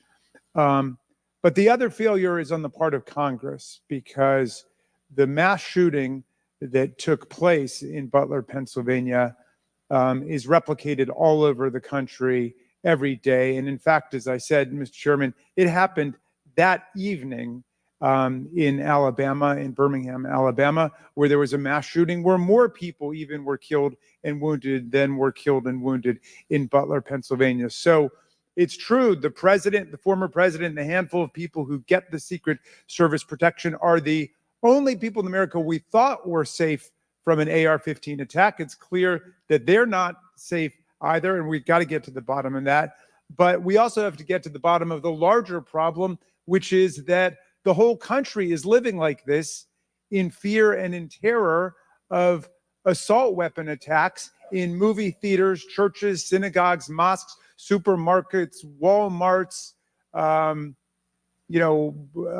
any place where an audience or a public gathers. And the worst was in Las Vegas, where a gunman got up on a roof and then just mowed down 60 people below him and wounded hundreds and hundreds of other people. So we've got to deal with that problem.